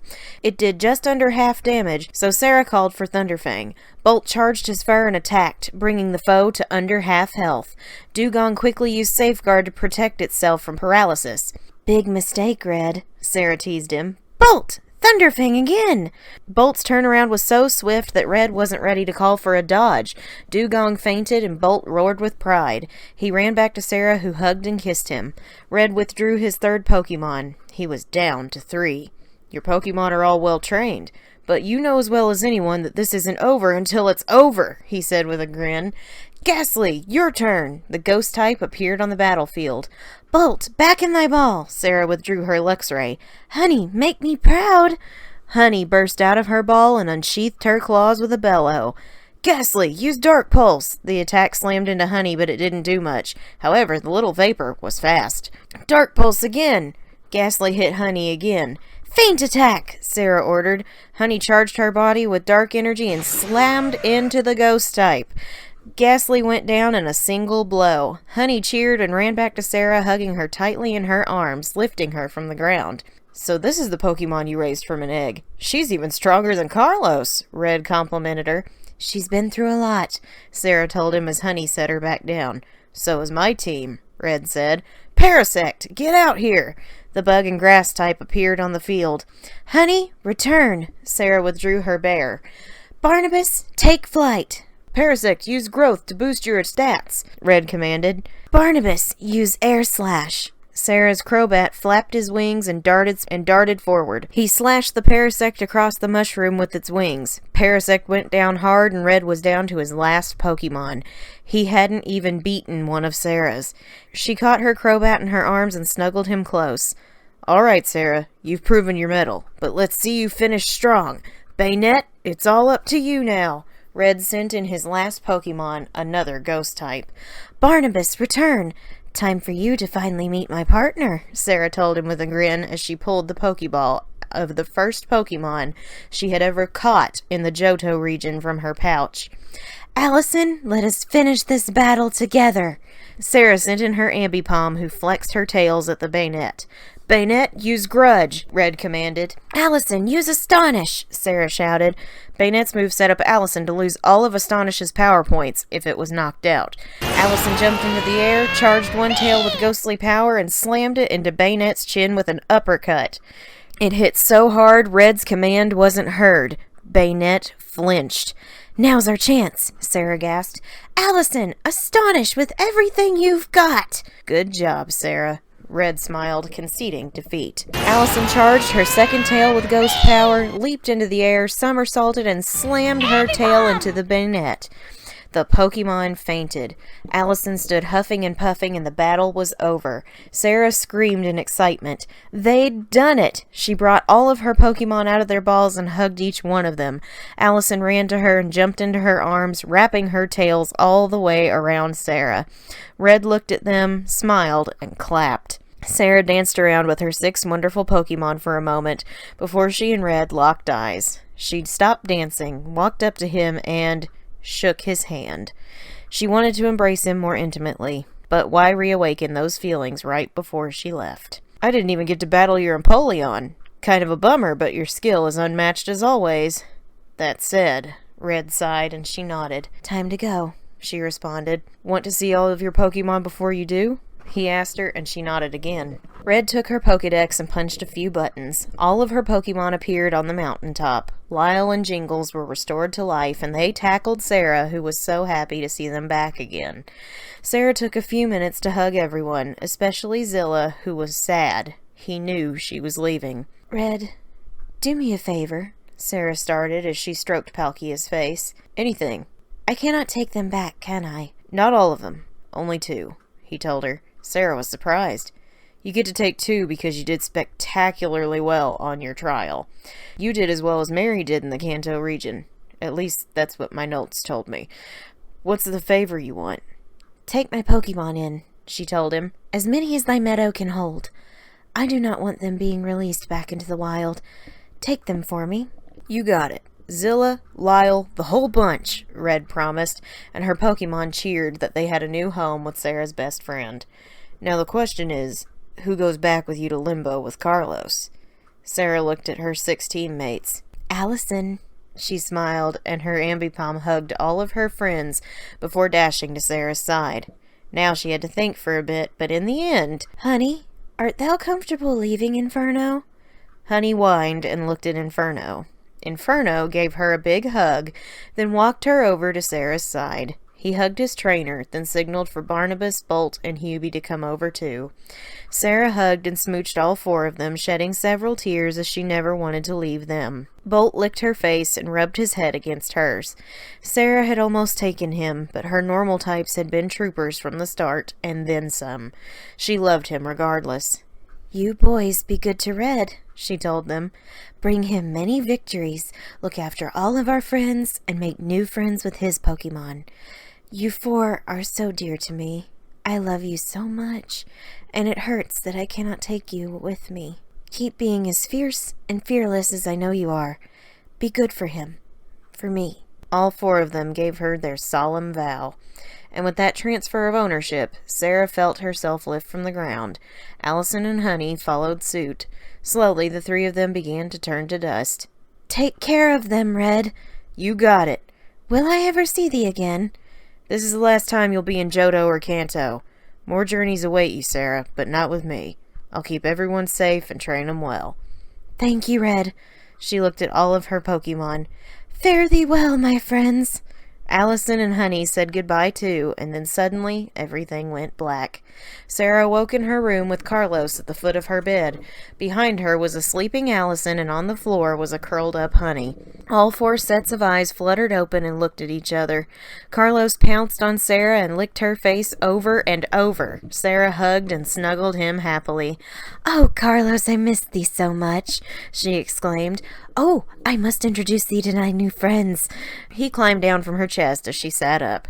Allison hopped to the floor with him, and Honey sat up on the floor. Carlos, this is Allison the Ambipom, and Honey the Ursaring. Carlos sniffed them up and down for a minute before breaking into a grin, wagging his tail. Allison put her tails together in the friendship circle, and Honey pet Carlos happily. Sarah got up from the bed and hurried downstairs with her 3 Pokemon to introduce them to the others, but no one was there. Sarah looked all over the house and not a sign of anyone. Not again! She hurried to the door and saw the redemption testing sheet. Sarah Sanderson, passed on the first attempt. Mary Sanderson, test in progress. Winifred Sanderson, awaiting trial. Sarah exhaled with a huff. Looks like I will be waiting to apologize to Winnie for a while. She looked at her Pokemon. We will be alone for a bit, until Mary returns. The end.